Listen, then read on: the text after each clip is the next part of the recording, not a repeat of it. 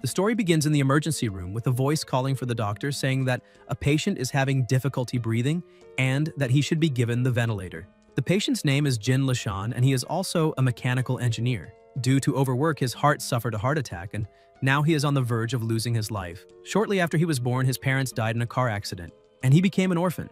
After graduating, he spent 20 years at the company, living a nightmare with an extremely low salary. He was single all his life and never held a girl's hand. The protagonist wonders what the point of it all is when someone approaches him, asking if he can hear them and calling him again. They are the nurses, telling him to use the defibrillator immediately. Jin thinks he feels so tired and decides to sleep for now. The next day, someone is lying in bed, wondering if this is a hospital and how much a luxurious room like this would cost, until he notices a system message welcoming him to the magical continent of Eldera. The protagonist, confused, asks what this is. He's still somewhat dazed. He looks to the side and widens his eyes when he sees his reflection in the mirror, wondering what is happening and why his appearance has changed. A week later, the protagonist is sitting in his chair when someone enters. It is his subordinate, calling him Master Rhine and saying that his tea is ready. The protagonist thanks her and thinks that after about a week, he has understood his new position. He was reincarnated and became this man named Rhine Edgar. He is the third son of Grand Duke Alfira Edgar, with one brother and one sister, and remembers when they were at the dinner table and his brother insisted on eating and not going hungry while growing, telling him to drink this because he spent a lot on this magical water, and if he drank it, it could increase his magical power. In the present time, a lady arrives saying that this is the new coat his mother made for him and to try it on to see if it fits.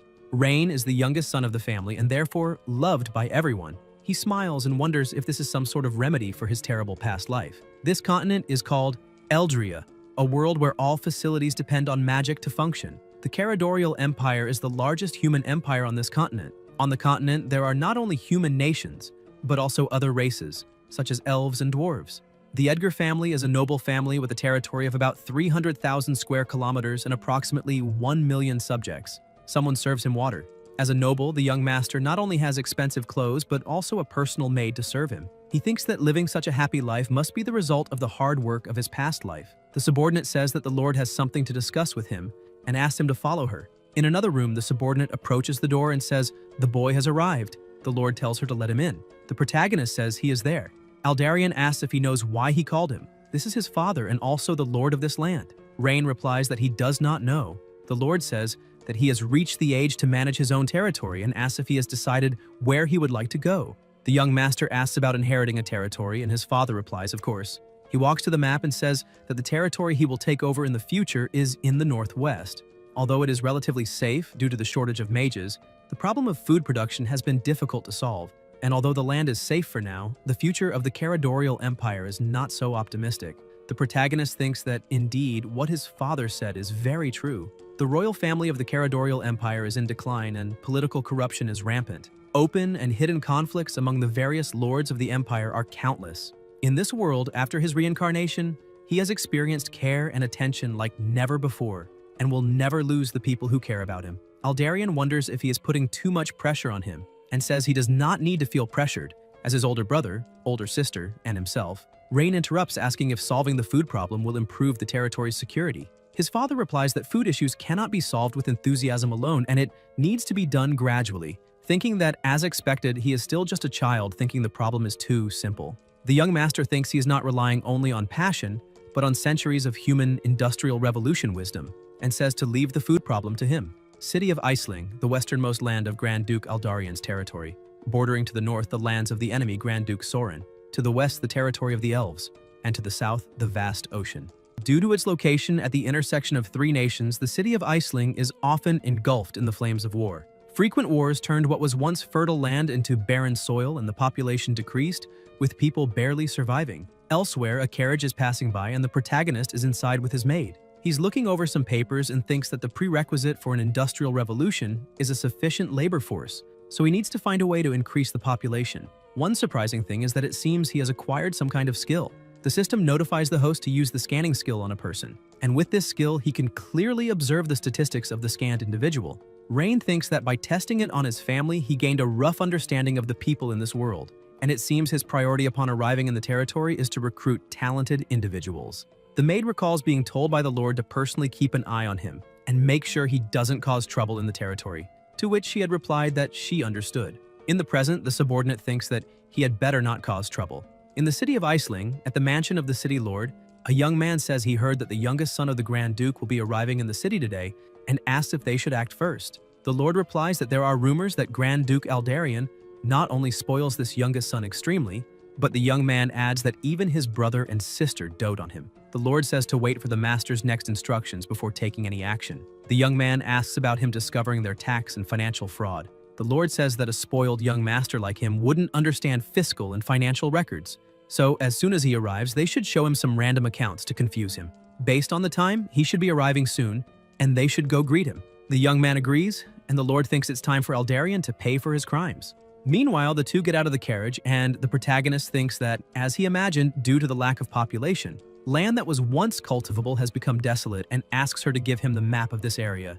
Leah hands it over, and Rain thinks that if they could divert the river to the west and build a canal connecting it to the southern port, until he hears someone telling their father to stop gambling. He looks to the side and sees a girl kneeling on the ground, telling her father to stop betting because the money is for her mother's treatment. Her father, very irritated, orders her to give him the money, saying he has to win this time, insisting she hand it over because he is sure to win. His daughter refuses, saying it is for her mother's treatment. He threatens that if she doesn't give the money, he will hit her. At that moment, someone clenches their fist. It's the young master who punches him in the face, knocking him to the ground. The protagonist stares at him and says that hurt. The maid tells him to wait and that if he intends to hit someone next time, he should warn her in advance so she can prepare protective gear. Rain replies that it was an impulsive act and there was no time to wait, and asks her to check the girl's condition because he's going to have a word with that scum. The man is on the ground holding his face. The young master approaches him and asks about using the money meant for his family's survival to gamble and even hitting his daughter if he has lost his mind. The man asks who he is. The protagonist replies that who he is doesn't matter, and warns that if he hears he went to the casino again, he will have someone cut off his head asking if he understood. The man runs away, saying he won't do it again and will never gamble again. Rain asks the girl if she's okay and thinks he'll check her physical condition using the system. The girl thanks him and says that if the money for her mother's treatment had been taken, she wouldn't know what to do. The young master watches her in surprise. Upon seeing her stats, he finds her name is Lillian A. Lore. She is 17 years old, and although her stats are not high, she has a natural affinity for agriculture and needs to be recruited. She will be essential for farming in the future. He tells her that since she is going to the city to find a doctor for her mother, she can ride in the carriage with them, as they are also heading to the city. Lillian says she's dirty and would soil his carriage. The protagonist replies that it's just a few wooden boards put together as transportation. Cleanliness doesn't matter, and besides, he wants to ask her something. How, with such severe poverty, can there be a casino there? Last autumn, the Grand Duke of the enemy nation Soren attacked the city, causing the death of many soldiers. This spring, a major flood destroyed much of the land and crops. The citizens' lives became hell, and even getting a meal became difficult. As they walk through the city, Rain thinks he needs to conduct a census to find out how much productive labor they have. They first head to the property of the Lord of the city of Iceling to see how much reserve money is available to use as development funds. He asks if she knows where the city lord's estate is.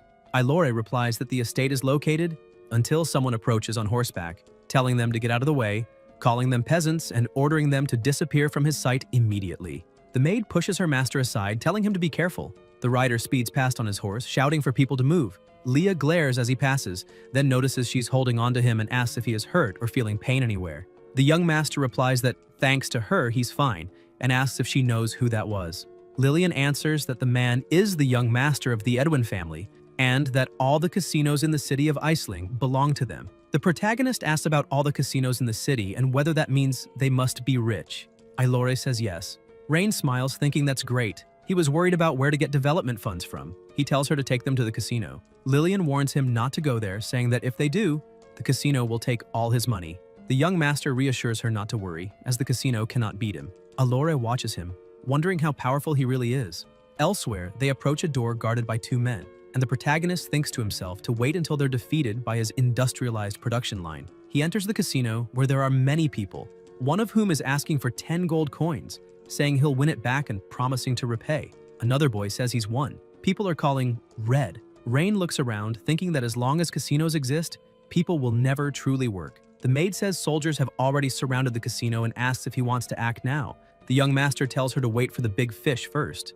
A staff member asks what he would like to play. The protagonist says he doesn't know, that he's just fooling around, and asks if there's something easy. The staff member tells him to follow. He leads him to two men playing and tells him to place his bets. The staff member hands him two chips, saying they're on the house and maybe he'll get lucky.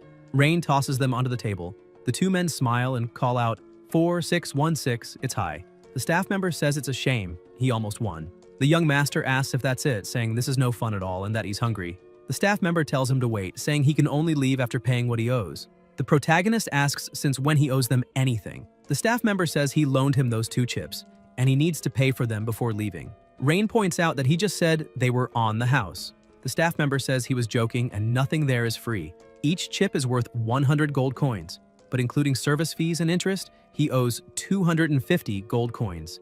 And if he didn't bring enough money today, he can leave his maid as payment. A voice cuts in, telling him to stop talking nonsense because he's a cheater. It's Lillian, telling them not to believe him, and that each chip is worth only 1 silver coin. He's blatantly lying. The staff member gets angry, wanting to know where this wretch came from, how she dares ruin his plans and orders someone to beat her up. Without thinking twice, the young master punches him, sending him flying into some tables and knocking everything over. The protagonist asks who gave him permission to speak. The gamblers mutter that everything's his, while another tells the others to get out of the way and leave some for themselves.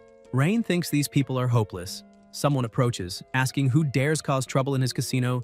It's the rider from earlier. The young master thinks the big fish has arrived. The people in the casino look frightened. The warrior orders his guards to beat them and make them learn their place. The people beg him to stop, saying they've learned their lesson and to spare them, but the guards hit them anyway. The others in the place watch in fear. The rider says everyone should behave or this will be their fate. Lillian blames herself, thinking that if she hadn't brought them to a place like this, they wouldn't have been deceived. She remembers when they went to the hospital and the young master told the doctor to save her mother, saying he would pay. She thinks she has to return the favor to her big brother. Yahello steps forward, saying she won't allow them to deceive big brother. People wonder who this child is, thinking it's the end for her. No one in Aisling who angered Vercello ever met a good end. The writer asks if she has something to say. Lillian says his casino has cheated everyone and destroyed countless families, and she won't let him intimidate her big brother. They're good people.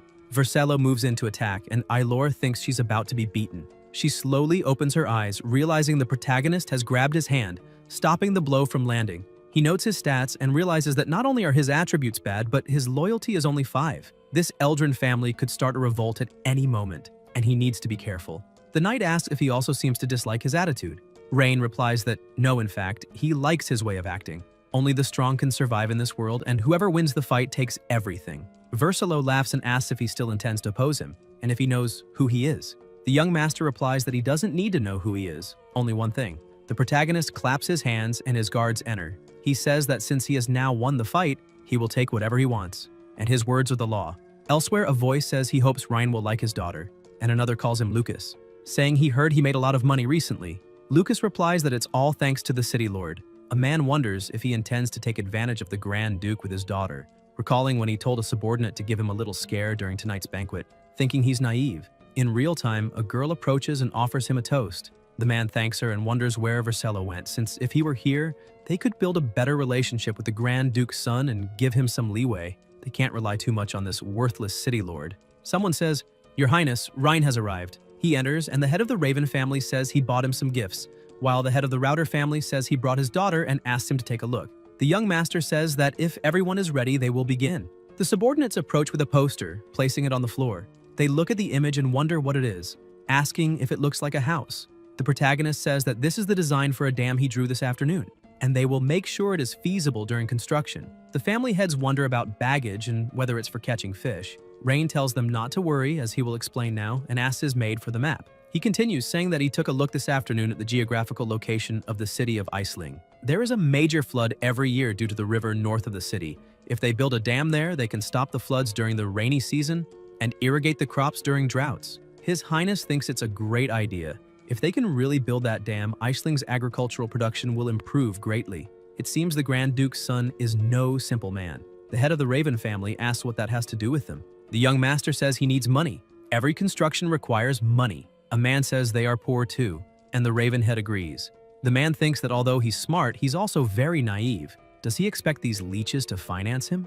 That won't work. The protagonist says not to tell him they're poor. He has a good way to make money and will share it now. He raided a casino this afternoon and won about 50,000 gold coins, and asks how many other casinos there are in Aisling and if anyone knows. The family heads wonder if he raided a casino. That means they won't be getting a share this month. They ask which casino it was and hope it wasn't one they invested in. And all the casinos in Iceland are managed by Master Adrian. This young man is going to cause trouble. The man calls him an idiot in his thoughts. If he had just stayed quiet, he probably wouldn't have done anything to him, but since he picked a fight, he'll destroy him. He says that raiding a casino breaks the laws of the Caradorial nation, and the nation's laws must not be broken. People agree, saying it's not right, that Adrian is correct, and those casinos are legal businesses. You can't just rob them because you want to. They ask how he could do such a thing. The man thinks he's very naive and doesn't know how to control people. Rain says that they pretend to be poor when asked for donations and refuse to make up for it, and he knows all about their involvement with the casinos. He'll give them one last chance. Either they give them up now or he'll take them himself. Adrian says that if the Grand Duke learns about his behavior here, he won't forgive him easily. Those around agree, telling him not to play with this and to know his place. The young master says that if he wants to talk about the law, great, then arrest them all and they'll discuss the law today. The casino guards are tied up. The man wonders why these two are here. Weren't they always on Versilo's side? Unless. The protagonist asks if he knows these two. Adrian says he's never seen them before and asks what this means. Rain sits down and tells him not to be alarmed. It's no big deal, they just tried to eliminate him this afternoon. Thinking back, they had said that in the city of Iceland, the powers could darken the sky with just one hand, and that they had someone in Iceland supporting them. The master tells them to untie the two and see if they remember anyone from the group. People watch and wonder if these two aren't Versilo's followers, and Rain has just said they tried to eliminate him. It seems the master's luck has run out. Adrian thinks that if these two say anything, his entire family will be ruined. He grabs a knife, demanding to know how they dared attack the Grand Duke's son, calling them trash and telling them to pay with their lives. The two are struck down, people look on in shock, and with the two defeated, the master feels relieved. He says he was overcome by anger and acted impulsively after hearing about the assassination attempt and tells Ryan to punish him however he sees fit. The young master puts a hand on his shoulder and says that with such a strong sense of justice, Adrian truly is a great noble. Adrian replies that he only did what he should have. The protagonist says to bring in the real culprit, and he'll see if there are more outstanding nobles like him in the group. They bring in Versilo tied up, telling him to take his hands off them and calling him trash, saying his father is the greatest noble in all of Iceland, and when he's freed, he'll tell his father to defeat them all. The Lord notices he's been captured and realizes that's why he couldn't find him. Aloran demands to know how he dares eliminate his servants, saying he's completely done for. He calls him trash and says that once he's free, he'll capture and torture him, making him beg for death. Rain asks if that means he not only wants to eliminate him, but also torture him. Versilo answers exactly, saying that no one in Iceland can oppose him, and that Rhine is finished. The young master says that's splendid. This is the first time he's met someone so bold, and asks Adrian if he doesn't agree. Aloran realizes he's his father and laughs, calling him a piece of shit and saying his days are numbered, asking if he doesn't know who he is. His father cuts him off, ordering him to shut up, calling him an ungrateful child and telling him to kneel now. Versilo asks what's going on. The Lord shoves his son to the ground and says he's a naive youth, begging Rain for forgiveness and saying he's willing to give anything. Aloran remembers his father telling him that the Grand Duke's son would arrive the next day to take over the territory and to make sure to get close to him, and asks if Rain is the Grand Duke's son. The protagonist asks what other reason there would be for him to have so many soldiers. Versilo bows his head to the floor, begging for forgiveness, admitting he made a terrible mistake and won't do it again. Adrian says to give his family a chance to redeem themselves, and he kneels too, saying their family swears on their lives. Rain says to give up everything they have gained illegally over the years, and he'll guarantee their safety. The Lord thanks him, thinking he's safe now, and that regarding this man, he needs to warn the master about him. He says he has something to report. The city lord Eldrick has contacted foreign forces in an attempt to betray the Grand Duke. A young man wonders if the city lord wants a rebellion. Someone calls him a bastard. It's the young master, saying he was going to let him go, but he's still here slandering the Lord and questioning his loyalty, so they can execute these fools for speaking nonsense immediately. The man widens his eyes, thinking that, just as the master said, this youth isn't only stupid but also impulsive. He says his insight and attitude are greatly appreciated, and that he is completely loyal to him and the Grand Duke, never even considering rebellion. The protagonist says not to worry, as he's sure he would never betray him. Rain checks his stats. Elsewhere, the young master is observing something, thinking that these nobles hand over more than 100,000 gold coins, about 2 years' worth of taxes that Iceland collects. Leah approaches with his full tea service. The protagonist asks if she knows exactly how rich these nobles are. The maid asks what he plans to do about what Adrian said, pointing out that if the city lord is really planning a rebellion, he'll be in danger. Rain tells her to calm down, saying he understands her concern, but there's no need to rush. He's certain Eldrick is planning a rebellion, but he can't just reveal his plans right now. Leah asks why. The young master replies that it's because he still doesn't know who's working for Eldrick and Iceling, and he's still exposed while his enemies are in the shadows. If he acts rashly, everything will turn into chaos. It's better for Eldrick to think he's just a naive and ignorant rich boy before he investigates thoroughly. Elsewhere, a mage says it's absurd and nonsense, but Eldrick tells Guildmaster Malcolm to calm down, as Master Rhine is young and eager to prove himself as a Grand Duke. The old man says that the city doesn't need to take his side. Even the Grand Duke has to show respect to them, the mages, when they speak. Calgar thinks to himself that he had been wondering how he would bribe the Mage Guild. He looks at the Water Conservation Project, the recruitment notice, and thinks that Rain brought this to him. Guildmaster Malcolm says that Rhine is insolent and that he's going to have a word with him, but Eldrick tells him to wait, thinking that Rhine has offended the Mage Guild and from now on, he'll be on his own in Iceling. Later elsewhere, the protagonist thinks that he's back to the days of drawing engineering designs and nothing else. The maid enters and says that Guildmaster Malcolm would like to see him. Rain wonders who that is. The mage asks what this means and why he is insulting the Mage Guild like this. The young master asks what he's talking about, and when he supposedly insulted the guild. The guildmaster shows him a sheet saying the project does not accept applications from individuals who are mages, physically weak or elderly, and tells him to stop acting like he doesn't know. He's the one who made this recruitment notice.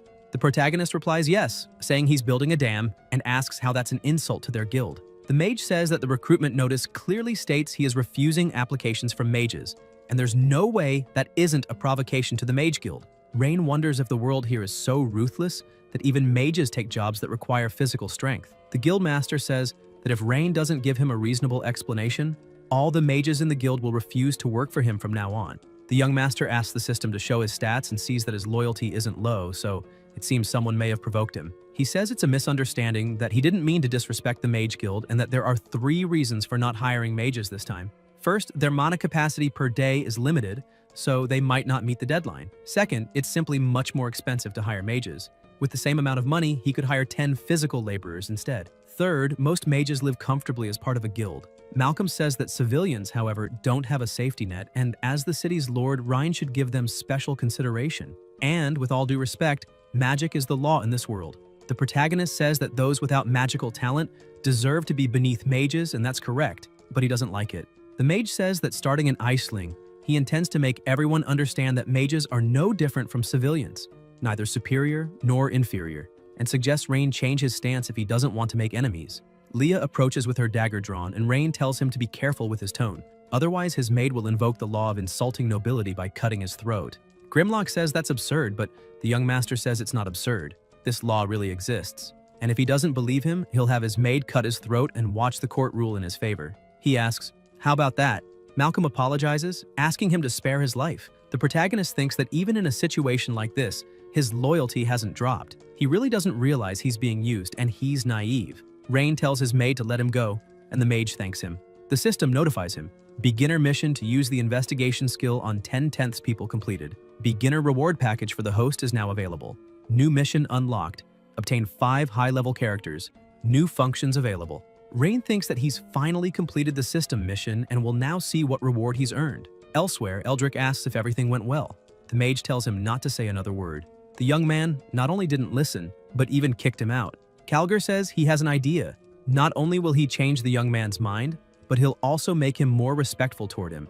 And when those peasants refuse to work for the master, he'll have no choice but to ask for his help. Malcolm asks why those people wouldn't work for the master when he's offering good conditions. Eldrick replies that the young man will be disappointed in those peasants if they all turn out to be lazy. The mage says no way. He'll just be disappointed in him for refusing to hire mages and asks why Eldrick would try to sabotage him with that. Calgar tells him not to worry, saying those peasants are useless anyway, and asks why they'd be starving. They don't know how to farm or hunt, and why such useless people would take the idea of helping the master build the dam seriously. Malcolm says they might as well try his idea. Then, voices ask what the talk is about, saying they heard that the new lord is hiring people to build something, and they also heard it's an unmissable offer. 3 meals a day will be provided, and the pay will be 10 copper coins. 2 young men ask if the new lord is really that kind, and if they'll accept the job, but one says it must be a trap, asking if these nobles haven't already deceived them many times. He says he definitely won't do it, or he'll probably be killed without even knowing it.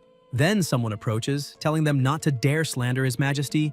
It's Lillian, saying His Majesty told her personally that he's going to try to make everyone's life better. People start laughing and ask what a little girl like her could know. They all burst out laughing and ask if she likes that pretty boy.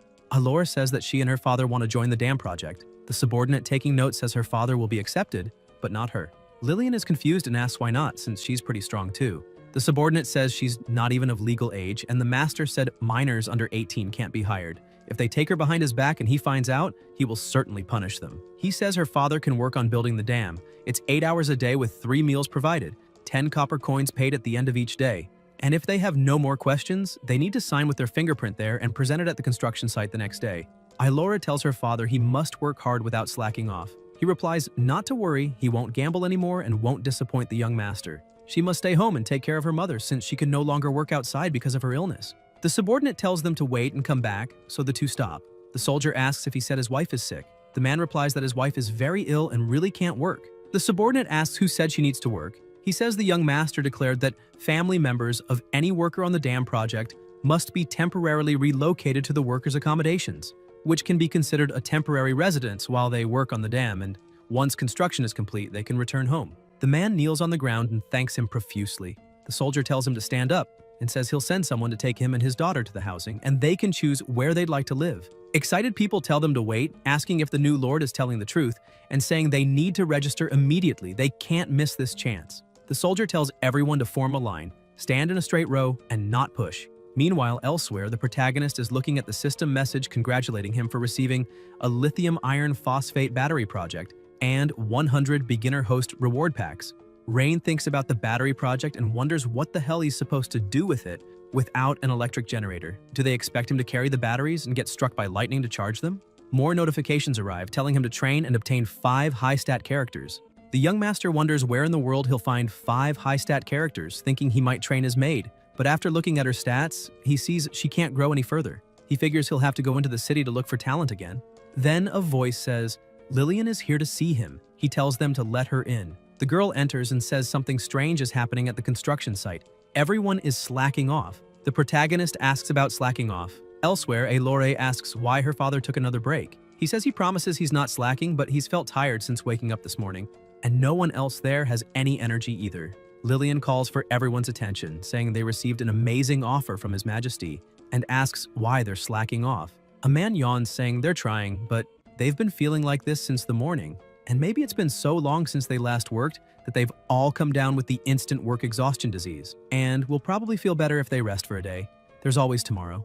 Alora tells them to stop with this nonsense, saying they're all probably just lazy, that there's no way such a disease exists, and that they should listen to the master, telling him to tell them to work hard and stop slacking. Rain walks over to her father, checks his stats, and notices an anomaly, curse. He says they're not sick, they're cursed.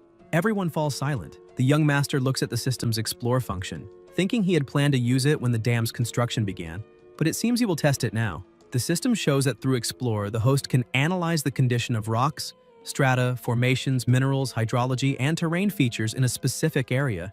The protagonist asks the system to analyze the geological condition of this area, and the system begins analyzing within a radius of 10 kilometers, telling him to wait. Rain thinks there's no oil or metals down there, a shame, until he notices something and wonders what it is. He asks if they can dig deeper there, as he suspects something is buried.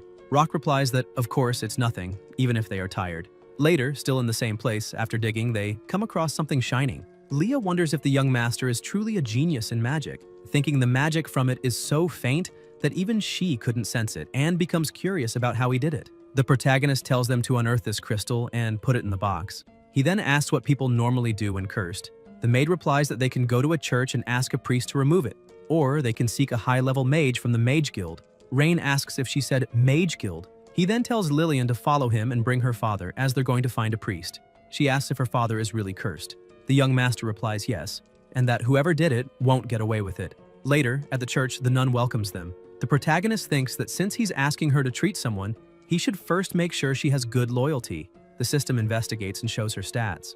Rain is surprised, wondering about her being an elf. She's not even human. The nun says she is Saint Ayuria of the church, and asks what she can do for him. The young master says that the man there seems to be cursed and asks if she can do anything about it. Thinking her loyalty seems good and deciding to let her take a look first.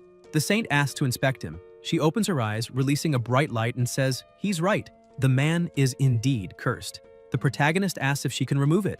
Ayuria releases energy, making a magic circle approach and enter his body. Rock, excited, says he feels like a new man, that he's going back to work right now and will do all the work he should have done today and more. Rain tells him there's no rush. It won't be too late to start after they deal with this first, and says they found this at the construction site, asking if she knows what it is.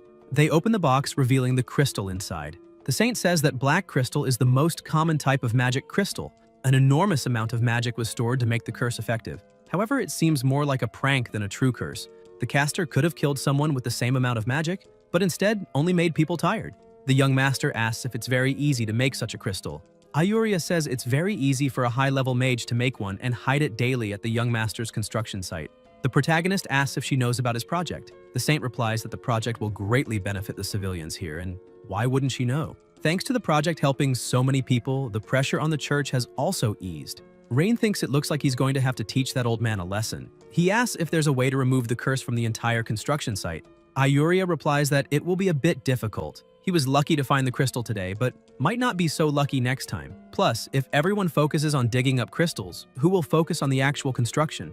The young master thinks it seems he will still have to confront Malcolm about this. The saint says she knows someone who could solve his problem, but she's a bit eccentric and asks if he'd like to try anyway. Elsewhere, the protagonist approaches with his card, thinking this is the house of Lady Selena, the former president of the Mage Guild. He knocks on the door, thinking that one way or another, he'll persuade her to help. The maid notices something, pushes her master aside, and warns him to be careful. An explosion occurs. Rain wonders about this explosion and what's happening. A voice complains about another failure. Selena says she can't accept it and won't stop until she succeeds in creating it, even if she has to level the entire city of Iceling. She refuses, saying she's busy researching a new magic device and has no time for him. The young master asks about magic devices, like wands. Selena tells him not to insult her with such a low level of understanding. Leah, surrounded by a powerful aura, says Selena should mind her tone when speaking to the young master. Selena replies that Leah has great magic and suggests she stay there as her assistant. When she succeeds, she'll help her little master and asks what she thinks. The maid says that if Selena doesn't know how to be polite, maybe she should teach her. The two glare at each other. The protagonist tells her to calm down, as they're here to ask for help, not cause trouble. He asks if Selena made everything on this table and if she's creating a magic item. Selena answers that at least he recognizes all those failures. Unfortunately, she releases energy into her hand and says she's trying to create a device that can store powerful electrical magic within itself. Rain wonders about storing electrical magic and asks if it's a magic device for storing electricity. The mage replies yes, and that when it works, an explosion like the earlier one happens, and that he can go now since she needs to rest before resuming her research. The young master stares at her and asks if, hypothetically, he told her there's a way to create a device that can store electricity. Would she help him deal with the Mage Guild? Selena says she already told him. She has no time for nonsense. The protagonist insists he's serious, asking if helping her create a device that stores electricity would earn her help in resolving the problem with the Mage Guild. The mage agrees, saying that if he can create the magical device she needs, she'll not only deal with that idiot Malcolm, but make the entire Mage Guild listen to him. But if he fails, she won't be responsible for his safety. Later, elsewhere, Rain is looking over the lithium iron phosphate battery schematics, thinking he was trying to figure out where in the world he could get electricity, and supposing that these mages could serve as human power generators before the hydro generators are built. He says it was built exactly like she built hers. Selena warns him again. There's no way. Those stones store magic and would explode if even a bit of magic were used. The young master tells her not to worry, saying this battery has a capacity of 185 Wh and tells her to show how much she can charge it by releasing electricity. The mage says she'll see if it's truly as powerful as he claims. She touches the battery, releasing her energy, and is surprised, asking if it didn't explode. The protagonist says that's all, and it's not even half of what the battery can take. Selena calls him a brat, saying she'll wipe that smirk off his face. He knows nothing about magic. Later, in the same place, the mage is exhausted from pouring so much magic into the battery without it exploding, wondering if this thing really can store her magic. Rain crouches next to the battery, thinking that's enough to power an electric vehicle for over 3,000 kilometers, and she managed to charge it to 87% on her own. Now he truly has a portable human battery, his beloved portable Mage Guild battery. It's time to show his talents. The mage asks if he can use electrical magic too. The young master says not only can he use electrical magic, but he can also make anyone in the city of Iceling able to use it. Selena calls that nonsense, asking how magic could be learned so easily. The protagonist says he has a magic device even more powerful than this battery, and if she's willing to help him, he'll show her a world where anyone can use magic, and asks what she thinks. The mage repeats his words about a world where anyone can use magic. Elsewhere, Malcolm sits thinking it must be about time for the young man to beg for help. Selena approaches and says it's been a while. The mage asks why she's there. The sorcerer says he's got some nerve, asking if he's daring to stand against the young master of the ducal family, whether he's trying to rebel or something. Malcolm asks what she's talking about, saying he'd never dare think of something so dangerous. Selena grabs his shirt and demands he spill it, asking what dirty tricks he pulled at the young master's construction site, warning him she's short-tempered. The mage says he'll talk and begs for his life. He gathered all the mages from the association and told them the Lord disrespected them, making them furious. Then he had them create crystals that could cast curses and used teleportation magic to place them under the Lord's construction site. This made the common workers exhausted, hoping the young master would think they were lazy and useless. Eventually, the Lord would apologize to him and agree to work closely with the Mage Association from then on. That's all, and he swears he had no other intentions. The mage calls him an idiot and asks if he didn't even realize he was being used. Malcolm asks who used him. Selena says that's enough and tells him to go call those troublemaking mages immediately. The mage replies that he understands and runs off. The sorceress takes out a card and summons the protagonist, telling him she has dealt with the Mage Association's problems for him. Rain thanks her. Selena asks if he needs her to deal with Eldrick, saying she can make him disappear without leaving a trace. The young master replies that's not necessary, as Eldrick is not a threat. In fact, he needs his help to lure in an even bigger fish. The mage says that since everything is settled, she'll withdraw, and asks when they can start working on the new projects he mentioned, telling him to call her when ready. The protagonist says they can have the Mage Association members charge the batteries. Elsewhere, Eldrick says it seems that Brat has taken control of the Mage Association, and asks what they'll do now. The hooded man replies there's no need to rush, as there's little more to worry about with the Mage Association in Aetherland City, and to forget those little mages. The real concern is that mysterious dam project. If dam works, as the young man claims, it could revitalize the people of Aetherland, and they can't allow that to happen. Calgar tells him not to worry about dam, as he has already set a trap for the youth and has been secretly pressuring the grain supply nobles to raise prices according to his wishes. The hooded man asks if he's sure those nobles will help. Eldrick replies that the young man made them spend money at the banquet, but he can make them take it all back. They may betray him, but they will never betray their own money. He flips a coin and says that boy doesn't have enough money to keep the dam project going until it's finished. Elsewhere, a big man kicks a girl, saying that if she can't pay, she has to leave. Lillian on the ground asks how they can set such high prices, saying that yesterday 2 sacks of grain cost 1 gold, and how can 1 sack now cost 2 gold coins overnight? The big man tells her to stop complaining, it's his grain, he sells it for whatever price he wants, and if she can't pay, she should leave. Elor remembers when she told the young lord to leave grain purchasing to her, as she could get the lowest price to save money, and he replied he would leave it to her. Lillian says they're greedy bandits, and asks if they aren't afraid of how the lord might deal with them. The big man says they are honest merchants and asks what he could do. This is a golden opportunity, and they're just taking advantage of it. The merchant kicks her again, saying if she's out of money, then she needs to get out. At the church, the saint says those humans are becoming more outrageous, thinking that in just 3 days the price of grain has tripled. She tells Ilaria that if the grain is not enough for the people to survive the winter, she should take the supplies inside first, and she'll figure out the rest, telling her to take that money and, when leaving, to collect the usual amount. Ilaria asks if that isn't too much money, saying it normally costs 1/3 of that. Ayuria tells her to do as she's told. Suddenly, someone moves quickly, creating a strong wind. It's the maid. The protagonist approaches with a bag of money, asking if she would like to make a deal. The saint asks what kind of matter he wants to discuss. Rain says she doesn't need to be so tense when it comes to business, calling her an elf. Ayuria asks what he's talking about, saying that's human money. There's no way there are elves here. The young master says she doesn't need to be on guard. He knows they're elves and won't be hostile toward them. The saint asks what kind of business he wants with them. The protagonist says it's about food supplies. The saint apologizes for her bluntness, but says that might be beyond his ability. Rain asks why she says that. She explains that food in the city of Iselin is controlled by the 4 largest noble families, who have held power there for over a century, firmly controlling grain prices in the cities. At the banquet a few days ago, they may have intimidated some people with their iron fist tactics, but those were just small fry in Iselin. The young master asks if she knows Iselin that well. The elf says she has lived there for 120 years, so she knows it well. If at that banquet the young master had not acted against the Eldwin family, there might still have been room for negotiations. But now, she fears that due to war and natural disasters, food was already scarce this year, If the price of grain had remained stable, her people would barely have survived the winter. But now, the protagonist promises her that in less than a month, grain prices in Iceland will be cheaper than before. Elsewhere, August laughs, saying it's all thanks to the Lord's support. Klein says that the 4 great Andy families have made an absolute fortune this time. Someone at the table says they should thank the Lord for bringing them into this business. The 2 at the table give their thanks.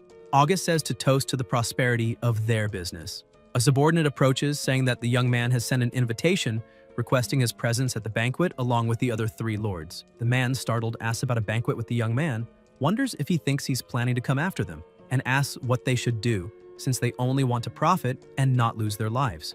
Klein says not to worry, the Lord has already assured them that the grain price increase is completely legal and compliant. As long as they don't provoke the young man, nothing will happen. He bangs on the table and continues, saying that, besides, if all 4 of them go together, there's nothing he can do to them. The grain price is set by them, the merchants. Even the emperor has no authority to interfere, much less the youngest son of a duke. The 3 at the table agree with him, saying he's right, and that if they take advantage of this opportunity, their families won't face poverty for the next 100 years.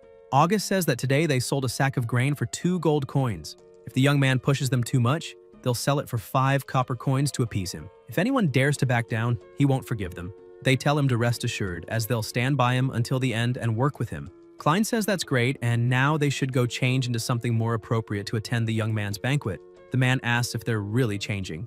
Elsewhere, the maid calls for her master. The subordinate says that the Lord and the others have arrived. The protagonist tells him to let them in and that he can tell the kitchen to start serving the food. The subordinate replies that he understands. People walk in, entering the room, and it's August and his group greeting them. Rain wonders if they're trying to pretend to be poor in front of him and thinks they still have much to learn, asking if they aren't the nobles who control Iceland's grain supply and why they look so shabby. Klein says they recently heard about his project, which gives great benefits to the people and that they'd also like to contribute.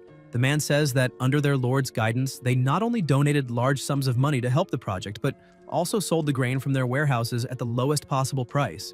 The maid thinks these shameless men are trying to deceive her master. The young master says he's touched by their understanding and help in his efforts, and thanks them for their assistance, saying he invited them all to discuss matters related to grain. August says they understand he's been short on money recently, but 2 gold coins per sack is already a loss for them. His group agrees. The protagonist says they misunderstood. What he meant is that starting tomorrow, he's asking if they can raise the price of grain in Iceland to 4 gold coins per sack. They're shocked, and August asks about raising it to 4 gold coins per sack. Rain replies exactly, and that he himself will take a 30% commission, asking what they think. Klein says he's a bit old and his hearing isn't what it used to be, asking if he really just said to raise the grain price to 4 gold coins per sack. The young master says not to forget that he'll take a 30% commission from this deal.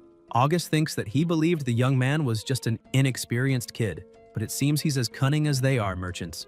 And with him being so understanding, this path will be much smoother for them. And if he had known he was reasonable, he would have visited much earlier. But without an official decree, they can't raise the price, because if a rebellion breaks out, they'll only suffer. So he thanks him for understanding and asks when he plans to make this announcement. The protagonist says the documents are already written with the family seal. After they finish the meal, they'll settle it, and he'll make it clear that if anyone dares to disobey starting tomorrow, the fate of the Elderwind family should serve as a warning, and asks if they agree. The group says not to worry, they won't waste his kindness. At dusk, elsewhere, the man asks if they shouldn't inform the city's lord about this, saying that raising the grain price beyond the current increase is already unusual. August throws something at him and calls him an idiot, asking if he's gone mad, saying that the more people know about this, the less profit the 4 of them will make. That brat can't have that much power, and he thinks he's only using them for his own benefit. He says the grain price issue will stay between them. An unimaginable fortune is right in front of them, and anyone who doesn't take advantage of this opportunity is a fool who deserves misery. The man says he's never seen such a good opportunity in his life and feels foolish for worrying too much. So from now on, he'll follow his lead, united until the end. Klein laughs and says that's great. From now on, they'll stick together and he'll act quickly before the announcement is made to collect all the grain from those small merchants outside. This time, they'll profit more than ever. Elsewhere, a voice calls him a traitor and asks if he didn't promise to lower the grain price. It's the saint, asking why he's conspiring with those idiotic merchants, and says that today she'll show him that elves are no joke. Lillian tells her not to act like that because he promised the price would drop. Iuria says he's conspiring with the merchants and asks how the price will ever go down. Ilora says to trust him and believes he has a plan. The saint looks down and asks if he's really going to raise the grain price. The protagonist says she doesn't need to worry about that, The price won't stay high for long. In less than a month, the grain market will completely collapse. Ayurya says that's typical of an inexperienced youth, and he has no idea how cruel the world can be. She's lived almost 200 years and has never seen grain prices go down after rising that much. Rain says he'll ask her something. If she had pointed a knife at their throats, for now she thinks the price would drop by a single copper coin, maybe 10. The saint replies that even so, he can't raise the price to 4 gold coins per sack. When it was 2 coins, some families could still buy and barely survive. If it goes up to 4 gold coins, they won't be able to pay and will be wiped out by starvation. The young master says that at 2 gold coins, they'd starve to death. At 4 gold coins, they'd still starve to death. So, for the peasants of Iceland, there's no difference between 2 and 4 gold coins. Either way, they'll die of hunger. One just takes longer than the other. Ayurya stares at him. The protagonist says that what he aims for isn't to make the merchants lower just a few copper coins. That would be insignificant. He's going to make those merchants lose everything. Houses, families, everything. 7 days later, a voice is saying that during charging, some lithium ions detach from the lithium iron phosphate, and it's Rain, who also says they travel through the electrolyte to the negative electrode and embed themselves in the carbon material present there. At the same time, electrons are released from the positive electrode and travel through an external circuit to the negative electrode, maintaining the balance of the chemical reaction. During discharge, the lithium ions leave the negative electrode, travel through the electrolyte, and reach the positive electrode. Simultaneously, electrons are released from the negative electrode and reach the positive electrode through the external circuit, supplying energy to the outside. Selena says, so that's how it works. Such a complex magical system. The young master says, that's today's lesson. The maid says the young lady is here again. The protagonist asks if she has nothing better to do. The maid says, it's still about the grain price increase. The price per sack in the city is approaching 7 gold coins. The saint asks if he didn't say the prices would go down and says that now, throughout Iceland, even the minor nobles are struggling to buy grain, let alone the peasants, and asks if he knows the current grain price. Rain asks since when prices started rising. The maid replies 7 days ago. The young master says that in that case, it's time to put those merchants in their place. Ayurya tells him to stop with the cryptic remarks and to explain everything to her right now, or else her elven clan will absolutely cut all ties with him. The protagonist says the reason he didn't tell her earlier was to make sure the performance didn't look fake and arouse the noble's suspicions. Now he'll finally reveal the truth to her. The news is that grain is at least 4 gold coins per sack, and he asks what she thinks is the thing most lacking in Iceland right now. The saint says he's not saying anything, and Rain says it's a merchant selling grain. Iryu widens her eyes and looks a bit confused. The young master asks if she finally understands and says, that's right. In this city of Iceland, the one thing not lacking is food and merchants selling it. Ambition is the easiest human trait to control. No one can resist their desires. The price in Iceland rose to 4 gold coins per sack. This news reached merchants from neighboring cities, and they immediately showed up with ambitious eyes, bringing grain and rushing to Iceland. Merchants from other cities brought huge quantities of grain to the city, certain that they would be bought at high prices by those 4 fools, further feeding the merchants' greed. Now, the city of Iceland is the city with the greatest grain empire. All merchants lose their senses when faced with a 10,000% profit, keeping only 2 words in mind: get rich. The protagonist says that after today, the 4 noble families of Iceland will be nothing, and tells his maid to spread the news throughout the city that the Holy Maiden is selling the church's reserve grain because she disapproves of the Lord's methods. The price will be 1 gold coin per sack, and she should make sure everyone knows. Ayurya tells him to wait and asks why he's giving her such a reputation. Rain replies that it's because she doesn't have any grain and asks how she's going to sell it. The saint says she also doesn't have that much grain and asks if he wants her to sell all the grain her people need for winter, saying she absolutely cannot do that as those are the grains her elven tribe needs to survive the winter. Selena says she's being too naive and that if it were her, she'd listen to the young man and sell the grain immediately. Every second lost means money lost. Ayurya says that they elves have no interest in money. They only need the grain. The young master tells her to do as he said, and that her grain will only increase. To trust him, and he counts on the mage and the mage association to seal the city. Selena says not to worry, she won't let a single rat escape from Iceland. The protagonist says it's time to make those greedy merchants pay. Elsewhere, Ryan is reviewing some papers and notices something, asking his maid if there's a problem. She replies that she fears the plan might fail and asks what happens if the merchants hold out for a few days until all the saints' grain has been sold. The young master says there are 2 types of schemes. One is secret and the other is an open plan. And while you can avoid a secret plan, you can't escape an open one. Those merchants from other cities came blinded by greed, risking everything. They'll fight to get rich overnight. But now, if they learn prices are going to fall, they'll panic and sell everything because being slow means elimination. Elsewhere, a voice says something terrible has happened. The church announced they will start selling their grain reserves to help the people, only 1 gold coin per sack. The man asks what they should do. The merchants say they're screwed. They bought their grain at 2 or 3 gold coins per sack. One of them says not to panic and asks how much grain a church can have, enough for just a few days in Iceland. Klein says to send some people to the church to buy as much as they can. At the church, several people are saying they want 5 sacks of grain. The saint tells them not to push, as there's enough grain for everyone. The Pope sent 10,000 sacks because people were struggling. People say they don't believe it and to hurry and buy everything before it's gone. Ayuria says not to push and to line up, but they tell her to move, as they want to buy. The protagonist steps forward telling everyone to calm down. This is grain provided by the Pope, and it's only the first shipment. More will arrive in Iceland tomorrow. The saint says she understands and thinks he won't get her into trouble again, as she wouldn't be able to handle it, wondering what to say if the Pope finds out. Many people there say they have grain and are saved. They will have food. One merchant thinks it's over. His business is ruined. The church has ruined everything. He bought his stock for 60 silver coins. Transport costs about 10 silver coins, and adding recent expenses. That's 90 silver coins per sack of grain, but he can still make a profit of 10 silver coins, so he needs to sell immediately and can't wait any longer. He starts shouting that he's selling New Year's grain for 95 silver coins per sack. People start approaching him, wanting to buy. The other merchants watch and think he's a bastard playing dirty. And if one falls, they all fall, so they start selling for 88 silver coins per sack. Leah says her master is amazing, and it's happening exactly as he planned. Some merchants are selling for as low as 79 silver coins per sack. The protagonist says that's human nature. If you fall behind, you'll lose much more. Everyone is afraid of selling too late, so they're dropping prices like crazy. The maid says that this way, the price per sack will return to 50 silver coins, and then the water project can be completed on time. Rain asks about 50 silver and says she's underestimating those merchants. When people like August start selling, grain will become the cheapest thing in Iceland.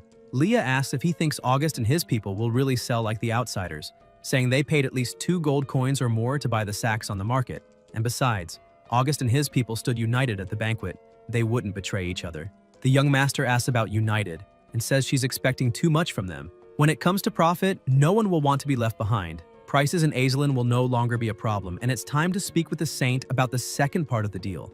Elsewhere, a subordinate approaches August and says that those merchants from outside the city are slashing their prices like crazy. Now a sack of grain is going for 75 silver coins. The man says that's impossible, it must be a joke, and asks if they didn't control all the grain trade in Iceland. Where is this grain from the outsiders coming from? The subordinate kneels on the ground and says it's true, and he wouldn't lie to him. Klein says foreign merchants, low prices, and now he understands. The young man is ruthless. Does he want to ruin the family completely? The sellers approach and ask what's going on. August thinks that the young man first spread news that the grain price in Iceland was sky high, which clearly attracted merchants from nearby cities to Iceland. Once the merchants flooded the city with grain, he used the church's name to lower prices, causing all the merchants who had just arrived to panic. In the end, those foreign merchants had to sell everything cheaply to avoid coming out worse. Roland says the young man used a very dirty trick. August says he has another plan that can help them turn the tables. They tell him to share it. Klein says this grain will only last in Iceland for a few months. If they hoard it until people are desperate, they can sell at sky-high prices. If they stick together and refuse to sell today, they will definitely see a return. But if any of them tries to sell, they're done for. Roland glares at him and says he's right, then says he's going home immediately to have all the grain stored, and thinks he doesn't care about that and will sell all the grain immediately, because they won't be able to hold out if they move slower than the others.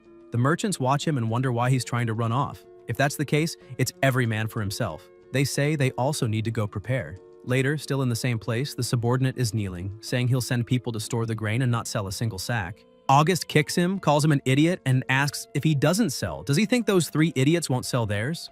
The subordinate asks what to do then. Klein replies to sell all the grain immediately and not leave a single sack behind. Elsewhere, the protagonist asks what she thinks of this and if it's enough grain for her people to make it through winter. The saint looks and asks why it seems like the more grain they sell, the more they have. Rain answers that it's because she's selling at the peak and buying at the lowest point. This is the strategy that can help them profit thousands in gold. Lillian arrives saying the grain price has dropped again, and now she can buy 3 sacks for 1 gold coin.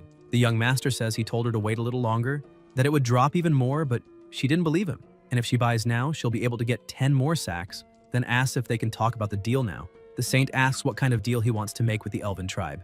The protagonist answers, everything. Ayuria asks, everything? Rain replies that they can handle all the elves' needs, from small things like grain to big things like land.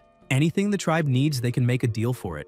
The saint says that's too big a decision to make right away. She needs to speak with the queen. The young master says that's fine. She can arrange a meeting for the two of them. Anytime is fine, and asks her to deliver this letter to the queen. She leaves. The protagonist thinks that after the end of this grain crisis, the nobles of Iselin won't cause trouble for a while. The Mages Guild is already under his control, and it won't be long before the church is too. Now the City Lord Eldrick only has the army and taxes as his remaining cards.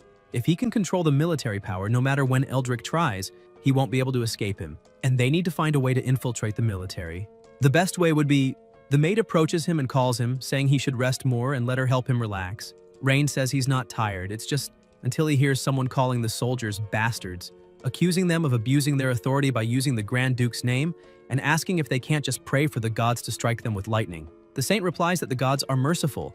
The man, still very agitated, says he can handle some losses in Iselin, but asks if on the way home he's going to be robbed by thieves, and how he's supposed to do business like that. And apparently the Grand Duke, too. The young master approaches him and asks if he's all right. The man asks who he is. The protagonist replies that he's someone who wants to do business with him. A cart moves forward and a soldier orders it to stop, asking who she is and what's in the back. Lillian replies that she's a citizen of Iselin, and the cart is full of goods she bought in the city, which she's taking to the Elven tribe to try to make some good deals. The soldier asks if she thinks she can just do business like that and tells them to check the cart. The soldiers go over and bang on the jars, cracking them. Ailora tells them not to do that, and now that the jars are all broken, asks how she's supposed to transport them. The soldier tells his superior there's nothing there and asks what to do. The chief says they'll charge a toll according to regulations, and tells her to pay the toll and she can go. Lillian asks if he broke her goods and now wants her to pay a toll. The chief says to pay or leave. Ailora gets irritated. Someone calls to her, telling her to pay them, and hands over a coin. The chief says the young man ordered him to increase the toll. Now it's 5 silver coins. Lillian gets angry, asking about 5 silver coins, saying all her goods are worth 3 and asking if he wants her to pay 5. The chief asks if she's going to pay or not, otherwise to get out of the way. Ailora, clearly furious, thinks about how they can use her older brother's name to deceive people and how he would never have ordered the toll to be raised. And when her plan is complete, she'll deal with all of them. The chief tells them to let her pass.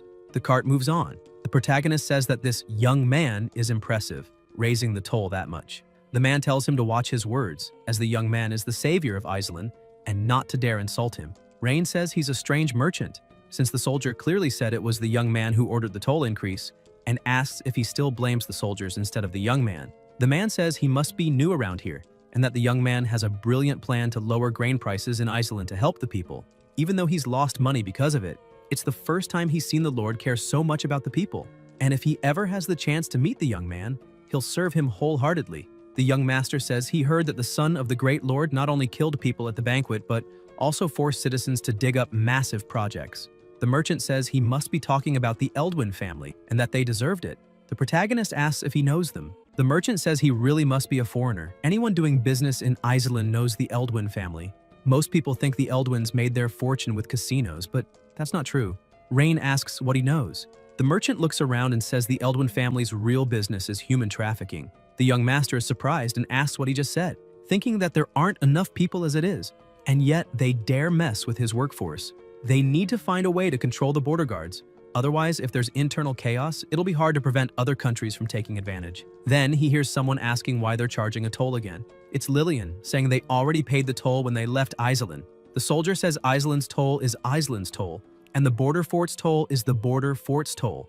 Ailora calls him a liar, saying they only had to pay 1 toll before. The soldier points his weapon at her and tells her to pay or leave. Lillian asks how much the toll is.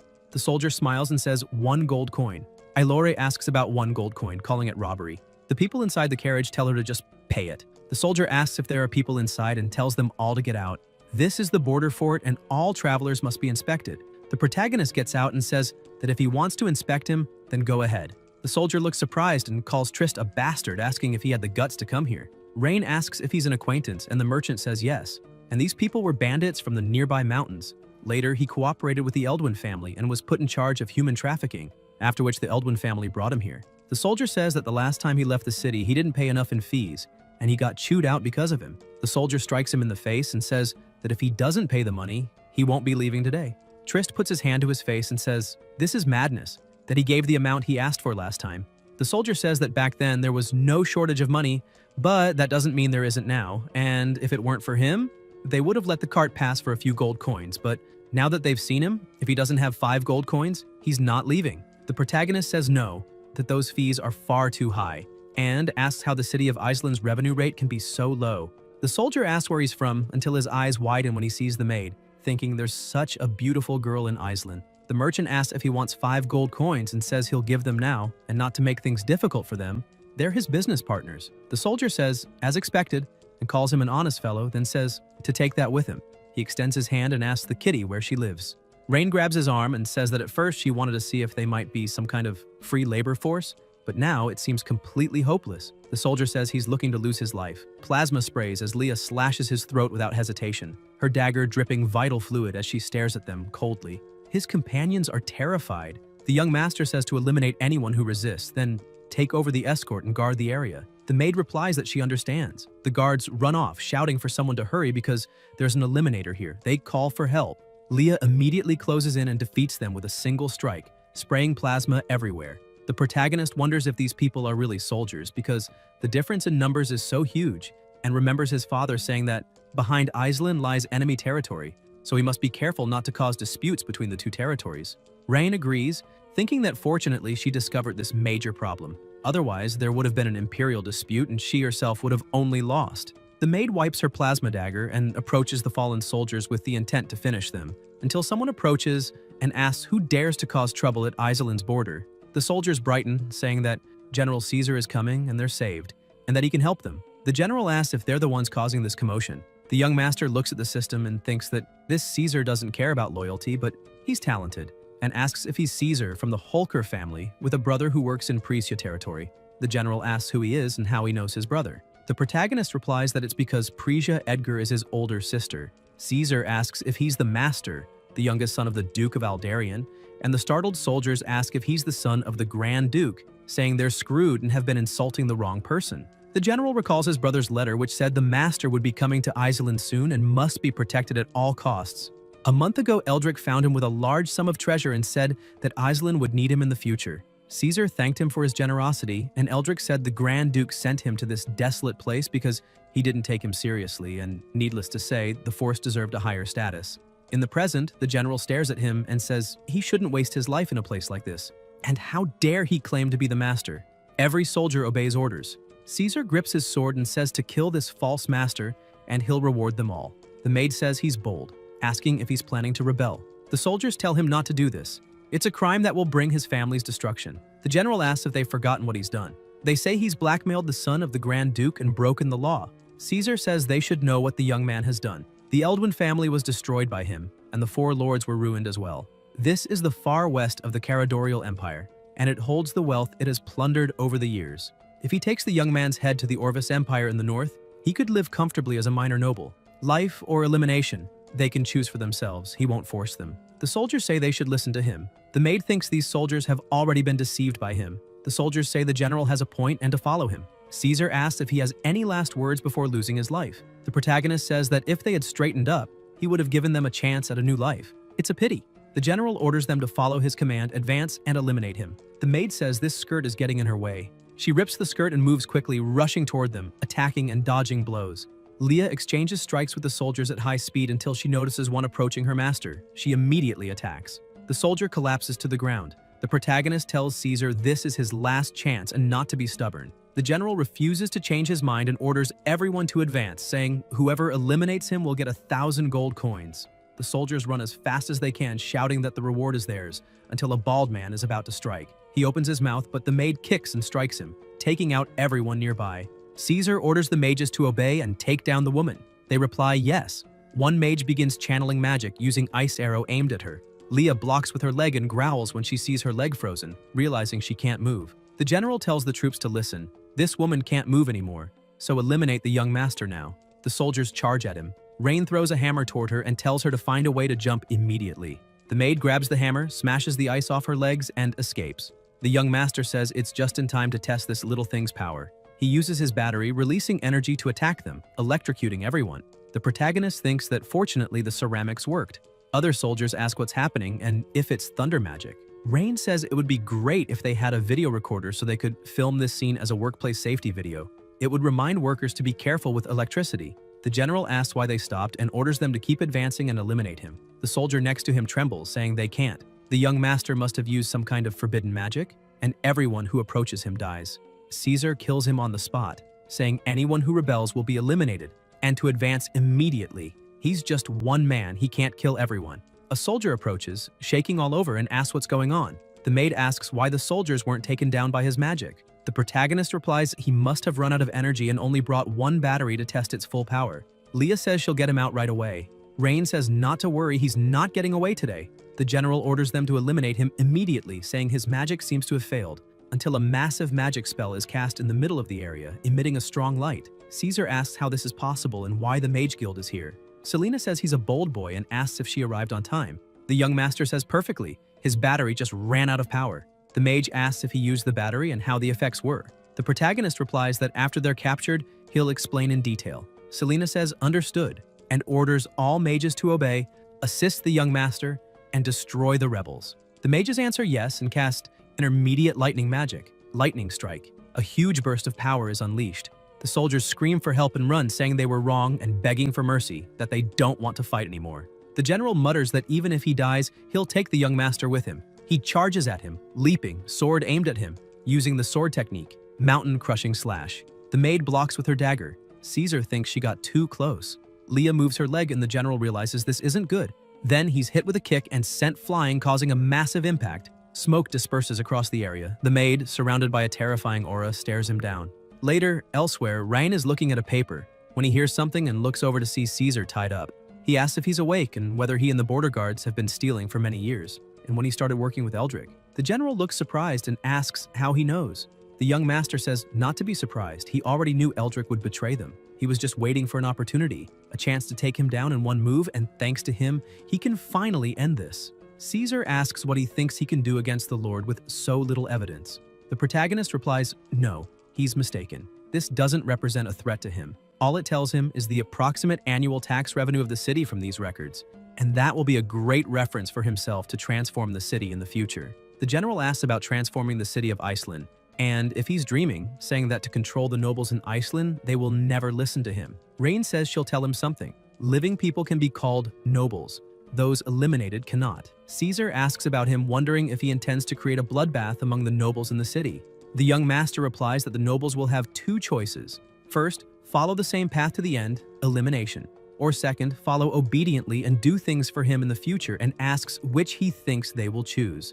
Later, elsewhere, the protagonist thinks that, judging by the time, autumn must be approaching and the Grand Duke will definitely send his troops this year. The city wall must be repaired quickly, otherwise it won't be able to stop the enemy in the event of war. He looks at the map and continues thinking that to the west is the elves' territory, belonging to the Saint and the others. As long as negotiations succeed, a war will not occur. There's no reason to worry about the Second Sister's territories to the east. The most problematic is the Grand Duke in the north. The maid says the money extorted by the border fort has been collected, about 350,000 gold. Rain says she will take the guards to handle the fort's defense first, give each person 100 gold coins, and put the rest in the carriage to take back to the city. He goes to the mage and thanks her for her help, and that of the Mage Guild, and for their hard work. Selena says it was easy and no problem, and asks if he can explain the principles of that battery discharge in detail, and how someone without magical abilities can use it. The young master says he will explain slowly on the way back. The mage says that's fine until the wizard approaches, calling her and saying it's not good. Selena says all right and asks what the hell is going on. Malcolm says Eldrick has taken control of the city and rebelled. The mage is surprised. The protagonist smiles, thinking he's finally lost his patience. Selena asks what they should do, saying that to suppress the border guards, she brought all available mages from the guild, leaving no one in the city to act as a full agent. Rain says not to worry. At the moment Eldrick took control of the city to rebel, he had already lost. Elsewhere, the young master approaches on his horse and calls for Eldrick, asking if he's been forced into a difficult situation because of him. Calgar smiles and asks what he plans to do in Iceland today. The young master says he's curious to know why he betrayed him. Eldrick asks why, then says it's because he simply left him in this useless place. Back then, his father and Eldrick joined forces to establish an empire. After his father became the great leader, he not only failed to treat him as he deserved, but instead cast him and his family into this remote wasteland. He wrote to him many times, hoping to be transferred to a more prosperous place, but all requests were rejected. and it's all his father's fault.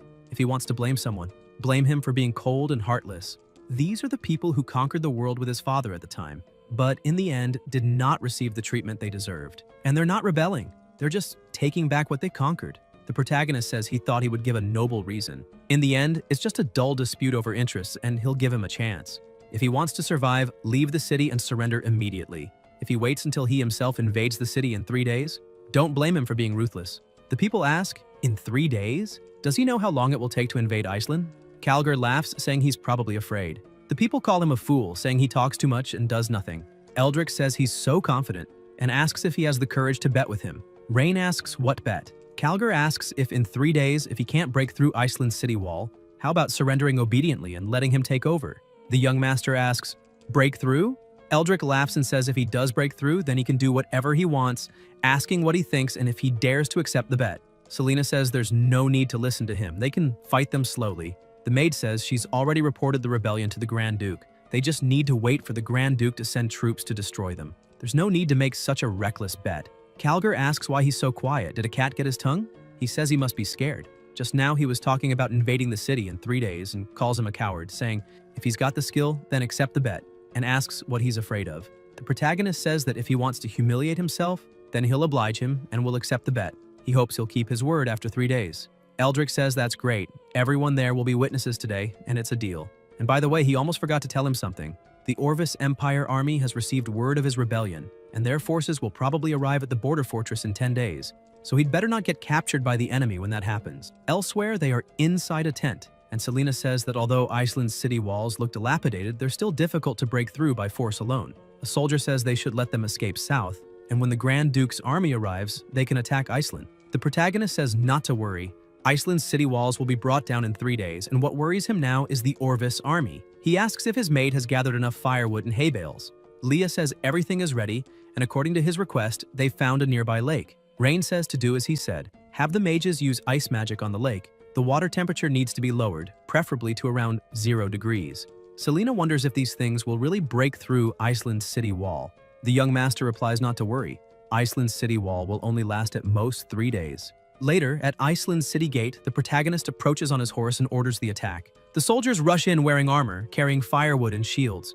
They shield themselves as they move. Eldrick watches in confusion, wondering if these people are attacking the city without weapons, why they're carrying firewood, and if they're just going to drop it and leave. He asks what's going on and if this has ever happened when he was defending the city. The guard says they've never seen this and asks if maybe he's planning to set the city wall on fire. Calgar hits him and asks about setting stones on fire, telling him to listen when he's speaking nonsense. The guard puts his hand on his face and says he really can't think of anything else. The man calls to him and says it really is burning. They really do plan to set the city wall on fire. Eldrick asks if they're really going to burn stone, calling the young man an idiot. The guard approaches and asks if he wants the mages to put out the fire or shoot the soldiers carrying firewood with arrows until they're eliminated. Calgar replies there's no need. The few mages they borrowed from the Orvis Empire can't be used until the most critical moment, and they can't waste magical power here, nor waste arrows on them. In 3 days, he'll humiliate him on the city wall. The fire grows more intense. At the city lord's mansion, someone approaches with a report, saying it seems the other side isn't planning to keep setting fires. Eldrick asks if they burned all their firewood for the winter, and tells everyone to come watch the young fool surrender to him. Voices say today is the last day of the bet between the two, and Calgar must have won. It's true. The city wall is blazing hot.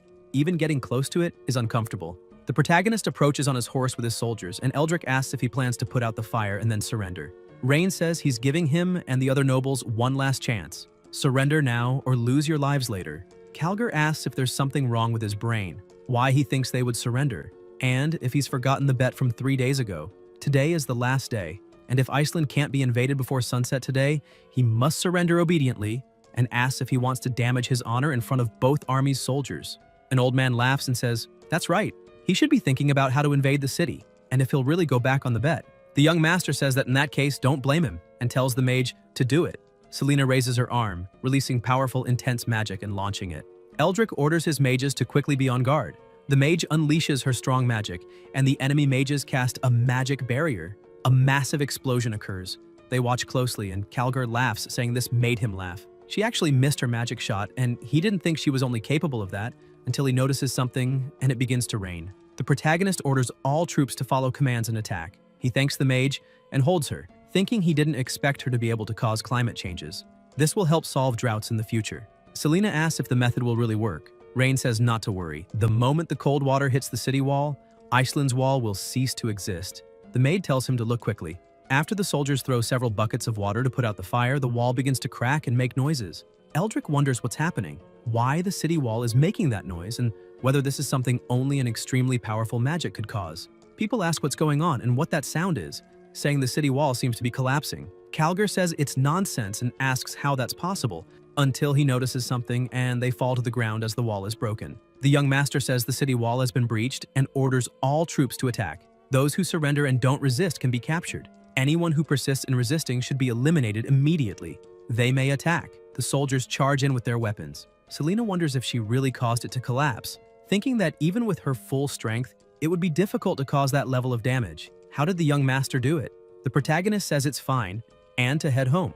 Later, in the same place, with everything destroyed and people lying on the ground, Eldrick thinks he didn't expect him to be so capable and underestimated him, and that he needs to escape quickly. If he can just hold out until the Orvis Empire's northern army arrives, he'll surely survive, until he hears them. The three lords are in front of him, asking where he's going, saying they don't want to lose their lives yet so they can only harm him, and asking if he's trying to escape. People shout that he's truly amazing, that's right. A wall that strong was broken in 3 days. On top of that, aside from a few fools who twisted their ankles while carrying supplies, there were no casualties. The mage says she begs him, please tell her how he did it. The protagonist thinks that if he doesn't explain, she won't enter the city, and says it's based on the principle of thermal expansion and contraction in physics. Selena asks what the principle of thermal expansion and contraction is. Thermal expansion and contraction refers to the property of an object expanding when heated and shrinking when cooled. The principle is based on the law that the state of motion of particles, such as atoms or molecules, inside an object changes with temperature. When the temperature rises, the vibration amplitude of the particles increases, causing the object to expand. When the temperature falls, the vibration amplitude of the particles decreases, causing the object to shrink. Rain says they'll explain the rest after dealing with that idiot Eldrick. After the walls are destroyed, he rides through the area and someone calls out to him, asking to be spared. The young master asks if he's trying to play a trick on him. An old man on the ground calls out, saying he was deceived by Eldrick before being betrayed. His partner agrees, saying they wanted to capture him and make him pay for his crimes. But unexpectedly, he set them up instead. The protagonist says he gave them 2 chances, but it's a pity they didn't take them. The old man says they're willing to hand over all their property, only asking that their lives be spared. Rain says if they eliminate them, the property will still be theirs. The two tremble, and the old man says no one will be loyal after that. That's tyranny. The young master says he's wrong. People aren't loyal to anyone. People are only loyal to their own interests, and they've lived so long, yet still don't understand that. Capture these fools and wait for judgment. Elsewhere, Calgar says he really did break the wall. The masked man asks how he did it. Eldrick replies that it seems the city wall was burned for a few days and then doused with water, making it collapse. The masked man asks what nonsense he's talking about. How could there be such a simple way to siege a city? He says there's no way it could be that easy. He must have used some powerful magic. Calgar says whatever it was, they need to flee. When the young man arrives with the soldiers, it'll be impossible to escape. The masked man picks something up, until the protagonist approaches and asks where the two of them are planning to go. Eldrick asks how he got there so fast. Rain says it's thanks to them. When they abandoned the wall and tried to flee, the soldiers following them dropped their weapons as soon as they saw them running away. They didn't resist anymore, so nothing stood in his way. She asks if the masked man is the person behind Eldrick, and if he wears the mask because he's ugly or because his face is scarred. The masked man says he won't be so smug for long. The Orvis Empire's army is already on its way. Originally, if he hadn't destroyed Iceland's city wall, he could have lived for a few more days, but now that the wall is gone, when the Orvis Empire's army arrives, they'll take back all the humiliation from today. The masked man opens an object and the young master tells his maid to stop him, until he is attacked and his mask is broken. The knife is driven into the wall and pieces of the mask fall to the ground. The masked man stares at them. Leah approaches him and wonders if it's her. The item begins to float, the masked man says his name and that he will definitely return, then disappears from the place along with Eldrick. The maid says she is sorry, it was her fault for being too slow and letting him escape. The protagonist tells her not to worry, as he was certain they would leave an escape route. The problem now is that they don't know his identity. Leah says she knows this man, and Rain asks if she's serious and if he's well known. The maid replies, not that closely. The man's name was Ravenclaw Eldwin. He was once a subordinate of the Grand Duke, but later during the war he betrayed the Grand Duke and sided with Grand Duke Soren of the enemy nation. The young master asks if his name is Eldwin, and whether he has any relation to Adrian, who was recently executed. Leah answers that yes, originally he was the head of the Eldwin family. Since he did not agree with the master's ideas, he voluntarily left the Eldwin family and joined the Grand Duke. Selena approaches and says the situation is under control, then asks about the Orvis Empire army. She adds that even if all the guild's mages gathered to repair the wall, she doubts there would be enough time. The young man's thermal expansion and contraction magic caused a lot of damage. The protagonist says not to worry about that, he will naturally find a solution. Then they observe the people below. The mage wonders if he really intends to calm the people, but he says he will tell them to avoid panic. Rain uses a megaphone and asks if they can hear him, saying he has something to announce. The Orvis Empire army is marching toward them and will arrive in a few days, and he asks if they heard that correctly. Everyone looks frightened and asks about the army. Selena asks what he's doing. People begin asking if the Orvis Empire is attacking again and if it hadn't ended in the spring, and why they are coming again. Some say to grab their valuables and flee, though they've lived well under the master's rule. The mage says he is too impulsive and that he cannot tell the people such things, and the young master asks why. Selena replies that when people hear someone is coming to attack, they will instinctively rely on the army to protect them. They have no formal military training and it's hard for them to remain calm in the face of danger. The protagonist says she doesn't understand. The ones who must remain calm on the battlefield are the commanders. The ones who least need to be calm are the soldiers. The mage looks surprised. Rain shows a piece of paper and says this is the challenge letter sent to him by the Orvis Empire. It says the entire city of Island is full of cowards and fools who would never dare defend their homes, that they would abandon them and flee. The people become furious, demanding to know how those bastards dare to say that, and vowing they won't allow them to come steal food again this year. They will fight even their descendants. The young master says it seems the Orvis Empire knows nothing about them and asks if they are cowards or fools. They answer no, and that they will fight them, and they will make them understand they know nothing about them. The protagonist says that since everyone has the courage to fight, he swears to lead them to purge Orvis's scum from their lands. The people cheer. In the Lord's mansion of Iceland City, Rain is reviewing some papers. The maid approaches and tells him to take this cup of tea and rest. The young master replies there is no time to rest. He must find a solution before the enemy army reaches the border fort. Otherwise, the entire city of Iceland will fall into their hands. Leah asks what he said earlier in the day. The protagonist replies that it was a lie to stabilize the city's people. If they panic, they can forget about defending the city. Even an orderly evacuation would become a challenge, and people will do nothing in panic. The maid says to leave the city now and that she can't watch him be in danger. Rain tells her not to worry as he has asked Malcolm and Selena to remove the children, women, and elderly from the city to evacuate in an orderly manner. It is not yet time to give up. He looks at a book and wonders if this is serious, then asks the maid about it. The book's name is Divine Oil, dark green, and he asks if she knows what it is about. Leah replies she remembers it is something that could burn, some kind of material used in witchcraft rituals. The young master notes something. The color of petroleum is quite varied, ranging from deep red to golden, dark green, black, brown, and even transparent. The color of petroleum is determined by the gum and asphaltene content. The richer in content, the darker the color. The protagonist wonders about oil that can burn, and whether it could be the same thing, and he tells them to take him there quickly, as the mansion records say that this oil is in the warehouse. Somewhere else, he orders them to open the warehouse door. The door opens and Rain tells them to find this thing called Divine Oil, dark green, and reminds them not to use an open flame. If they're not sure, move it outside. It should still be in the barrel. He observes and thinks it's just as he imagined. The city's tax profits had been used for Eldric's corruption for years. When this crisis ends, that money should immediately be used to fund industry, assuming an engine can be built. The soldiers say they found it. The young master immediately approaches, removes the barrel's lid, and finds a liquid inside. He smiles, thinking the city can be saved. In the Orvis Empire military camp, the hooded man says they failed. Lord Castile says he knew they would fail, but didn't expect them to be so useless. A city lost in 3 days. Eldric says the young man used a forbidden spell to destroy the city wall, which caused their failure. Otherwise, they definitely would have kept the city under their control. Waldron asks about the forbidden spell and wonders if, to protect his youngest son, Aldarian sent a forbidden spellcaster. The hooded man says not to worry. Such spells cannot be used continuously, especially in such a short period of time, and besides, the city walls were destroyed by the young man and cannot be repaired quickly. Now is definitely a good time to attack. Castile says he doesn't need to be reminded. He is not as incompetent as them, and that they have nothing else to do here. They can return to the Empire and await news. The masked man says he and he himself planned this together, and asks what he means by that.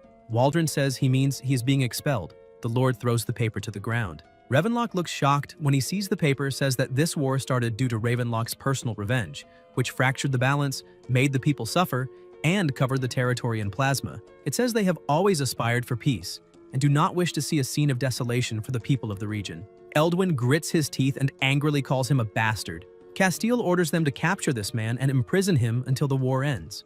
They reply they understand and seize him. Ravenlock says they can't do this. Eldrick trembles in fear, and Waldron asks if perhaps he can say what he thinks. Calgar says to spare his life because he knows a secret and can give him more power in the Empire. Castile looks interested.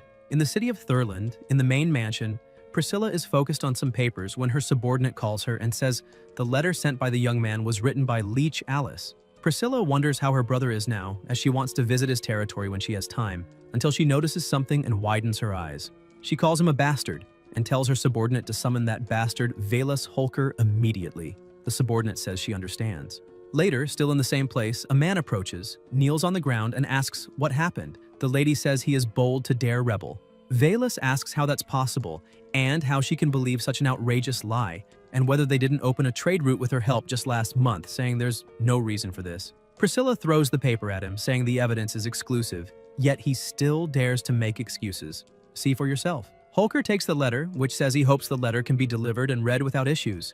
Due to the busy schedule since the young man arrived in the city, it hasn't been as peaceful as he imagined. Together with Grand Duke Castile of the Orvis Empire, they staged a rebellion and plotted with several nobles of the city. Valus looks shocked, and the lady asks if he has anything to say. Holker replies that this was Caesar's personal foolishness and has nothing to do with their family. He did indeed write a letter to that idiot Caesar last month and made it clear he should pay close attention to the young man's words. Priscilla thinks his actions and connections don't seem false and wonders if he really is Caesar's man. Velas asks her to give the Holker family a chance, and they will prove their loyalty. The lady asks what opportunity he wants. Velas replies he will have his only daughter lead an army to aid the master against the Orvis Empire. Priscilla asks if she hasn't just become an adult, and besides, she hasn't even finished her studies at the Knight Academy, saying that if anything happens, his family will have no heir. Holker tells her not to worry, as his family is willing to sacrifice everything for her, and without her, their family would have ceased to exist a long time ago. He asked her to give them the chance to prove their loyalty. The young lady speaks telepathically with her subordinate, telling her to send someone to keep Roland under surveillance. And if she does anything inappropriate, she is to be eliminated that very instant. In the city of Iceland, near a cliff, Castile asks if this is the city of Iceland. Eldrick replies that it is, and as long as he crosses this point, the city will be his. It seems the young man used magic to urgently repair the wall. Previously, it was in much worse condition. And it looks like he even built another moat. Waldron laughs loudly, saying that it seems this young man is an idiot for spending their precious magical power to repair the wall. Calgar asks if, after they repair the city wall, it won't become harder for them, and why he's so happy. Castile says that if the terrain is easy to defend and hard to attack, building a wall can be useless. But this is flat terrain with only a river in the middle, which will not be enough to stop the army from attacking. If the mages still had magical power, they could prevent the army from advancing. If all the mages used up their power to repair the wall, they won't be able to do anything during the attack. Eldrick says that's exactly right, and that he truly is very wise. A soldier says that if they want to capture the city of Iceland, they don't need to attack this fortress. They can send troops to encircle it, then go straight to the city, isolating the fortress. Waldron asks what he means by that, and if he thinks they won't be able to take the fortress. The soldier replies that's not what he meant. He believes they can reduce casualties after all, it's a siege. Castile says there's no war without losses. And besides, part of the troops they brought are recruits, and they can use this opportunity to train them in combat. He tells them to come with him to show that young man on the other side their strength. Maybe he'll even surrender after seeing the Duke. The mage agrees. Elsewhere, the protagonist is sitting and looking at the system, which says to train 5 characters with high attributes. Rain says he has no time to find anyone now. This mission has been stuck for half a month, and he must find a solution quickly. The maid approaches and says that the Grand Duke of the Orvis Empire and his personal mage want to meet him on the city walls. The young master goes outside. Waldron says he'll give him a chance now. The protagonist asks if that idiot is the Grand Duke. Leah answers yes. That fool is the Grand Duke. Castile calls him a bastard and wants to know how he dares to disrespect him like that, saying even his father wouldn't dare disrespect him. Rain asks what the hell he wants there. Waldron replies that he's there to give him a chance to beg for mercy, promising that if he surrenders obediently now, he won't turn this place into a river of plasma. The young master says he'll give him a chance too. If he doesn't want to lose his life here, He should return with his army to his own territory immediately. Castile glares at him and says that clearly he doesn't understand the situation. He personally leads an army of 100,000 men, and if the young master doesn't want to lose his life, he must surrender immediately. The protagonist tells his maid to teach him a lesson. Leah lifts her skirt, pulls out a dagger, and attacks immediately. The mage releases his magic and warns to be careful. A barrier is formed, but the dagger pierces through it. Waldron dodges just in time, but his face is still cut. He starts trembling and muttering. Rain says this is a warning. Next time, his maid won't miss the target. Castile says to leave, and the mage replies yes. The young master orders the mage to prepare for battle because they're going to attack the city. They return to the cliff. A soldier asks what happened to the lord. Waldron replies that he was attacked by that despicable young man and to organize an attack immediately because he will tie him up and torture him tonight. The soldier says they've been marching non-stop for 3 days to reach the Iceland city border and asks if the attack can't wait until tomorrow so the soldiers can rest for one more day. Castile hits him and calls him an imbecile, asking if he's tired after running for 3 days without sleep, and if they're still soldiers of the great Orvis Empire. The soldier tells him to calm down. Even if the soldiers aren't tired, they still need time to build bridges and prepare their equipment properly. There's no need to rush. All the other soldiers agree. Waldron says they don't know how to fight. Since ancient times, speed has been the most important factor in a beautiful war. The enemy must think they will take another day before attacking. If they strike the city now, they'll catch them by surprise. The soldiers look shocked, and Castile orders them to send word to attack the city immediately. In the Orvis Imperial Barracks, the soldiers are talking about how, after running for 3 days and 3 nights, they've finally arrived and are on the verge of collapsing from exhaustion. Asking which idiot said being a soldier wasn't tiring, his partner asks what he saw and the soldier asks what it was, telling him to stop being dramatic and say it already. The partner replies that he saw some men hunt a sheep and that they'll eat well tonight. The big guy lights up with joy, saying that after running for 3 days and 3 nights, they can finally enjoy a good meal. But then the commander approaches, ordering all men to gather and prepare to attack the city. The soldier asks about attacking the city, saying they've been running for so long without rest and now have no energy left, wondering if they won't even get a meal before battle. The commander tells them to stop complaining. As soldiers, all they need to do is follow orders and to get ready to attack the city now. The soldiers, looking disheartened, reply, yes. In Iceland, the soldiers run toward the wall to attack, and the warrior tells the young man to give the order. The protagonist watches the soldiers crossing the water and asks if any of them have ever fought against the Orvis Empire army. The warrior replies that he once had the honor of fighting them. A voice asks why their troops look like they haven't eaten, or if that's just the constitution of their army. The warrior replies that to answer the question, he believes those men are recruits, and besides, they apparently didn't have time to enjoy a meal. Rain asks if they're hungry and whether they don't feed their soldiers. The warrior replies there are 2 possible reasons. First, they didn't have much food, so there wasn't enough for everyone. Second, the young master tells him to continue, and the warrior says the Grand Duke is using these men as sacrifices, making them consume the defenders' resources like arrows and such. The protagonist widens his eyes and asks if their emperor doesn't care about him doing that, and if they aren't citizens of the Orvis Empire. The warrior replies that few lords care about their people. Like him and the Grand Duke, most are like the Grand Duke. Rain thinks they're using others as sacrifices and tells him not to blame him for being ruthless. The warrior says they must have enough arrows to finish off these recruits and asks when they should use them. The young master smiles and says they won't be using arrows. The recruits crossing the water are clearly exhausted. The protagonist tells the mage to have the magicians use freezing wind magic. She agrees. Selena flies up and casts basic freezing wind magic. Castile laughs, saying this young man is truly an idiot. The commander asks why he says that. Waldron replies that he sent recruits to make them waste their arrows. But this fool is wasting the mage's magic power to defend against recruits, to preserve arrows. When the mages run out of magic power, they'll send in their own mages and cavalry to attack the city. The soldiers ask if that would make the city easy to take and say he's so smart. As expected of the Lord, he can come up with such a cunning plan. Castile says the young man will soon be his prisoner. The recruits see a large aura in the sky and ask what's happening, shouting for everyone to run because the enemy is using magic. They cry for help, saying they haven't even married yet, that they don't want to be wiped out, begging not to be killed. Then they realize they weren't attacked and ask what happened and whether someone didn't just say magic was being used. The commander approaches and asks what they're doing there, telling them to grab their weapons and start advancing. They advance. Selena says that magic is so basic, asking if it can really stop the enemy army and suggests using lightning magic instead. The protagonist says it's unnecessary. Since ancient times, people have lost the will to fight because of 2 things: hunger and cold. Their soldiers can barely stand, much less attack a city.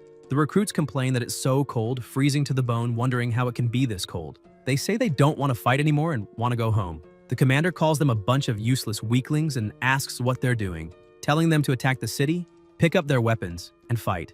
They reply that it's too cold. Their hands are freezing, they can't even lift their weapons, and they're starving and freezing with no energy left. They should retreat because it's just too cold. The commander says they must report the situation to the Lord immediately, and the rest of them should continue the attack. A soldier reports that there's news from this vanguard. The Lord tells him to proceed and speak. The recruit says his name, then looks to the side, wondering why they have to starve and freeze to death out here while those people enjoy warmth and food inside. He says that the attacks on the front lines aren't going well. The young man used freezing wind magic to delay the assault. The soldiers are hungry and cold, unable to hold their weapons, and he begs for an order to temporarily withdraw the troops. Castile calls him an imbecile, saying they're a bunch of damned cowards, unworthy of being noble soldiers of the Orvis Empire. The recruit says they're not afraid of dying but have no strength because of hunger and cold. Waldron orders that the useless man who dared talk back be eliminated, and says he'll lead the attack himself. The commander says he doesn't need to risk himself. They're willing to give their lives for the duchy. Castile says he has no objections to his loyalty. He just wants his generals to understand what a genius Lord can do. Then Waldron walks to the wall and calls for all mages' attention, telling them to use earth magic to build a bridge so the cavalry can cross. They reply yes, and begin casting, creating a passage over the river so they can pass.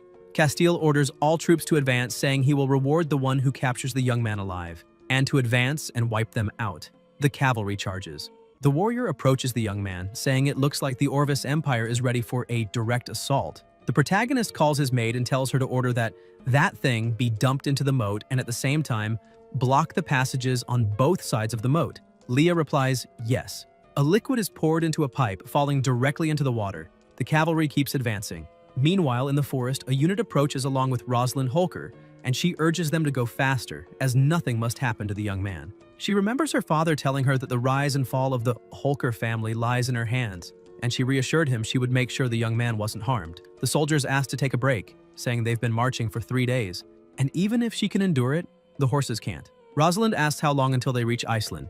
A soldier answers they're now 1 day away from the city. She tells him to project the map in front of her, as she wants to see the next marching route. The soldier agrees and says she can take a look.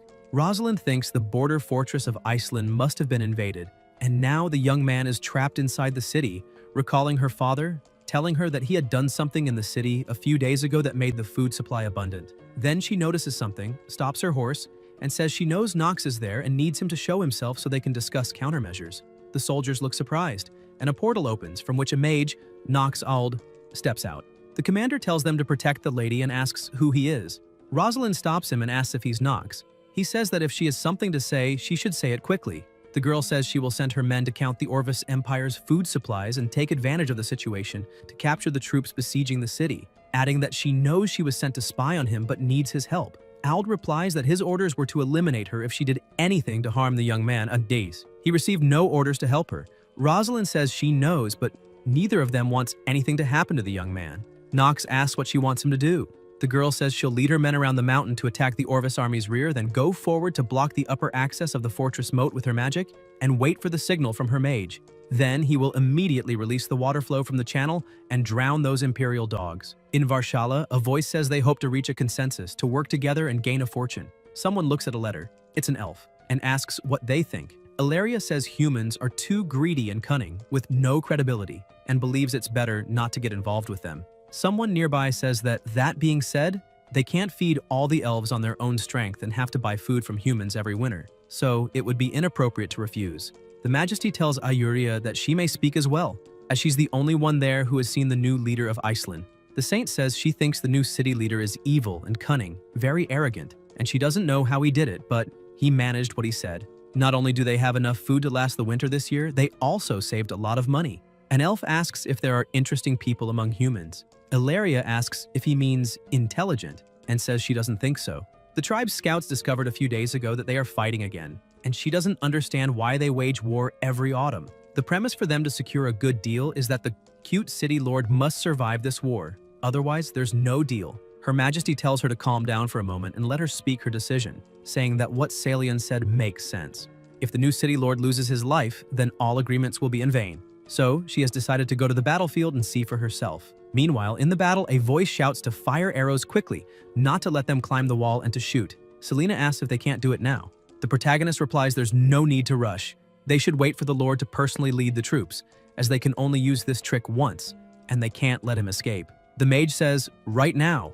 Soldiers leap onto the wall and one says they've breached it. Castile smiles, saying it's done, and to advance and capture the young man alive, repeating again to take him alive. Rain notices the Lord crossing the bridge and orders the mage to proceed. They exchange blows. The warriors say to take them down quickly, as they can't let them get near the master. The young master calls the mage and orders her to throw a fireball into the well. Selena says she understands and casts a low-level fire spell, forming a ball of flames and throwing it. Waldron calls the mages, saying the enemy is firing fireballs and that this is their final counterattack, so they must protect him. The mages unleash their power, creating a barrier, and the soldiers comment that the enemy is draining the mages' magic power, wondering if they have a plan. Castile asks what plan and laughs, saying what kind of plan could they possibly have? All their magic power was spent on that freezing wind. These fireballs are probably the last scrap of magic they can use, and as long as they withstand this counterattack, victory will be theirs. The fireballs keep flying toward the river. Waldron watches and laughs, saying he told them the mages were at their limit and couldn't even properly control the most basic fire magic anymore. The soldiers praise him as a true military genius who will take the city, after which the rest of the Empire's men will surrender. Castile says he's known as one of the pillars of the Orvis Empire, and that boy could never manage it. An explosion erupts and the flames grow far more intense. They panic, asking how this is possible and what is happening. Waldron wonders how this can be and how such a forbidden magic could exist in this land. People cry out, asking what it is and why there's a wall of fire, calling for help. Castile grows nervous, wondering how this could happen since he has already sent all his men. If they're all trapped by the fire, they'll be consumed by the flames. He thinks this young man isn't human, but a demon, and wonders if he intends to burn 100,000 people alive. Soldiers urge him to order a retreat. Waldron orders a quick retreat and tells the mages to extinguish the flames immediately and end the fire. The mages say they have no reserves of magic power left, having spent what remained on the defensive barrier they just cast. The mage wonders if this level of power is on par with forbidden magic, and if such strength was achieved with just a few barrels of oil, without using a drop of magic power. They cry for help. The protagonist watches and thinks that to prevent his people from ending up like that, he must develop industry as fast as possible, then tells the mage he's leaving the rest to her. She replies that she understands and orders all mages to wipe out the soldiers of the Orvis Empire immediately. Later, still in the same place, the fire is still raging, and a voice tells the Lord to go that way. Castile is feeling unwell. Then they head to their tents, and Waldron asks where the guard soldiers are. He notices something above, widens his eyes, and a sword is driven into the ground in front of him as someone lands there. Castile asks who it is. Rosalind says that judging by his clothing, he must be a noble of the Orvis Empire, and she's been looking for him for quite some time. Waldron falls to the ground trembling, asking what she's going to do. The girl asks where the main force is. Holding a whip in her hand, she asks if the young man is safe. Rosalind strikes him and orders him to speak. Castile says he'll talk. The main force was burned alive by the young man's forbidden magic, and that he himself is the Grand Duke, and she can't treat him like this. The girl calls him a bastard and asks how he dares tell such an absurd lie, asking if he thinks she's a fool. She orders them to take him away and beat him until he tells the truth. Later, still in the same place, Rosalind asks how things are going. A soldier replies that the pig is a stubborn man who insists he's the Grand Duke, and also said the 100,000 strong army was completely burned at the fortress of Iceland City by the young man using forbidden magic. The girl slams the table and says to keep beating him until he tells the truth. She also orders the entire army to rest there for now. At nightfall, they will advance to the border fortress and relieve the master's situation.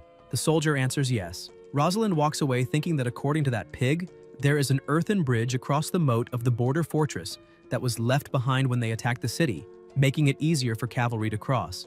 But if they want to invade the fortress, they first need to lure them out and then cooperate with the mage sent by Lady Priscilla. If they bypass the fortress and head straight for the city of Iceland, then, still in the same place, the girl notices someone approaching and orders an attack on the enemy. The soldiers tell her to be careful and to reveal themselves, and the entire army is on alert. There's no chance of a surprise attack. Someone approaches. It's the elves.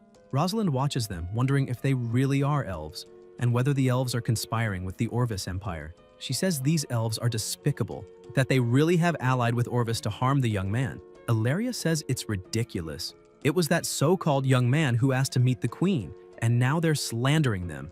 The girl asks if she really expects her to believe such a crude lie, saying she bets they're accomplices of the Orvis Empire. Ilaria demands how she dares insult them, noble elves, and orders the archers to prepare. Rosalind tells her knights to raise their shields and watch out for arrows. Someone casts a spell, creating a spatial barrier. The queen tells them to calm down and explains that the reason she's there is because a young man wrote a letter wanting to discuss a business proposal. If she is his ally, there's no need to fight.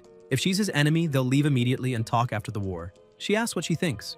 The girl asks what evidence she has to prove what she's saying. Her Majesty orders Ayuria to bring the letter. The saint hands over the letter, saying it's the handwritten one given to them by the young man. Rosalind wonders if it's really from him, thinking that family crest seals have special magical marks that cannot be forged. She says that until she meets the young man, she will trust them for now.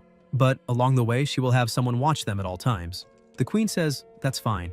Caution is good for everyone. The girl orders everyone to return and continue resting. The original plan remains. She also orders a few people to watch these elves, and if they make any suspicious move, to report to her immediately. The soldiers answer that they understand. Ilaria says that if they don't even believe them, why do they still want to negotiate? Her Majesty replies that if they trusted them, they wouldn't be human. She thinks to herself that she hopes this young man doesn't disappoint her. The elves' future of destruction needs to be rewritten. The troop moves, and the soldiers say the scouts have returned. The flag at the border fortress is not Orvis's, it's still the Edgar family's banner. Rosalind wonders if everything that man said is true, and thinks there's no time to hesitate. Whatever happens, they must get to the young man's side as soon as possible. She orders them to raise the flag now. Whether the fortress troops are the young man's or not, they must know reinforcements are coming. Everyone must keep advancing after crossing the earthen bridge, heading to Iceland City. No matter the cost, they must reach it tonight. Meanwhile, in Iceland City, all the enemies are defeated. The protagonist clenches his fist, thinking that such a powerful army could have been squeezed to the last drop in an underground factory. The maid calls to him, thinking he's truly kind-hearted, and feeling sad about the elimination of these invaders. She says he doesn't need to feel pity for them. They deserved it. Rain says she misunderstood. A warrior approaches, saying cavalry is coming from this direction of the Empire, and the flag they're waving seems to belong to the Second Lady. Later, in the same place, the young master is explaining that in the future, Iceland will become the fortune of this continent. And as long as she is interested in investing now, she will not only be the builder of this legendary city, but also one of its founders. The queen says that this business plan he mentioned is indeed interesting, but such things make no sense to them elves, who are used to living in coexistence with nature. Even without those things he mentioned, they live well. The protagonist says no. If she thinks that way, her vision is too limited. Demand is never natural, it is created. Her Majesty says that some human needs mean nothing to them elves, and asks his forgiveness for speaking bluntly, but many human empires have been destroyed by their desires. Rain says that what she said is true. In the end, the fall of the human empire will indeed be caused by desire. But desire is also what drives the world forward. Humans wanted to fly, so they invented airplanes. Humans wanted to dive into the sea, so they invented submarines. Humans wanted to explode into the universe, so they invented spaceships. One day, she will be in a skyscraper in the city center, looking down at all that life below, and he guarantees she will experience a satisfaction she has never felt before. The queen thinks she doesn't understand anything he's saying, and wonders what airplanes and submarines are. She says his confidence is rare among the humans she has met, but reminds him that they elves are different. For thousands of years, they have not been slaves to desire, and asks if they can change that just because of these commercial districts he mentioned. The young master replies, of course, and says that if she is willing to invest, she will see a different future. Her Majesty thinks about the future, the elves' future, and wonders if cooperating with this human could prevent the future she foresaw. She says his eloquence is truly impressive, but such reasons alone aren't enough, and she needs time to discuss it with her tribe. The protagonist says there's no problem. He will await the investment, and asks them to bring the things. He hands her a paper. The queen asks what it is. Rain replies it's an invitation to the completion ceremony of the Isline City Dam, a VIP seat, and insists she witness the first step of the city's industry. Meanwhile, elsewhere, the troops keep marching and say they have urgent news. The young man is safe and is now clearing the battlefield below the border fort. Rosalind wonders about them being safe and how that's possible, and whether the Orvis Empire didn't bring an army of 100,000 men. She wonders if what he said was true, and if there really is a master forbidden mage helping the young man, but then thinks to forget it. There's no time for that now. She needs to go help him as quickly as possible. Later, the troop approaches the wall quickly, but it's closed, so they stop their horses. The girl dismounts, and the guards say it's that way. Inside a room, she enters and says she is the knight sent by Lady Priscilla to help him, and that she failed to arrive when he needed her most and deserves punishment. The protagonist asks if her older sister asked her to come. Rosalind replies yes. Rain asks why she was coming from the direction of the Orvis Empire. The girl replies they received the rescue order 3 days ago, and she thought he had abandoned the border fortress and retreated to Isline. so she diverted the army there and blocked Orvis's retreat. The young master asks if it really took 3 days from her sister's territory, saying it's hundreds of kilometers, and asks how they got there since there are no railways yet. Rosalind asks what a railway is. The protagonist replies that it doesn't matter since they worked hard and tells them they may rise. The girl says it wasn't hard and that this is the least the Holker family should do, since her stupid uncle caused him trouble. Rain is surprised and asks if she's from the Holker family, realizing she's Caesar's niece. Rosalind says she begs him to give her family a chance, and that he can punish them however he wants. She won't complain. The young master watches her. The girl lowers her head, thinking the young man left her waiting all day. Even knowing it would be hard to earn his trust, she didn't even get to meet with him. She wonders where the future of herself and her family will go. The protagonist approaches and apologizes for the delay, telling her not to be nervous and that he came to discuss something with her. Rosalind agrees and thinks now he should give her a chance. Rain asks if she would become his ally. The girl looks surprised. The two stare at each other. The young master says he's impressed by her battlefield judgment, that her values are worth cultivating, and whether it's the courage to lead troops in a rear maneuver or a bold charge into battle, it makes him think she's a very talented person. Rosalind thanks him for the praise, saying that's what subordinates should do. The protagonist asks if she wants to be his. The girl says she understands, and if he wants to use her to make up for his dissatisfaction, then she'll give everything. Rain says to wait a moment, something is wrong with this conversation, and asks if there's been a misunderstanding, saying especially the word compensate is something he's never thought about before. Rosalind kneels and says that although her dream is to become a knight and serve at his side, if he needs to use her humble body to make up for the wounds her uncle caused him, she won't complain. The young master tells her to stop, saying it's a misunderstanding. He wants her to be his subordinate, nothing more. The girl asks what he means. The protagonist replies that he means whether or not she is willing to join his ranks, and that he will not hold her or her family accountable for Caesar's crimes. He coughs and asks if she will serve him as a knight. Rosalind's eyes widen as she realizes that being his knight doesn't mean being his plaything, but truly his knight, something that has always been her dream, and she says that becoming his knight would be her greatest honor. Later, Ryan is in a room writing to his sister, telling her that the crisis in Iceland City has been resolved, that the knight she sent is exceptional, and instructing his maid to send this letter to his second sister tomorrow, along with an invitation to the dam's completion ceremony. Leah replies that she understands. The young master thinks he must find talented people quickly. He notes that he has secured an apprentice. The maid asks what they should do with the Grand Duke of Castella, who was captured by the knight. The protagonist says he had completely forgotten about him and asks where he is now. Leah replies that he's in the dungeon of Iceland City. Later, in a prison, Ryan approaches and tells the Grand Duke that they meet again. Castile calls him a despicable brat and says he's finished. The young master asks what he means by that and whether he realizes he's the prisoner now. Waldron asks if his father told him and says it's clearly stated that spell mages from all countries are not allowed to participate in wars between ordinary people, yet yesterday on the battlefield he broke that rule. Soon all the forbidden spell mages on the continent will come to hunt the Edgar family. The protagonist asks about a forbidden spell mage, wondering if he means Selena. Castile replies that Selena is just a high-level mage. He's talking about the forbidden spell mage who unleashed destructive power on the battlefield. Rain asks if he's referring to the explosion caused by those barrels of oil, and says that if the forbidden spell he's talking about is an explosion, then it's just a misunderstanding, because he can make that kind of explosion as much as he wants. Waldron says that's impossible. Only a forbidden spell mage can wield that kind of power. Such world-destroying force is definitely not something a skinny noble like him could do. The young master says that whether it was a forbidden spell mage or destructive power, it's in the past now. The only reason he came here is to tell him something and asks who his superior is or what exactly he's planning. Castile says there's no superior behind this. Orvis Empire warriors don't need any reason to crusade against the cowards of his Caledorial Empire. The protagonist asks about a crusade, saying he makes him laugh, and explains that he's reviewed the records from Iceland City. Every spring they cross the border to provoke them, sparing no expense to seize cities and territories, but they never occupy them and never leave even a single soldier there. In autumn, they immediately withdraw their troops, as if they have a reason to leave. Rain asks if he thinks such actions can hide anything, saying that the Grand Duke of Castella, or Emperor Maliko himself, must have other purposes for this crusade. Waldron says it's because they don't care about occupying barren land like his. What the Orvis Empire needs is to declare strength to the world. The young master asks whether declaring strength means testing something unknown. Castile says he doesn't understand what he's talking about. The protagonist says he should think about it carefully in prison. As he walks out, he thinks that every year the invasion seems like a meaningless drama.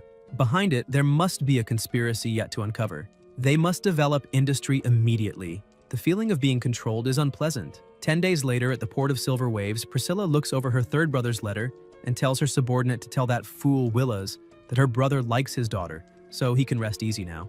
Gwen replies that she understands. The lady says this invitation letter mentions something about a dam completion ceremony and asks if she knows what a dam is. The subordinate replies no, saying her humble self is too ignorant and inexperienced to comprehend the young man's brilliant wisdom. Priscilla says in that case they will go to her brother's territory for a few days and see this dam. Gwen replies that she understands. The lady adds that, by the way, she wants her help in finding some girls of the same age. She wants to see what type her brother likes. In the imperial palace of the Orvis Empire, a voice says that the Grand Duke's capture will definitely shake the army's morale.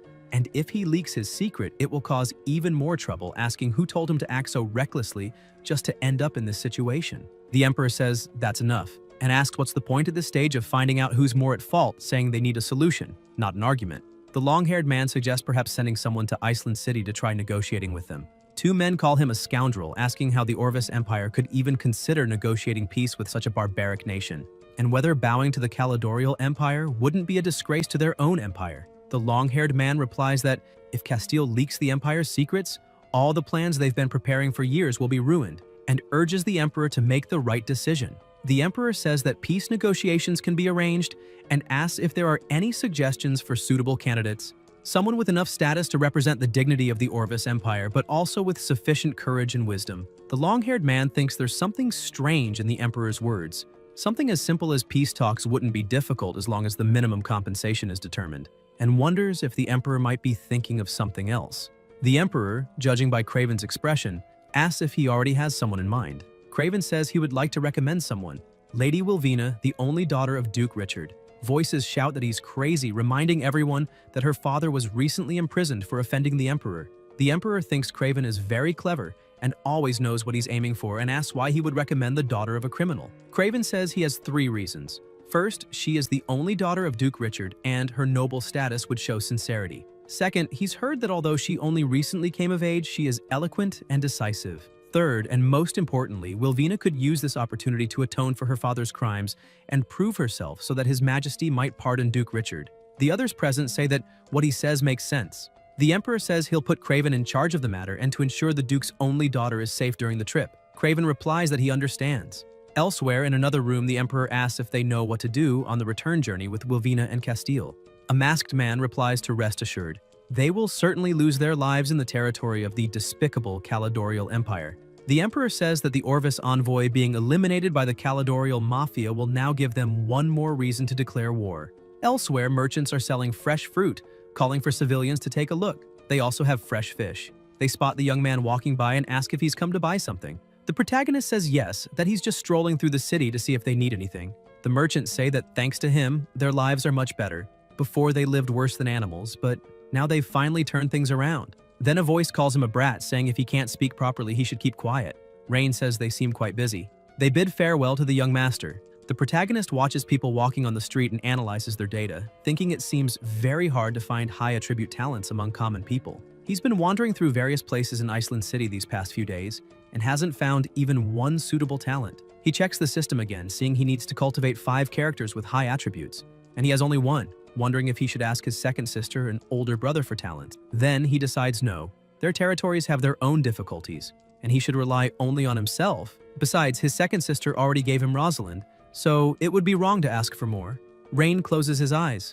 The maid holds him, saying he's been very tired these past 3 days and should rest a bit, and that she's sent people to post multiple notices around the city, asking those who think they have talent to come see him. The young master thinks that those who recommend themselves are undoubtedly talented, excellent workers for his factory, but the problem is, his factory can't open yet. The investment situation with the elves has made no progress, and the dam will take another 15 days to finish construction. Making mages study chemistry is a crime against nature. He recalls the mages and the mage herself saying he was their god and thinks that this dam system has also given him an extremely difficult task. It's hard as hell. Then he hears someone calling another person a liar, asking how they dare show their face in the city again, until the protagonist notices someone beside him. The boy says to trust himself and that this time there won't be any problem. The young master opens a system message, checking the boy's data, and gets excited, thinking, finally. Armando is holding a potion in his hand and says he promises it will work this time, Just drip a drop onto food and he can preserve fruits for a year. The attendant tells him to stop talking nonsense and calls him a liar, saying that last time he tricked him into buying insect repellent and he lost an entire crate of apples. Cresta says that was an accident. His insect repellent is not suitable for soft fruits like apples. The merchant says not to lie to himself because he won't be fooled again. Armando tells him not to push the boy and to just listen to what he has to say. Rain thinks he never imagined such talent could exist in a place like this. Leah wonders if that alchemist who only talks nonsense has caught the young master's favor because she can't allow him to be deceived by that kind of person. Cresta squats down on the ground, dejected. Thinking there's no fat cows today, he's starving. The protagonist extends his hand and says he's very interested in his potion, asking if he could introduce it to him. Armando gets excited, thinking the heavens have smiled on him, and says he can tell from afar that he's an expert, asking what kind of medicine he'd like to acquire because he has everything. The young master asks who he is and why he's never seen him in the city of Iceland. Cresta introduces himself and says he's an alchemist who rarely comes to the city. Rain asks if he's here today to promote his products. Armando says if he has any request, he can count on him, as he promises to make a potion that will satisfy him. The maid tells her master not to believe in people like alchemists. Most of them are liars. The protagonist says not to worry, it's still unclear who's deceiving who. Leah is confused, and the young master asks how much those potions there cost. Armando says he really knows his stuff, that one there can make objects glow at night, another lets whoever drinks it run faster, and the last one brings joy to him and the maid all night long. Rain says it's all garbage and asks if there's nothing good there. Cresta says he can insult him all he wants, but if he insults his potions, he can't complain about what happens next. Leah's aura changes and she asks what he just said, and Armando says her master's maid is making him a little scared. The protagonist says that the potion that makes objects glow at night is actually zinc beryllium silicate phosphor, which has low luminous efficiency and is toxic, suggesting he use calcium halophosphate phosphor instead, which is the opposite. Cresta asks how that's possible, how could he know the recipe, saying that recipe is his ultra secret and he's the only one in the whole world who knows it. The young master asks about ultra secret recipes and says it's a joke because that's basic chemistry knowledge. If what he calls alchemy is only at that level, then he thinks alchemy isn't anything special. Armando asks about basic and if he's kidding, asking where he heard all that, saying he must have taken a look at his alchemy notes. Rain finds it hilarious and asks what could possibly be so important to read in the notes of an alchemist who will starve if he doesn't sell potions, and offers to give him a chance. If he swears loyalty to him, he'll make him understand real alchemy. Cresta asks about swearing loyalty and who he is. Leah answers that the person standing before him is the new lord of the city of Iceland and the second son of the great Duke Aldarion of the Caledonial Empire. Armando says it looks like he caught a big fish, but he'd rather starve than become a noble's dog.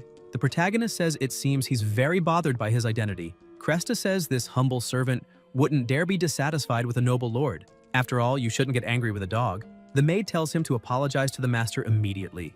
Armando asks if that doesn't happen, will they eliminate him? Saying the noble's way of solving things is really primitive. Leah says he's courting his end. The young master steps in front and tells her to stop, saying he doesn't know what he suffered because of the noble class in the past and doesn't want to know. He'll give him a choice. He can offer him well-developed and comprehensive knowledge of chemistry and physics, and he'll have the opportunity to change the world. Cresta stays quiet, listening. Rain says, of course, if he wants to waste his life in some alley in Iceland, he wouldn't care. Armando says they're all liars, only caring about their own pockets, and he'll never agree with them. The system notifies that his loyalty toward the host has decreased. The protagonist thinks this is bad. Not only did he fail to convince him, but he also made him hostile toward him. Cresta says that as for nobles, he wouldn't believe a single word they say, until a voice calls him brother, and it's a little girl. Armando runs to her immediately, asking why she's here, saying this isn't a place for her and she should go hide. Yelena asks why, and Cresta answers that this man is an evil noble who will hurt her. The little girl recognizes the master, and the young master asks if she knows him. Yelena replies that her mother said they can live well thanks to him. Rain asks if her father worked on the dam. She says Irina and her mother praise her father every day for having worked hard for him.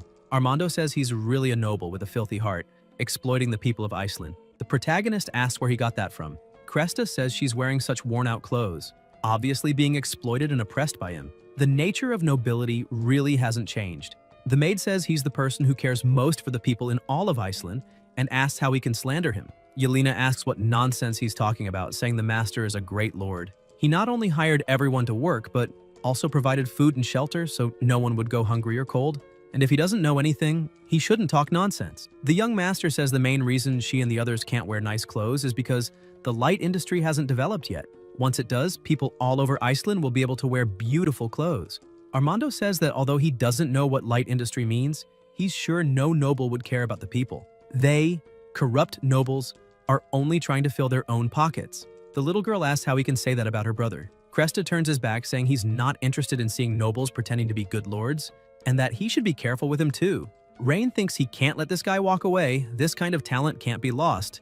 Until the protagonist feels something strange and asks what happened, and the young master ends up collapsing on the ground. Later, somewhere else, Rain is lying down until he wakes up. His mate is beside the bed and says he's finally awake. The protagonist says he's fine and not to worry. Leah asks how he can be fine. He's been overexerting himself, hasn't been resting well, had to go out looking for talents, and got so tired he fainted. The young master touches her hand and apologizes for making her worry, saying he'll be more careful from now on, and asks where Armando is.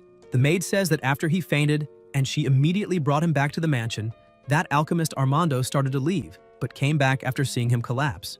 Rain asks if he returned. Leah says he gave him some medicine, saying it would cure the illness, and then left. The protagonist asks if it was his medicine that lowered his fever. The maid asks how she could let him take medicine made by someone of unknown origin, saying she only placed the medicine Armando prescribed on his table and the one who cured him was a doctor from the city. The young master says he'll take a look at the medicine he prepared.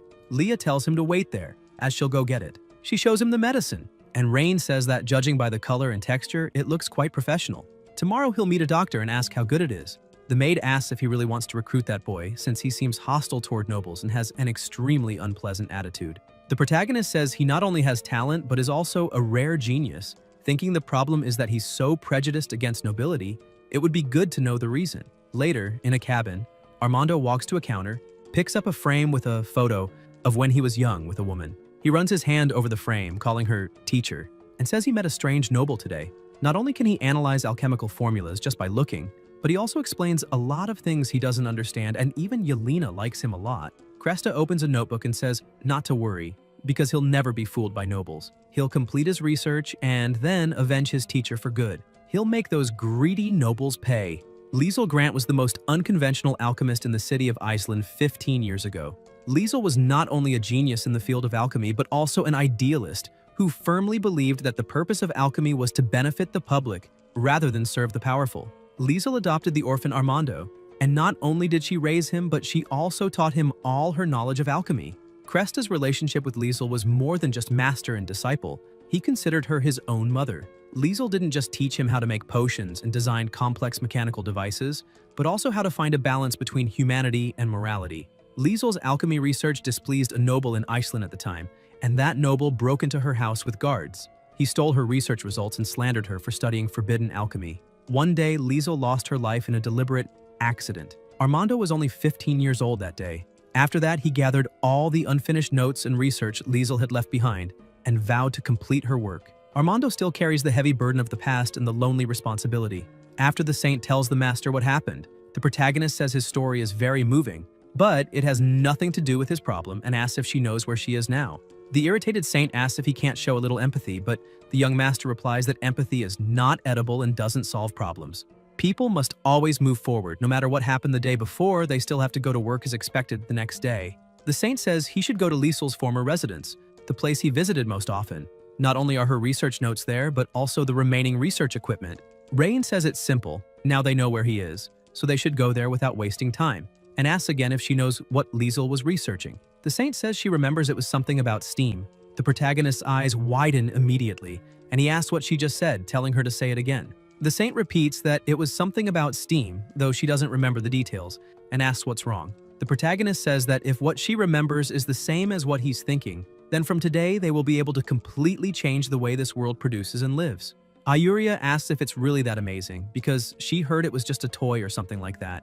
The young master pulls her and tells her to take him there immediately, and the saint says she understands and tells him to stop pulling. She's going. Rain thinks it can only be a steam engine. If Liesel really researched that, she must have had detailed diagrams and experimental records. The steam engine was far too old-fashioned in his past life for him to have studied it in detail. He only knew the theory and some historical knowledge. As a mechanical engineer, he has an almost innate understanding of mechanical structures. Although he had always wanted to recreate the grandeur of the steam engine in this world, he had always lacked the main diagrams and key ideas. If he can obtain the notes Liesel left behind, he will be able to build upon her research and restore the glory of the steam engine. The industrial age begins now. Elsewhere, in the cabin, Armando is working on some things until someone calls him. Cresta immediately covers the engine with a cloth, thinking he can't let this guy see what his master left behind. Then the protagonist approaches him, and Armando asks what he's doing there, saying he's not welcome. The young master asks where the notes his master left behind are, because he wants to see what she was researching. Cresta says that although he doesn't know where he got the information about the notes, he advises him to give up that idea. He will never hand over his master's notes. The saint says they're not there to steal anything, and adds that the young master just came to see if there's anything in Miss Liesel's alchemy notes that could make life better for everyone in the city. Armando steps closer to the master, points a blade at him, and tells him to leave because this is no place for filthy nobles. The maid thinks she can't allow this fool to hurt the master. She approaches with a blade to his back. Rain signals her to back off and says to leave it to him, and calls Armando an idiot. He says he has no idea what a steam engine is, let alone its true significance, and asks if he thinks this is how he will fulfill Liesel's last wish, saying no, he's wasting her great research. Armando asks who he thinks he is to lecture him, saying he doesn't understand her research at all. The protagonist proposes a bet. Cresta asks what kind of bet. The young master replies that if he can make the alchemical device Liesel left behind work successfully, Cresta will have to work for him obediently. If he fails, he will leave Iceland immediately and never set foot there again, and asks what he thinks. Armando laughs, asking if he's joking, saying it's making him laugh, that a young noble master like him, who can't even recognize all alchemical containers, dares to claim he can make his teacher's legacy work. Rain asks if, based on what he just said, that means he agrees to the bet. Cresta replies that he accepts, but that's not enough. If he loses, not only must he leave Iceland, but he must also kneel and apologize in front of his teacher's grave, and asks if he dares agree. The saint says that's too much. After all, the master bears him no ill will. Armando ignores her and only asks if he dares to accept. The protagonist says he has no problem with that and accepts the conditions. If he loses, he will personally apologize to Liesel. Now he says, let him take a look at the steam engine she left behind. He thinks that once he fixes it, Armando will obediently feed the boiler, and he'll see how ruthless he can be in exploiting him. Cresta pulls the cloth off the machine and says this is what teacher Liesel left behind, telling him to be careful not to break it. Leo wonders if the master is really that interested in alchemy and if this thing is so strange, asking what it's for. The young master looks at it and realizes it really is a steam engine, shouting genius, and that Liesel truly was a genius. The maid asks if Liesel's inventions are really that amazing. Rain says yes, no matter the world, anyone who can invent this can only be considered a genius. Armando says of course, and that teacher Liesel was different from other alchemists with undeserved reputations. She was a great person. The protagonist asks if he's been coming here just to keep this machine running. Cresta replies yes, but teacher Liesel never told him how to make it work, and it wasn't written in the research notes. The young master says he'll dismantle it to check the internal structure and see if there's a mechanical problem. Armando asks if he's crazy, saying if it can't be reassembled, his teacher's research will be ruined. Rain asks if he knows who he's talking to, saying there's no machine in this world he can't fix, and tells him to go get a screwdriver or something like that. Cresta asks what a screwdriver is. The protagonist asks if he's joking and says if he doesn't even know what a screwdriver is, how was this thing assembled? Armando replies that of course he used magic, asking how he could not know something so simple, and says everything there was made by a master dwarven craftsman hired by teacher Liesel. This device took an enormous amount of her hard work. It's not something a pampered young noble like him could understand. The young master says that since there's no screwdriver, the maid should let him use her dagger. Rain takes the dagger to work on the machine. Later, still in the cabin, the protagonist says it's so beautiful, so delicate, and that she was a genius, but wonders why parts are missing and asks where the internal components are. Armando wonders how he knew there were still parts inside and asks what nonsense he's talking about, saying the machine is like that, and asks where the spare parts are, adding that if it's not working and he admits defeat, he'll take him to kneel at his teacher's grave right now. The young master tells him not to try fooling him. He knows there must be a central piece used to control the operation of the entire machine, and demands to know where it is. Cresta stays silent for a moment, then says the contents of the machine were taken by a noble. Rain asks why a noble would want a few sets of gears. Armando says those parts were forged from an extremely rare type of dragon crystal ore. When the noble found out, he forcibly took the parts, melted them down, and made a statue of himself. The protagonist asks about the statue, melting down key components just to forge proof of his own stupidity, and demands to know the name of that idiot noble. Cresta looks to the side and says he's a big shot, someone he can't afford to offend. The young master asks if there are some big shots he can't afford to offend, saying he wants to see who would dare obstruct his path to industrialization. Then, still in the cabin, a trembling Armando replies that it's Duke Oscar. The saint is surprised and asks if it's really him. Rain asks if she knows where this Duke Oscar comes from. Ayuria answers that Duke Oscar was actually once a minor noble in the city of Iceland. His achievements in alchemy as a young man were remarkable. Later, he even won the championship at the Imperial Alchemy competition and received recognition from the Emperor, who not only gave him many resources but also granted him the title of Duke and a territory. The protagonist asks where his territory is. The saint answers that it's in Gransel, on the upper side of the city of Iceland. Leah says the region of Gransel belongs to the domain of Grand Duke Teleros Elroy, and that territory is not under the jurisdiction of House Edgar. The young master asks about Teleros Elroy and recalls that his father mentioned that things weren't going well between him and the Grand Duke. The maid says yes, and that his father has different political views, having clashed with Elroy several times in the Imperial Council, part of the Emperor's deliberate strategy to maintain balance. Rain says it's fine, and there's no need to worry about such troublesome matters for now, and asks about Duke Oscar, saying he'll remember this. The loss of those melted gears will cost him 10 times, 100 times more. Ayuria asks if he's going to confront Duke Oscar directly, and if that wouldn't be dangerous.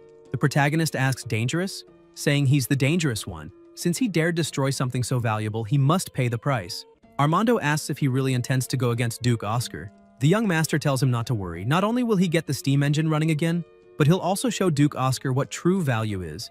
Then asks if, since the core parts have been destroyed, there are any design drawings for them in Liesel's notebook. Cresta says no. His teacher didn't leave any drawing of that in the alchemy notes. However, he remembers that she was supposed to have discussed the production of the parts with a dwarven master craftsman. Rain asks if that means the dwarf knows about them. Armando says yes, but that he's gone there several times and the craftsman refused to meet him. The protagonist puts a hand on his shoulder and says that since the craftsman won't meet him, he'll try himself. Cresta says not to get his hopes up. The guy has a strange temper. Elsewhere, a voice tells them to get lost. He doesn't have time to entertain them. The saint calls him Uncle Bram and says the master has done much for the people of Iceland, so he shouldn't treat him that way. The dwarf says he knows what he's been doing recently and asks if he's eliminated some corrupt nobles and solved the people's food problems. The saint says yes, that the young man is a rare good lord who loves the people as if they were his own children. Bram asks what there is to boast about. Shouldn't that be what a lord is supposed to do? Just as he, as a blacksmith, must forge iron for others. The young master says that's right. As a lord, he should manage his territory well and ensure the people have enough food and clothing, which is why he's here today. The dwarf wonders how this boy can say such a thing and asks if that means he's here to request something be built.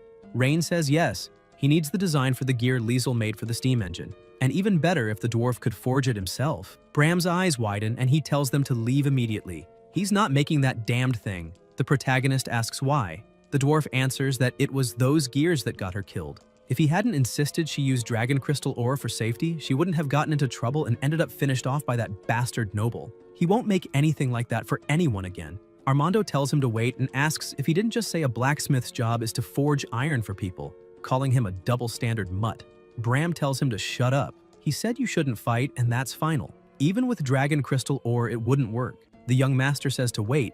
He keeps talking about dragon crystal ore and asks if it means only gears forged with dragon crystal ore can keep Liesel's machine running. The dwarf asks what he's getting at. Rain says what he means is that it's unlikely one can rely solely on that material, and asks if it's truly impossible to forge the necessary gears from common iron ore. Bram slams the table, calling him a foolish brat, telling him to stop talking nonsense, melting common iron ore into liquid.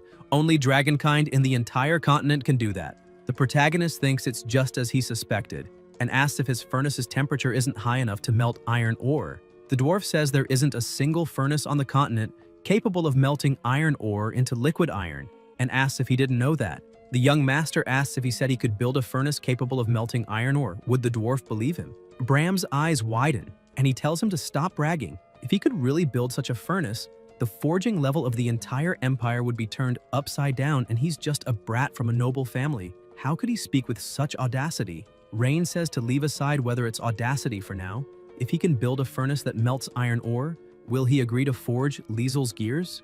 The dwarf says fine. If he can build such a furnace, he'll forge them. The protagonist thinks he's finally accepted and says it's a deal. Bram says if he fails, he'd better disappear immediately. The dwarf slams the door and the young master thinks that iron ore's melting point is 1,538 degrees Celsius. While this furnace's current temperature is far from that, it also lacks a secondary oxygen supply system, meaning the fuel's thermal effect isn't maximized. Rain takes a hammer, examines it, and begins dismantling the furnace. The saint and the alchemist shout at him, and Ayuria asks what he's doing. Armando asks if he's lost his mind. He's just destroyed the old man's furnace, so how will he forge the parts now? The protagonist smiles and tells them not to worry. He's not just messing around. These two openings are secondary oxygen supply channels he's specifically designed. With them, the furnace's combustion efficiency will at least double and the temperature will reach what's needed to melt iron ore. The Saint asks if this will really work and if such simple modifications can truly raise the temperature that much. The young master says not to underestimate the power of science. Once they add fuel and try it shortly, this furnace will certainly melt iron ore into liquid iron. The dwarf says iron ore is tough. Then Bram notices his broken furnace, rushes over, and asks how he dares destroy it. Does he have any idea how much effort it took to forge? He says he'll teach him a lesson today. Rain says he knows Bram is furious, but guarantees this new furnace can melt iron ore. The dwarf asks if he thinks forging is a game, if he really believes he knows more than this old man, if he has any idea how hard iron ore is, saying a normal furnace's temperature isn't even close, and now he's made 2 holes in it, which will only cool it faster. The protagonist says the iron ore is right there. The fuel isn't lacking. Just put it in and see if the furnace works. Bram says this old man wants to see his trick. If it can't melt the ore, he'll beat him up today. Then, still there, the dwarf puts the ore into the furnace, waiting to see if it works. Bram's eyes widen. How is this possible? The ore has melted. The Saint, surprised, asks if it really melted, saying the iron ore was indeed turned into liquid iron. Armando, shocked, says, "This can't be. What's going on with this furnace?" The young master smiles and asks, "Well?" The dwarf keeps staring at the furnace, astonished, asking how he did it and why it could melt iron ore just because of 2 holes. Rain replies that it involves the principles of pneumatics. If he wants, he can explain in detail another time, and asks if he can now forge the gears Liesel left. Bram sighs and says he's won. Now that the furnace is working, this old man will forge those gears again, but he warns that if that noble comes to cause trouble again, the protagonist cuts him off, saying not to worry. Even if that noble doesn't come after him, he'll be the one going after the noble. Then they head back to the cabin, walking up to the machine. The young master holds the part in his hand, thinking that this is the central component of the steam engine, and welcomes the arrival of the industrial age. Leah asks if, although this gear looks quite sturdy, it can really withstand the operation of a steam engine, and if it breaks, could something happen to injure him? Ayuria agrees and asks if he should ask members of her clan whether they have dragon crystal ore. Rain replies not to worry. Lysander used dragon crystal ore because industrial knowledge was insufficient at the time. Cresta tells him not to speak ill of his master. The protagonist says he should worry about himself, because once the steam engine is fixed, according to their bet, he'll have to become his subordinate. Armando says to talk about that after it's repaired. The young master opens the machine, places the part in its rightful spot, and tells them to now witness a miracle. He moves a lever and the machine begins releasing smoke. The Saint is impressed that it worked. Cresta sees that it succeeded, calls out for his master, and remembers her telling him to follow her. While Armando carried a box, she told him to wait for her, and he also recalls sitting and trying to assemble something. His master tapped him on the head, saying she'd told him many times, and he still assembled it wrong. She patted his head and said that if they succeeded, people's lives would be very happy. When his master lost her life, her last words were that she would leave the machine with him. In the present, Cresta is kneeling on the ground saying that her last wish, her dream, has come true. The boy cries heavily, and Rain says to let him cry for a while as those tears are the emotions he's suppressed over the years. 3 hours later, the dwarf looks at the machine and says he didn't expect him to actually fix the thing, then asks if it's just a machine that makes smoke. The Saint agrees and asks what, besides releasing smoke, this thing can actually do. Bram wonders if this contraption only serves to puff out smoke and scare people while sitting there. The protagonist explains that a steam engine isn't just something that produces smoke, it's the foundation of industrial society. The dwarf asks about the foundation of industrial society and what that means. The young master answers that it can make gears turn and thereby power other machines, whether mills, textile machines, means of transportation, or even future war machines. The steam engine can play an irreplaceable role. The greatest invention of humankind is boiling water. Ayuria says that's amazing. The dwarf says it sounds impressive and asks if it's really as miraculous as he claims. Rain replies that soon they'll understand its true value. The protagonist declares that from now on he will guide things step by step into the world of industry and show the power it can offer. At that moment, someone approaches in a hurry and dismounts from a horse. It is Rosalind, who announces that his sister has just arrived in the territory. The young lord is delighted by the arrival of his second sister and thinks she came at the perfect time, since the dam is almost finished and he can take the opportunity to ask her to invest a little in his project. Holker intervenes, saying that the sister sent word that she prepared a special gift for him. Rain asks curiously what kind of gift it could be, imagining that if it were gold or something like that, there would be no need. Rosalind replies that the gift is a group of newly adult girls, leaving Edgar embarrassed. At the Lord's mansion of Etherlyn, Priscilla runs up and hugs her brother, saying she missed him very much. The protagonist returns the affection, but soon asks why she brought those girls. The older sister questions whether he has no taste for women, but he replies that this is not the problem, rather the fact that because of them, people have begun to look at him with suspicion. Priscilla is surprised and asks if anyone dares to disrespect the Lord. Rain thinks the situation has become complicated since even the maid now seems to be judging him. Edgar whispers to his sister that the maid's expression changed, since before she was gentle and now looks at him as if she wanted to kill him. The older sister interprets this as a sign of concern, but the irritated protagonist insists on knowing the reason for so many girls. Seeing his nervousness, Priscilla reveals the truth. It was all because of a letter. He is shocked, and his sister shows him a note stating that he was interested in Rosalind. Convinced that she was only thinking about his happiness, she brought several young women to see which one he would choose. The protagonist retorts that he never said that and that it was a misunderstanding. Priscilla admits she may have misinterpreted it, but highlights Rosalind's beauty and asks whether he should not consider it. The older sister then teases him by asking whether the maid would mind if he had more wives. Rain reacts, telling her to stop talking nonsense. Leah, serious, declares that she's only a maid and has no right to give an opinion, and that the number of wives is his decision. Edgar ends the discussion by saying not to pay attention to such talk, and Priscilla, sensing the mood, decides not to provoke further, asking Gwen to take the girls to rest.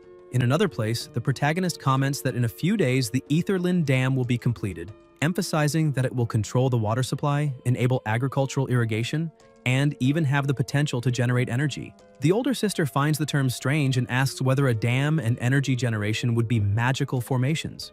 The young lord explains that no, it is about using the force of flowing water to move a mechanical device and thus generate energy. Priscilla connects this to the earlier comment about food, and Rain confirms it, explaining that it may sound abstract, but it is neither magic nor a simple mechanism, but another type of technical system. The sister asks where he learned something like that, remembering that he always preferred sword training over studying, and questions who her brother really is. Edgar realizes that he had forgotten this detail and remembers that when he arrived there, he was gravely injured, imagining it had been an accident during sword training and that he needs to come up with an excuse. He replies that after waking up 15 days ago, he was in so much pain that he could only stay at home reading, and that was when he found those books. Priscilla recalls that they wrote this in the letter about how he began devouring books non-stop and asks whether they were from the family library. The protagonist points to Liesel's notes, saying they were like those. The older sister flips through them and is surprised, recognizing that the knowledge truly exists, and concluding that it is worthy of him to turn theory into reality based only on books. The young lord says that is why he cannot practice martial arts. Priscilla replies that she knows how much he went through, understands that he stopped training to save his own life, but asks him not to push himself so hard. She says she was only worried that someone might hurt him and that she will no longer doubt him. Rain assures her that he is fine, and that, as she can see, he is still able to accomplish all those things. The older sister thinks that is good and states that no matter what happens, she will stand by him. And if there is anything in the territory that needs help, he just has to ask and she will support him fully. Edgar thinks that it was she herself who insisted on that and says that, coincidentally, there is a place where he really needs her help. Priscilla asks what it is, and the protagonist explains that he hopes she will invest in him, since it is an important plan for Etherlyn's future development. The older sister asks whether the noble's resources are not enough, but Rain says it is not about money, but about people. He explains that the city lost many people to wars and disasters, and that skilled workers are rare. Priscilla understands that he is asking for people, and Edgar confirms it, asking her to transfer some artisans, farmers, and administrators from her territory, guaranteeing that they will live well there and learn new technologies. The older sister replies that the plan is not bad, but reminds him that those people are pillars of her territory, asking whether he thinks she will release them so easily. The protagonist says that she herself promised to fully support him and asks whether she will go back on her word, adding that when Etherlyn develops, she will also benefit. Priscilla asks him not to judge her so quickly, agrees to transfer some people, but demands that he show results first to convince her that the effort will be worthwhile. Rain replies that she does not need to worry because he will show the power of industry. Later, Priscilla goes to another room and tells her subordinate that what she feared did not happen, that he is still the brother she remembers, not the Emperor's puppet. Gwen comments that he is naturally intelligent and now so dedicated that he will certainly make Etherlyn prosper. Priscilla states that she will not let the poisoning of her brother go unanswered, and says that if the Emperor made him unable to practice martial arts, it is only fair to make him lose a son, ordering an investigation of the princes and to choose the easiest target, promising that the Emperor will pay the price. Gwen replies that everything will be resolved cleanly and efficiently without her needing to worry. The older sister thinks that the Emperor touched the person most precious to her, and therefore, it is not her fault to want retaliation. Next, wagons advance full of bound people. A young man comments to the boss that they captured high-quality goods this time, and that the sale will yield a lot of money. The brute complains that most of the profit goes to old Eldrick, asking why he earns without doing anything. The long-haired man agrees, saying they risk being caught while Eldrick only reaps the benefits, making the business less and less appealing. The boss tells the men to shut up, asks what they know, and states that no matter how greedy Eldrick is, he is still their backer. He asks whether they think they could have gone in and out of Etherland's territory freely all these years without someone covering for them, and adds that if they do not want to do the job, they can leave and he will do it himself. At that moment, a hooded young man approaches on horseback and announces that there is a problem. The Lord of Etherland has changed. The boss demands an explanation, and the young man says that when he arrived at the gate, he did not recognize any of the guards on duty. He tried to bribe them, but they not only refused, but also interrogated him about what he was doing there and why he arrived so late. He made up a story about visiting relatives and managed to get away, but discovered that the city lord is no longer Eldrick. One of the lackeys asks whether they should not go back, but the boss retorts, asking where they would go back to. He explains that those women were ordered by Duke Eskar in an agreement with traffickers from the Orvis Empire, and asks who would pay them the 3,000 gold coins if they did not deliver the merchandise. He emphasizes that without that money, how could they present themselves before Duke Eskar? Another lackey fears that the new lord might not allow them to leave. The boss replies not to panic. No matter who it is, he will not refuse money. At worst, they will profit less this time, but they can rest there for one night. The next day, they will disguise themselves as a merchant caravan, taking fewer women to test whether they can blend in. If it works, they will make more trips. The brute asks whether they can have some fun that night. The long-haired man adds that they do not know if they will be alive tomorrow and asks to enjoy themselves before dying. The boss orders them not to touch the redhead, but says they can use the rest as they wish. The men cheer and look at the wagon full of women. The boss then tells the two to hurry up and spend the night in the cave. One of the women, trembling, begs to be let go. The brute pretends to reassure her, saying he will be gentle, while dragging her by force as she begins to scream loudly. At that moment, a firm voice interrupts, telling them to stop and asking who they are. It is Rosalind. The brute, surprised, comments that it is a woman. Holker accompanies her and asks who they are and what they intend to do with that girl. The brute fixes his eyes on her legs, impressed. The long-haired man mocks them, saying they were just having fun, and suggests she join them, guaranteeing she will have fun too. Everyone bursts into laughter, but Rosalind stares at them coldly, advances, and delivers the first blow against the long-haired man, electrocuting him and knocking him to the ground. Holker, wielding his spear, attacks next and hurls the brute far away. The lackeys, frightened by their fallen companions, ask what is happening and, seeing Rosalind in front with lethal intent, panic and flee, shouting for help. Inside the cave, the boss is confused, not understanding the situation until one of the accomplices falls with a spear pierced through his body. The bald man begs them to stop. The remaining lackeys run to the boss asking for help, and he tries to justify himself, saying he does not know how he offended them. Holker directly asks whether he kidnapped the girl. The bald man replies that there was a misunderstanding. He claims they are merely slave traders of Duke Eskar, and that they were there to deliver the slaves to the new masters on behalf of the Duke, showing documents he calls legal. Rosalind, upon hearing the name Duke Eskar, remembers Reen's words that during the patrols over the next few days she should pay attention to anyone coming from the Duke's territory. Holker confirms this and asks whether there is anything specific to watch for. The young lord tells her to look for trouble.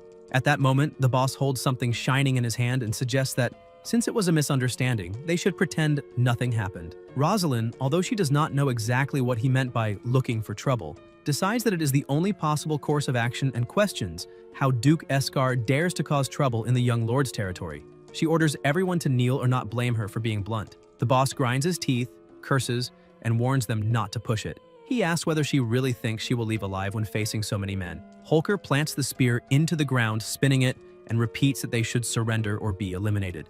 The boss leaps with his sword and says she is courting death.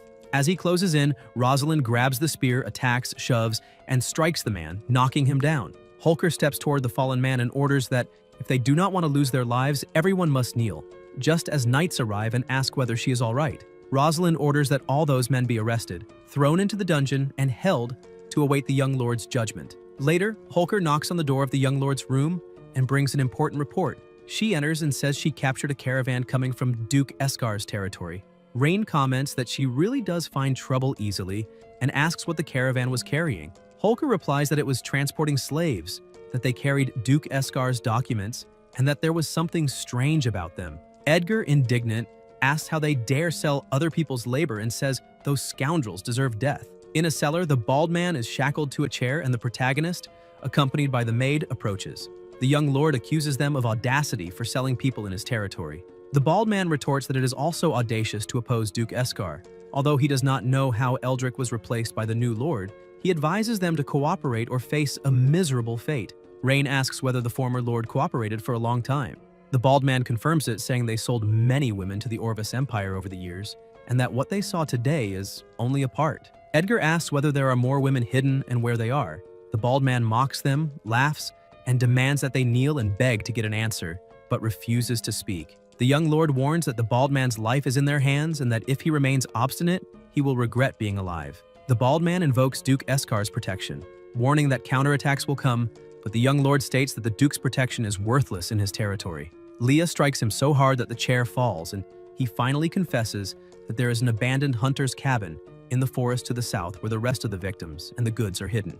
Rain instructs the maid to tell Rosalind to gather the cavalry and depart to rescue those girls, warning that if it is a lie, they will make the bald man regret living in this world. The bald man, in despair, claims that Duke Escar's elimination squad is at the cabin and that everyone will be executed. Soon after, Holker spots signs of occupation near the hunter's cabin and announces to the young lord that he did not lie. Edgar orders an ambush to be prepared and that no one be allowed to escape.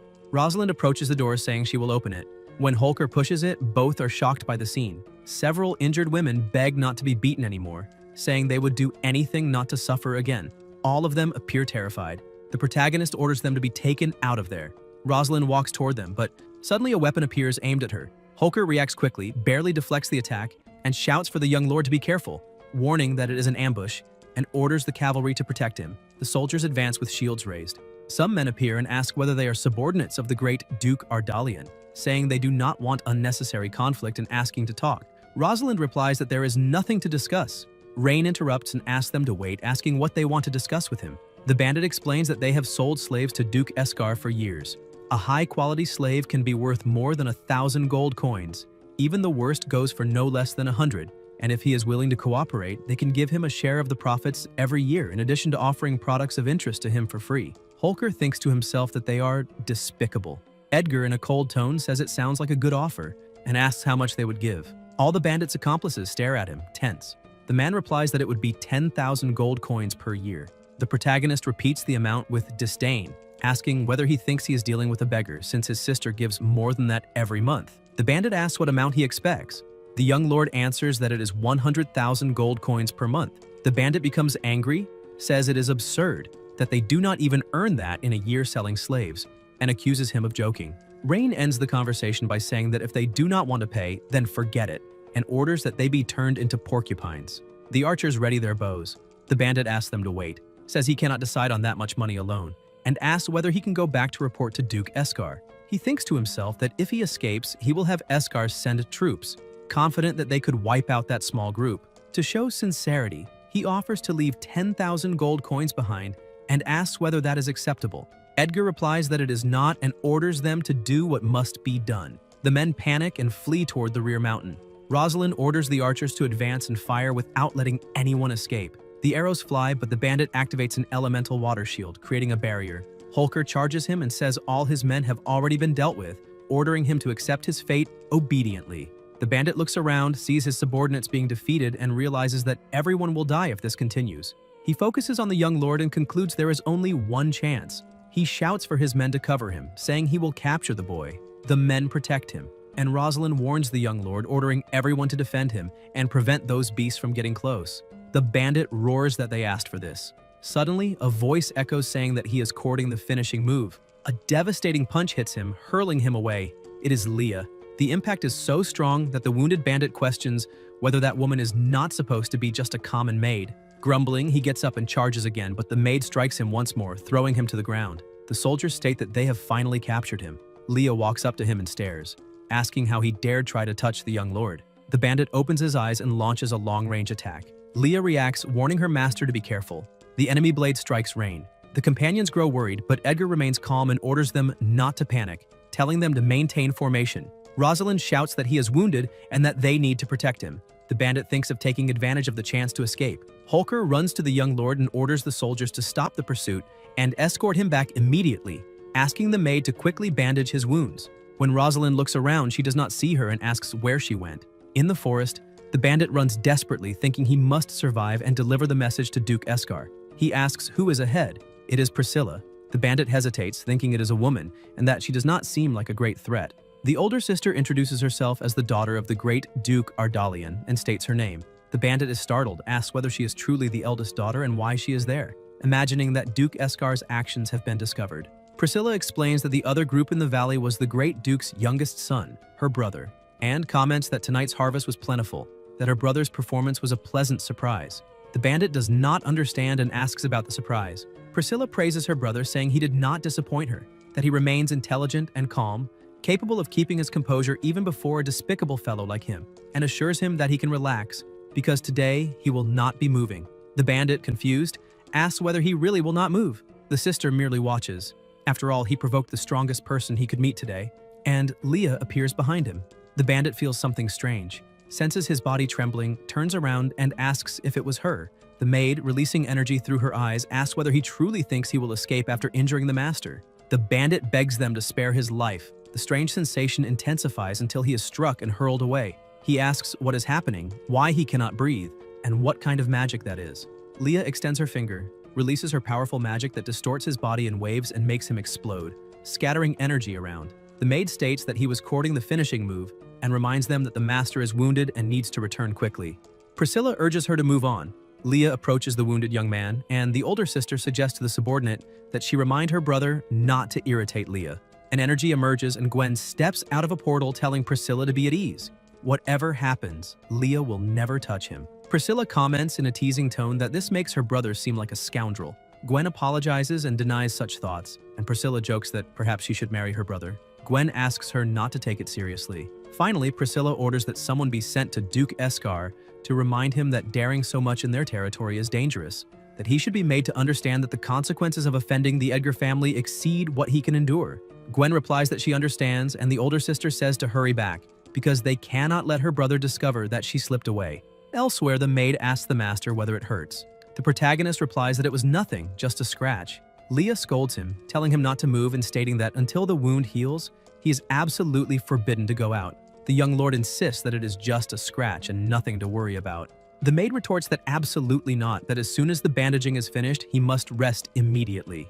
At that moment, Priscilla suddenly opens the door, saying she heard he was injured and asks to see it, anxiously wondering whether it will affect his life in the future. Rain replies that it is nothing serious, just a superficial cut. Leah, however, reinforces that he should be more careful, reminding him that if the dagger had missed by a fraction, it could have been fatal. The older sister agrees, saying he cannot toy with his own life, and asks what happened. Edgar explains that Rosalind captured a group of bandits trafficking women, and after interrogating them, they discovered slaves hidden in the valley. He took people there and found women being held captive, but when negotiations failed, a clash broke out. Because it was dark, he did not notice the thrown dagger and ended up wounded in the shoulder.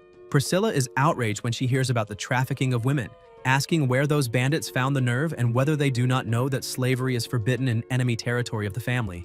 The maid comments that, according to the men in black, they are subordinates of Duke Eskar. The older sister asks how that coward dares act like that on her property. The protagonist replies that perhaps it is because Eldrick was indulgent. From their tone, it seems they made a lot of money over the years. Priscilla admits that this caused many problems and asks, now that everything is resolved, what he will do with the girls. The young lord says he will evaluate them tomorrow. He is short on manpower, and if they have nowhere to go, they can remain in Iceland City. He will provide basic education and jobs in the city.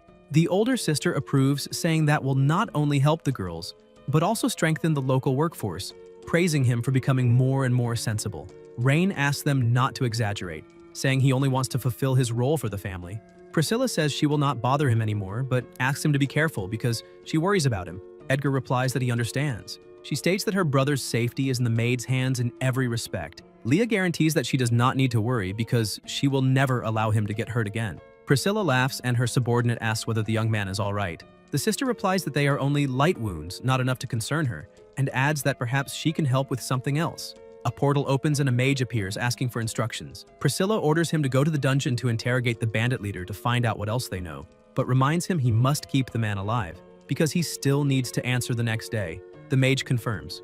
Elsewhere, a boy says he accepts defeat and is willing to serve him. The protagonist provokes him, commenting that Armando prefers to serve the nobility, that he is a young man with beliefs and ideas, but would starve to death in the end. The young lord complains that his shoulder still hurts. Armando, in his thoughts, recognizes that this man deserves his loyalty, even if he seems foolish. The system notifies that Armando's loyalty increased. Rain is pleased, thinking it is great. Now Armando is impressed by steam machine technology and will work obediently in the factory, reforming himself. Armando admits he was wrong, asks him not to lecture him, and asks what he can do for him. Edgar asks directly one last time whether Armando is willing to be a subordinate.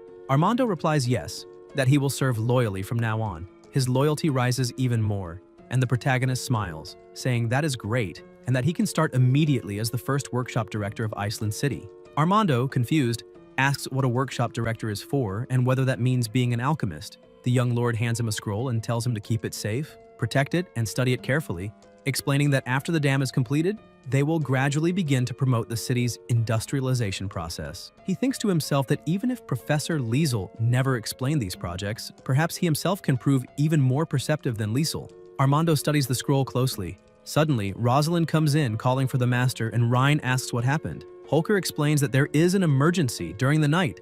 The bandit leader imprisoned in the dungeon was eliminated. Edgar is surprised. In the jail, they find the bald man dead on the floor and the protagonist asks when they discovered it. Rosalind answers that it was about half an hour earlier when the guard found him while bringing water. A voice then asks whether anyone knows what the symbol carved nearby means. The mage releases her magic over the area and reveals that traces of black energy still remain in the dungeon. Holker asks if it is the work of a dark mage. The young lord comments that indeed, the city of Aetherland seems to attract many shadowy talents. Leah warns him to leave immediately, reminding him that dark mages are vile parasites and that magical residue can make him sick. Rain replies that there is no need to worry so much, that the dungeon is well ventilated and dry, which greatly reduces the risk. The mage, however, agrees that it is better for them to withdraw. She explains that dark mages usually hide in the shadows, act in silence, but are extremely deadly. Their magic is powerful enough to unleash plagues and large-scale disasters. Edgar wonders whether they really could cause plagues, and if so, whether people study bacteria. The mage says they still do not know why the dark mage killed the bandits. If it was only to silence them, so much the better. But if they are targeting him, they need to prepare in advance. At the Aetherland orphanage, the protagonist introduces himself to the children and says that the day before he rescued them from the bandits. He explains that they now have two choices. They can say where their home is, so he can arrange a carriage to take them back, or if they have nowhere to go, they can stay there, receive food, shelter, and work, becoming part of his people. He asks if anyone remembers where their home is, but everyone lowers their head in silence. The young lord asks whether none of them remember. The saint explains that most were abandoned very early, grew up hearing lies and threats, and may not even believe that someone truly wants to help them. Winning their trust will take time. Rain, however, says that will not be a problem because winning over children is his specialty. He orders desserts brought from the kitchen, especially the tastiest cookies in the entire city, and asks them to bring plenty because everyone must be hungry. The children look curiously at the cookies, and Edgar points to the girl in front, saying she can try first, guaranteeing that if she does not like it, no one will force her. The little girl takes a cookie, tries it, and says it is delicious.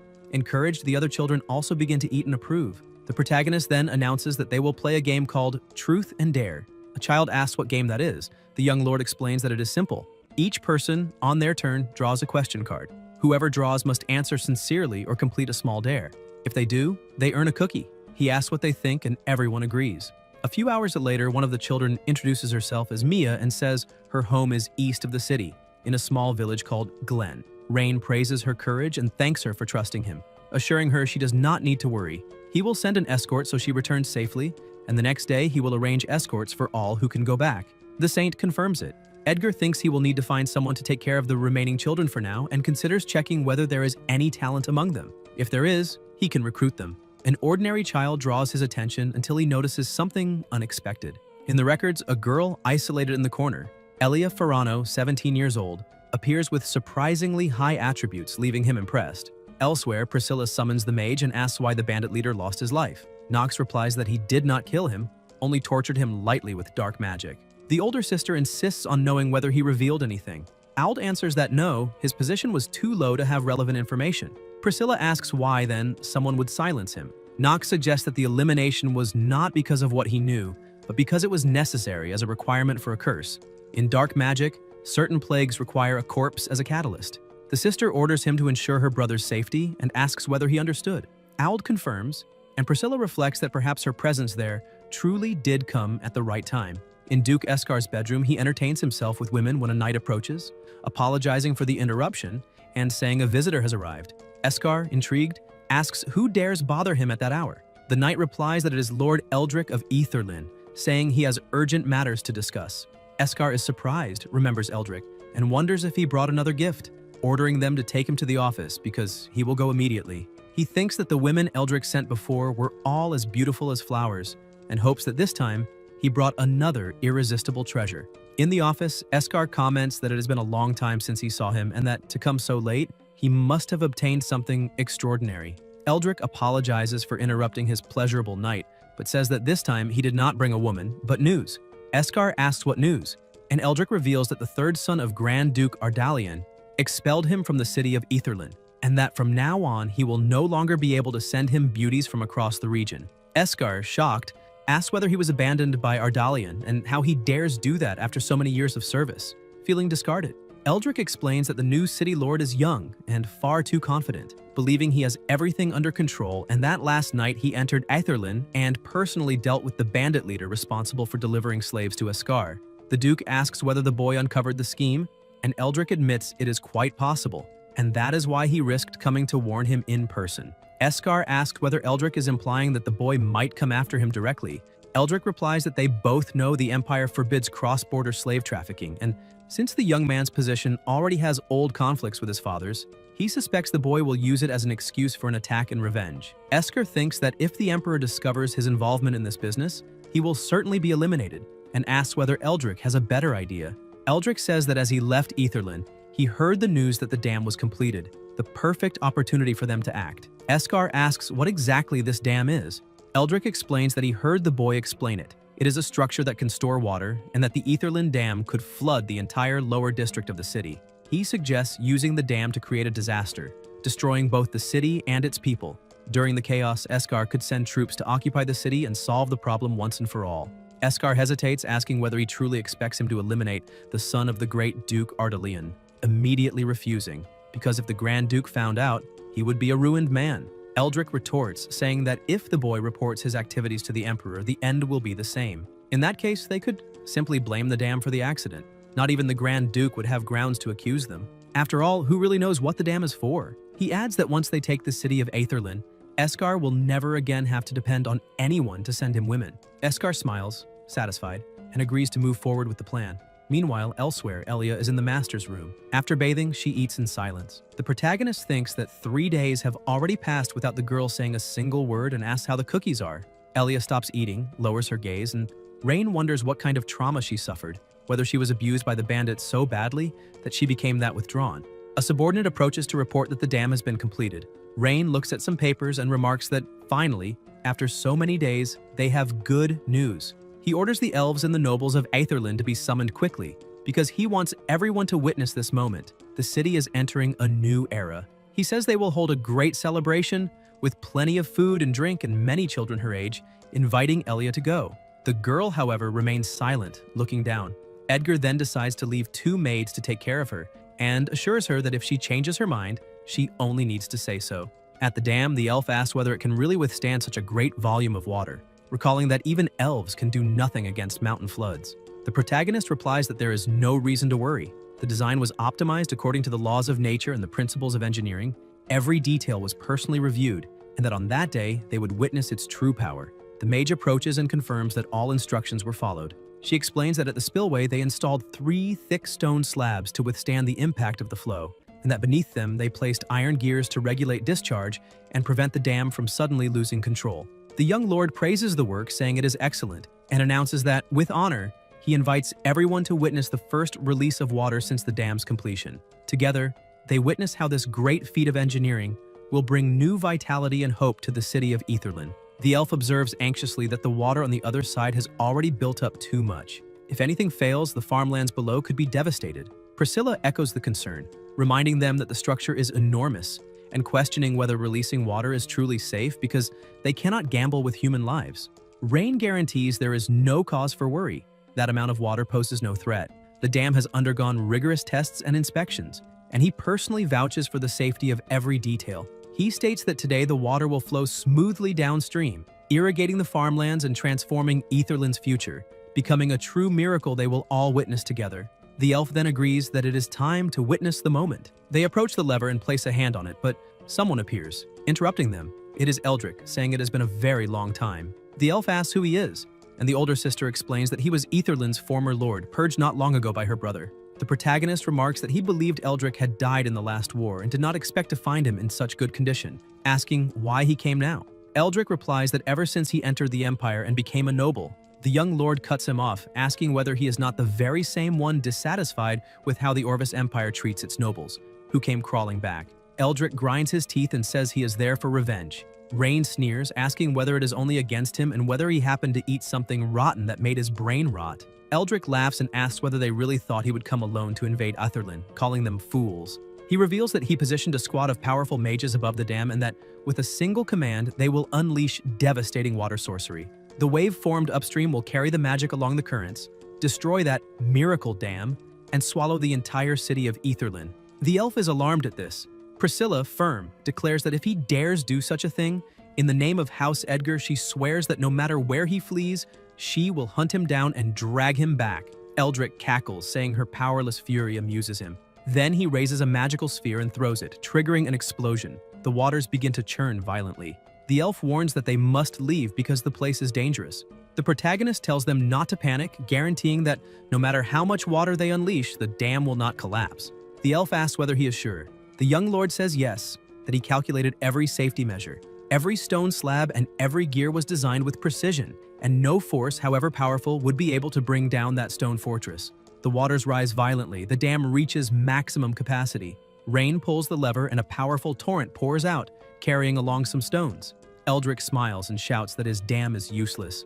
The elf panics, saying the structure will not hold, and that they must flee before they are swallowed. Priscilla urges her brother to run. Edgar, however, remains calm and states there is no reason to fear. That amount of water is not enough to destroy his dam, asking whether this is truly all of Eldrick's flood power. More water continues to be released, and Eldrick asks whether he still dares be stubborn, claiming the dam is already clogging, and that if he is so eager to lose his life, he will grant that wish. The current increases. Parts of the structure begin to crack and some pieces break. The elf asks whether there's a problem, and Priscilla warns that they truly cannot stay there. The protagonist, however, remains calm and says it is still not time to worry, asking them to wait a little longer. Eldrick shouts that the dam must be destroyed along with his stupidity. He keeps pouring on power, releasing more water, and more pieces break loose. The women watch in shock, and Priscilla asks how this is possible, noticing that the third section has already been swept away. The young lord replies that this is exactly when everything begins. The dam's gears start moving, and Eldrick, watching, realizes that on the other side the water begins to leak toward the land, changing the flow. The older sister asks if the flow is being redirected to the farmlands. Rain thanks his opponent ironically, saying that if not for him, he would have wasted his own mage's magic irrigating the fields.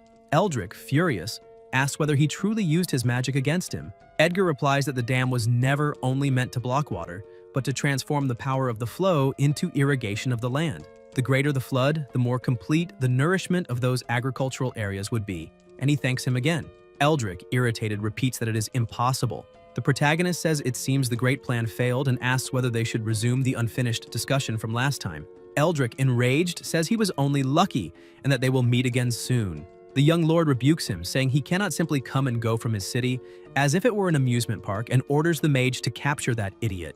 Selena conjures powerful lightning magic and hurls it at Eldrick, striking him head-on. Rain then comments that they still need to discuss the business investment plan that was not settled. Elsewhere, the elf says the dam truly impressed her. Priscilla agrees and asks how they can cooperate in the investment he mentioned. Edgar explains that the dam solved the flooding problem that plagued the city, but to make it prosper, they need to stimulate the economy. The elf asks whether he plans to create merchant caravans. The protagonist replies no, that his plan is to make money precisely from them. The older sister asks whether he intends to raise toll fees, reminding him that could generate resentment and that he himself already eliminated Caesar and his group for charging arbitrary rates. The young lord denies it and explains that his idea is to build a community that serves traveling merchants, encouraging them to spend there everything they earn. They move elsewhere, and Rain notes that this is the only road linking Aslan to the border fortress. He points to an old abandoned gambling house and explains that, because of the strategic location, if a service area is established there, caravans will inevitably stop to spend. The elf retorts that the place is in complete disarray and asks that if it was as good as he claims, the casino would not have gone bankrupt. Edgar thinks the former owners did not even bother maintaining the place and explains that the bankruptcy was the result of poor management. He guarantees that under his control they will do better and that this time there will be no bankruptcy. The elf watches him closely and asks what exactly this service area is that he mentioned. The protagonist opens the map and explains. It will be a comprehensive facility, including rest stops, shops, stables, and more, offering special services for caravans and travelers. A commercial hub integrating rest, supplies, trade, and communication. The elf admits it is a very good idea. The young lord continues, saying that trade between Aslan and the border fortress is frequent, with countless caravans passing every day. Moreover, people from neighboring areas will gather there because of the convenient transport. Establishing this service area will boost consumption, investment, and the development of other industries. The elf, however, asks what the benefits would be for the elves, since everything she has seen so far favors only humans. Rain replies that the service area will not only offer convenience to human caravans, but more importantly, it will serve as a food distribution hub. From that point on, elves will no longer need to worry about food. Surprised, the elf asks whether it is truly a food distribution hub, and whether he is serious. Edgar confirms. As the number of caravans grows, grains, spices, and agricultural products from all over the world will continuously pass through there. Thus, the elves will not only have enough food, but will also be able to acquire agricultural goods from across the country at accessible prices, ensuring their granaries are never empty. In this way, not only Aslan, but also the elven border will become a thriving trade channel, and the elves will have inexhaustible food reserves, solving their subsistence concerns once and for all. The elf thinks that if what he says is true, then her people will no longer have to fear hunger. The protagonist states that, as the saying goes, to get rich, you must first build roads. Only by opening trade routes do resources circulate and everyone benefits. The elves, he says, will experience unprecedented prosperity, and this is only the beginning. Convinced, the elf says she trusts the plan. If this road can bring food and prosperity, the elves will support him as well. The young lord thanks her for the trust and asks how much she intends to invest, adding that as soon as the money is available, they will begin construction immediately. The elf replies that she will start with 150,000 gold coins. If it works, she will continue cooperating. Rain thinks, surprised, that this woman is truly rich, since she invests 150,000 right from the start, calling the elven tribe a fat sheep. The elf stresses that she wants a detailed plan for the construction and the use of the funds, because she will send people to supervise. Edgar guarantees that he will personally supervise and ensure that every stage is done to the highest standards. Later, elsewhere, the protagonist calls for his maid and announces that the elves agreed to invest, and that the city of Aslan is saved. Leah replies that it was thanks to his wisdom and persistence that the city's future became bright. The young lord, however, says that although the investment issue is resolved, the management of the funds needs to be organized carefully and asks her to look for Selena. Leah confirms that she understands.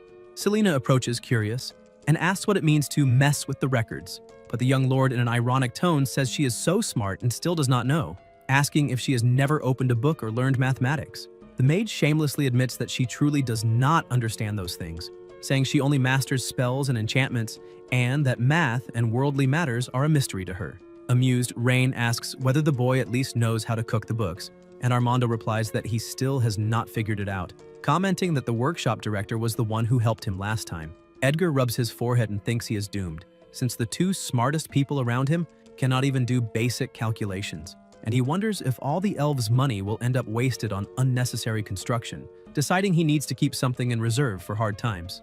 Leah, worried, asks if it is a financial problem and suggests he ask his sister for help, reminding him that her territory is full of business geniuses who would certainly understand what it means to deal with fake accounts. The young lord immediately refuses, saying that this kind of matter must be handled by someone trustworthy, and that the fewer people who know, the better. Then orders that all the merchants of Aslan be summoned the next day, because he wants to find out whether there is any sly profiteer among them. Elsewhere, a red-haired woman walks along the road and looks into the distance, wondering if that really is the city of Aslan. Determined to make the young lord promise to free the Grand Duke of Castella, no matter the cost, because she must rescue her father. Inside the city, she keeps walking and asks a young man whether there is any celebration in Eslin that day. He replies that the city lord is holding an accounting exam and that everyone went to watch and have fun. Intrigued, the redhead asks what that exam is, and the young man says he is not sure, but he heard that whoever passes will get the chance to work for the master and will also be able to make a request, any wish they have. She wonders whether, if she passes, she could ask for the unconditional release of the Grand Duke of Castilla. People start running, saying the test is about to begin, and she decides to see what is going on. In the hall, the candidates sit down and begin answering the questions. The young lord watches with satisfaction, thinking the exam was tailored for the new service area that will be built, considering himself a genius for creating problems that ordinary companies could not solve, and imagining that this way, Aslan will attract the best accounting talents. Suddenly, a man comes running in, and someone remarks in surprise that he finished far too quickly, recognizing him as the owner of the local brothel. Rain grumbles that he thought it was impossible for any genius to exist in Aslan. Edgar takes the paper, sees it is blank, and asks what happened. The man, embarrassed, says he did not understand the title of the exam. Edgar, irritated, asks why someone who understands nothing came to take the test, and the man replies that he does not understand terms like balance sheet, depreciation, amortization, or working capital, and asks them to write it in a simpler way. The young lord thinks that if they make it clearer, they will be incriminating themselves and end up arrested in the imperial capital. Another man appears with a sheet and asks them to look at his answer, and the young lord reads that he has an 8-year-old daughter still unmarried, and that if the master has time, he could visit them and even take her. Outraged, Ryan thinks about having him arrested for a good ideological lesson, wondering whether there is not even a single decent accountant in that city. Watching from afar, the redhead notices the young lord's displeasure and wonders what kind of problem has left everyone in Aslan so lost, deciding to try it herself. As she approaches, she asks the guard whether she can still take the exam, and he asks who she is. She replies that she is just a tourist, and if the rules allow it, she would like to participate. The guard says the master only forbade elves from taking the test so she can try, but warns her that no one managed to get more than 2 questions right that day. The red-haired woman takes the test, sits down, and observes in silence, trying to understand what lies before her. After reading the situation described, she wonders whether the lord of that city is really hiring someone to manipulate records, and concludes that the young master is no different from the corrupt officials of the empire, all greedy and ambitious. Even so, she decides that if she can answer perfectly, she will gain bargaining chips, and her father's life is worth more than her own pride. Since he wants someone to handle the numbers, then it will be done with enough precision to satisfy him. Meanwhile, the young master continues observing the exams and wonders whether there is not even a single competent accountant in all of Aslan, until someone approaches with a completed paper.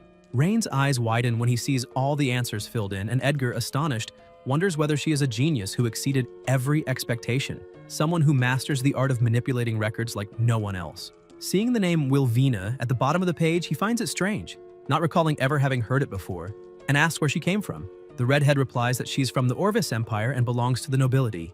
Those present murmur about enemies and ask what a noble of Orvis is doing there, saying she should be expelled.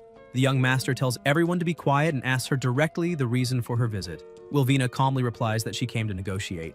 Intrigued, he says that is interesting and invites her to talk elsewhere. Rain comments that her answers were impeccable and asks whether she happens to be a financial consultant of the Orvis Empire. The redhead smiles and says he is exaggerating, that she merely understands a bit about finance. Edgar, analyzing the answers, thinks that what she did is even more perfect than the accounting system he himself had devised. The young master opens the system and reviews the information. Wilvina Kale, 18 years old, high attributes, and an exceptional profile, concluding that she is exactly the kind of talent he needs. He then asks what the Orvis Empire wants to negotiate. The redhead replies that she came on behalf of Grand Duke Castella, saying the Empire wants his release and is willing to pay generous compensation in return. Rain comments that money is not what they need right now. Wilvina watches him, trying to understand what he truly wants, and asks what his terms are, whether he wants territory or power. Edgar then points a finger and says that he wants her to become his servant. Kale is stunned and asks whether she heard that correctly. The young master confirms it and says it is a reasonable request, stating that she is far more valuable than the Duke. The redhead becomes furious, thinking it must be a joke, and says he is insulting a noble of the Orvis Empire, declaring that she would never bow to an enemy. The young master replies that he does not joke about serious matters, especially with talented people like her, and that he would not waste someone with such ability. Wilvina stares at him, trying to understand whether he is serious or merely provoking her, but notices that his tone is firm. She wonders whether, if she refuses, he will still honor the promise made to the participants. And before she can say anything, Rain comments that perhaps this is not the end of the negotiation. Edgar adds that she already solved a major problem for them, and that Aslan needs talents like her to grow and prosper. Wilvina sighs and says that, unfortunately, she cannot accept his terms. The young master asks whether it is because of imperial honor, and she replies that her father is imprisoned in Orvis, and that she must free the Grand Duke to exchange him for her father's freedom. Edgar thinks that winning her over will not be easy. Kale then recalls that whoever passed the exam would be entitled to a reasonable wish, and states that she has fulfilled her part, demanding that he keep his promise. Rain smiles and orders that the prisoner be brought, saying that if the young lady wishes to take him, so be it. She thanks him for his generosity, and Edgar comments that they will meet again, leaving her confused. Later, a carriage rolls down the road carrying the Duke back, and he, seething with anger, vows revenge, saying that that boy dared to humiliate him and that, upon returning to the Orvis Empire, he will have the Emperor raise an army to raise the city of Aslan. Kale watches the Duke and thinks he is an arrogant pig, wondering how someone who has already lost once can still talk about revenge. Costella complains about the carriage, calling it cursed and saying it is shameful to travel in such a miserable vehicle. The redhead replies that the road has always been rough and that even the finest carriage would feel the same there. The Duke insists, saying that as a Grand Duke of the Orvis Empire, he deserves the best treatment, threatening to complain to His Majesty as soon as he returns. Wilvina, irritated, merely wishes he would shut up, thinking that he seems unaware that he will be punished once he goes back. When the knight reports that there is a clean stream ahead and asks whether they should stop, she decides to rest there, stating that traveling at night is dangerous. Upon dismounting, the Duke sighs in relief, saying he can finally rest and complaining once more about the carriage.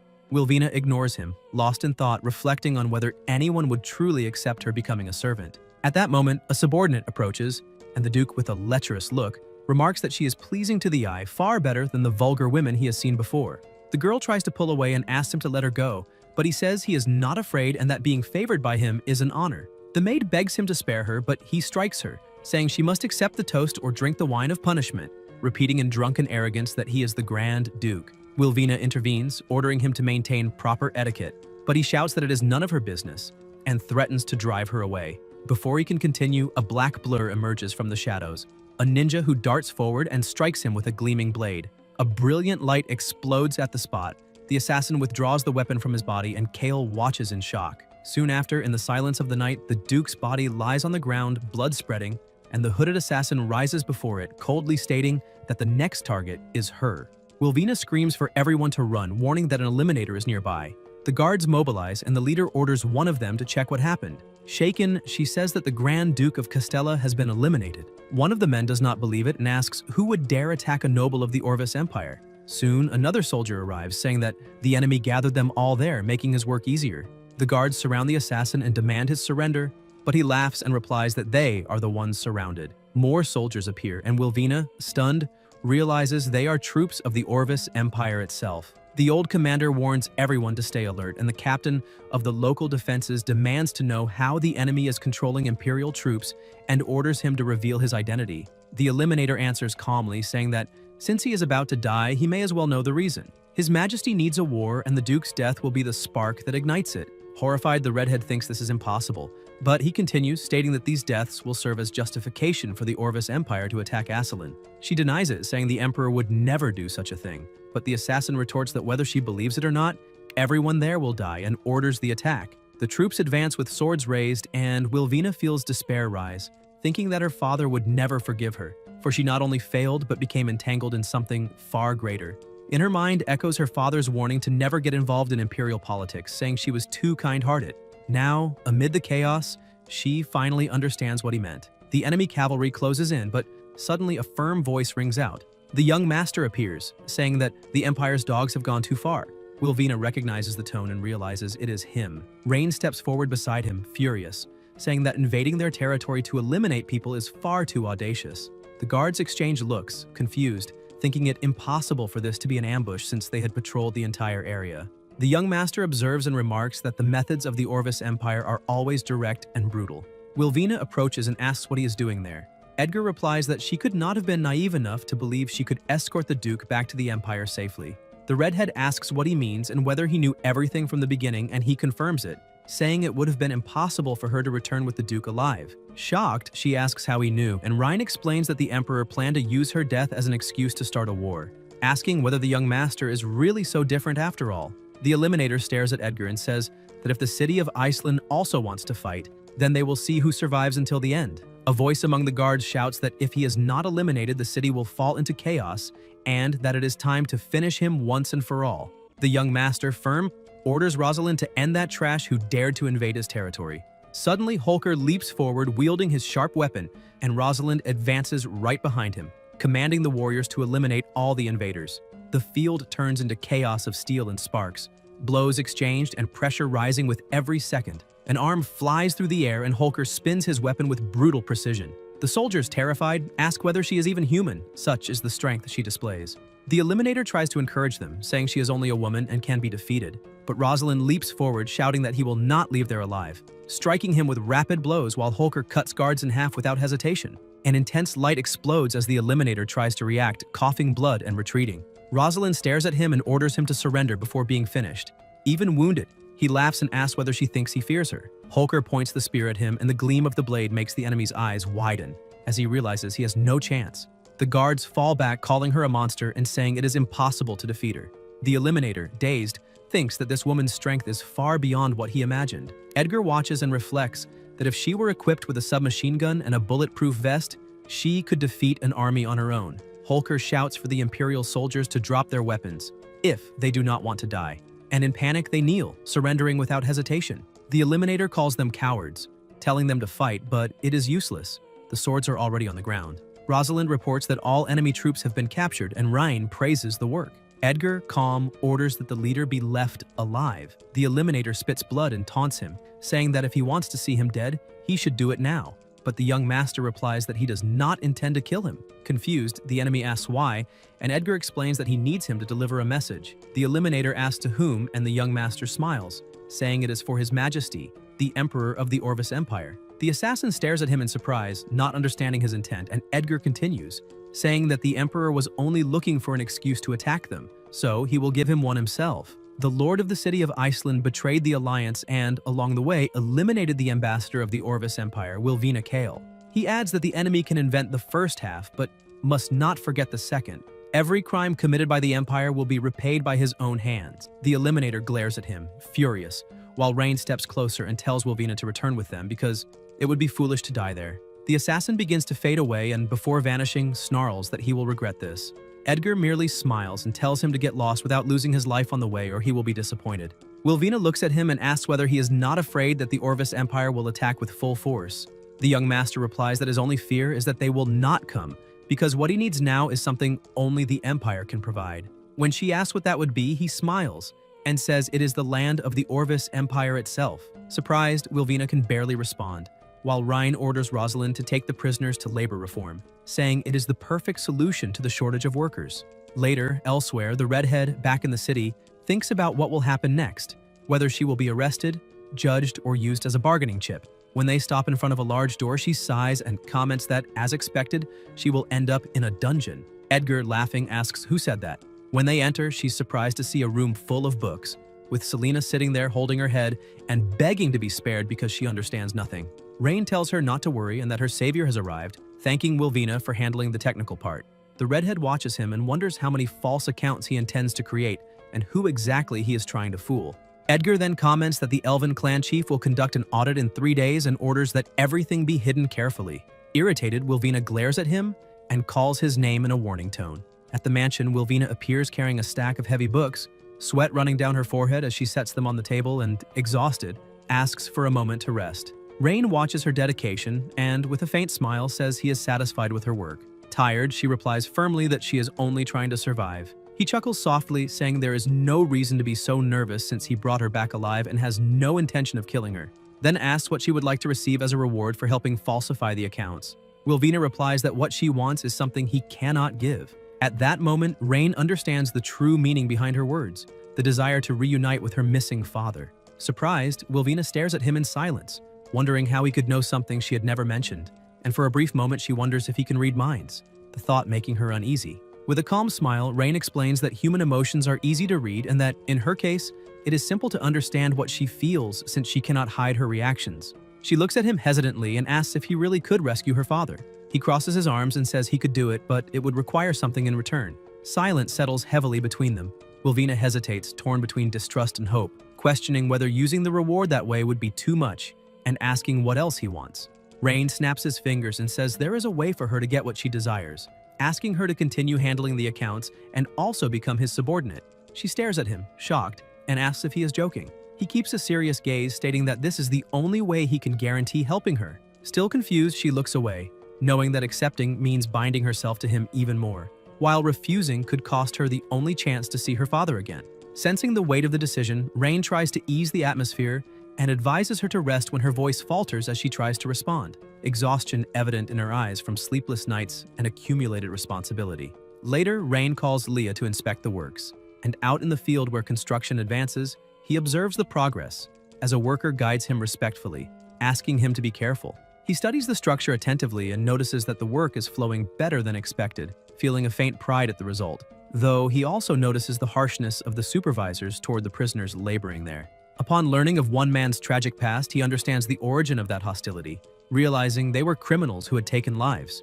The guide promises to speak with the supervisor and ask him to be more lenient, fearing delays, but Rain tells him to wait and asks why they should feel compassion for those men, reminding him that when they invaded Iceland, they showed no restraint at all. The guide is confused, but Rain simply orders him to ensure that no one dies before the area is repaired, and the man smiles, saying he understands. Rain then asks how many hours they work and how many meals they receive, and the guide answers that they work 8 hours a day and get 3 meals. Rain reflects that, with autumn approaching, this seems too easy, and orders the workday increased by 2 hours. Later, at the elf's residence, he brings all the accounts for her to review, and she examines the numbers carefully until noticing something odd and asking if there is no mistake.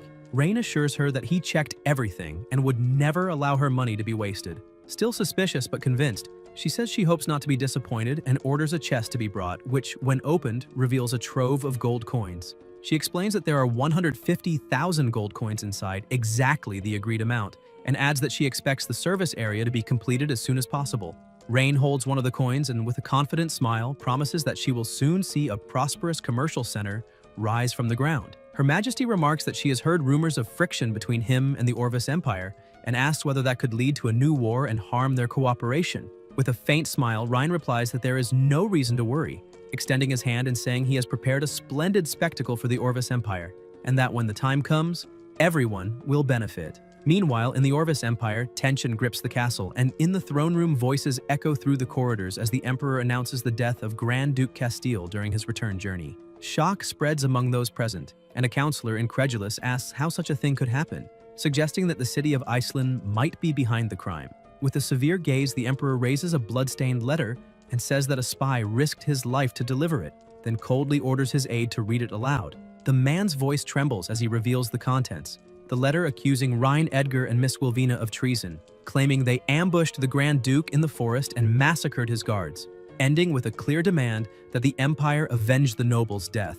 The Emperor slams the arm of the throne in fury, calling Wilvina's betrayal despicable, as the nobles erupt, clamoring for Iceland to pay in blood. Turning to Craven, the Emperor looks at him with contempt, reminding him that he was the one who suggested the peace treaty, and now, with the Grand Duke dead and the Empire humiliated, demands an explanation for his failure. In silence, the blonde man curses the old Emperor, convinced that the crown-wearing demon had planned everything to justify an invasion. Yet before everyone, he kneels and takes the blame, saying he was deceived by the traitor Wilvina.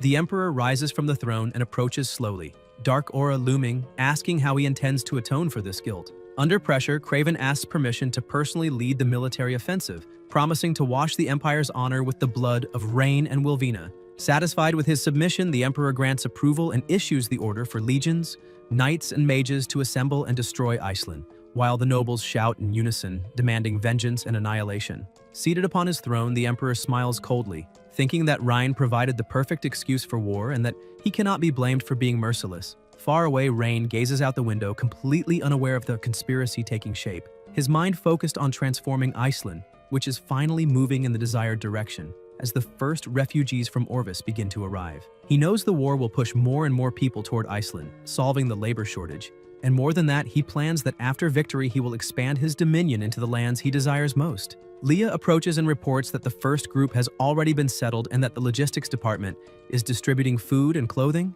And when Rain asks how many arrived, she answers that there are about 3,000 refugees, including 800 men fit for labor and 1,400 women. Satisfied, he concludes that at this pace, Iceland will no longer face a worker shortage and orders extra food for the newcomers, noting that the elves' money is still abundant and has notices spread along the borders promising tax exemption and free housing, since the elves paid dearly and he intends to make use of every coin. Leah agrees immediately. Shortly after, Wilvina asks to see him, and with a simple nod, Ryan and Leah authorize her entry. She enters determined, tension heavy in her gaze, confronting him and accusing him of being responsible for the war, saying she could stop it if she returned to the Empire. Rain doubts her influence and replies that he has already prepared for any outcome. Indignant, Wilvina accuses him of sacrificing innocence for ambition and calls him selfish, but he remains calm, remarking that it is curious to see her so shaken over the people, something that, in his view, makes her too kind. Angered, she tells him to stop mocking her, saying she hates those who start wars.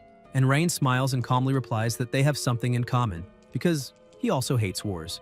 Confused by the answer, Wilvina asks what he means, and Rain stands up slowly, gaze firm, stating that the worst people in the world are those who start wars, and that is precisely why he must fight. The words sound like a paradox, and Wilvina stares at him, incredulous, thinking it all absurd. Rain then explains that if everyone fears and hates him, no one will dare start a war while he exists, because it is not reason that prevents conflict, but strength. His cold, rational tone leaves Wilvina speechless as he mocks the idiots of the Empire, saying it would be boring to face them directly. His plan being to let them sink on their own, trapped in swamps and scarcity, until they lose supplies and the faith of their own people. Stepping closer, Rain places a hand on her shoulder and tells her to rest well in the coming days, promising with a gentle smile that she will soon see her father again. And for a moment, Wilvina remains motionless, unable to react, realizing that this was something she never would have expected to hear from him.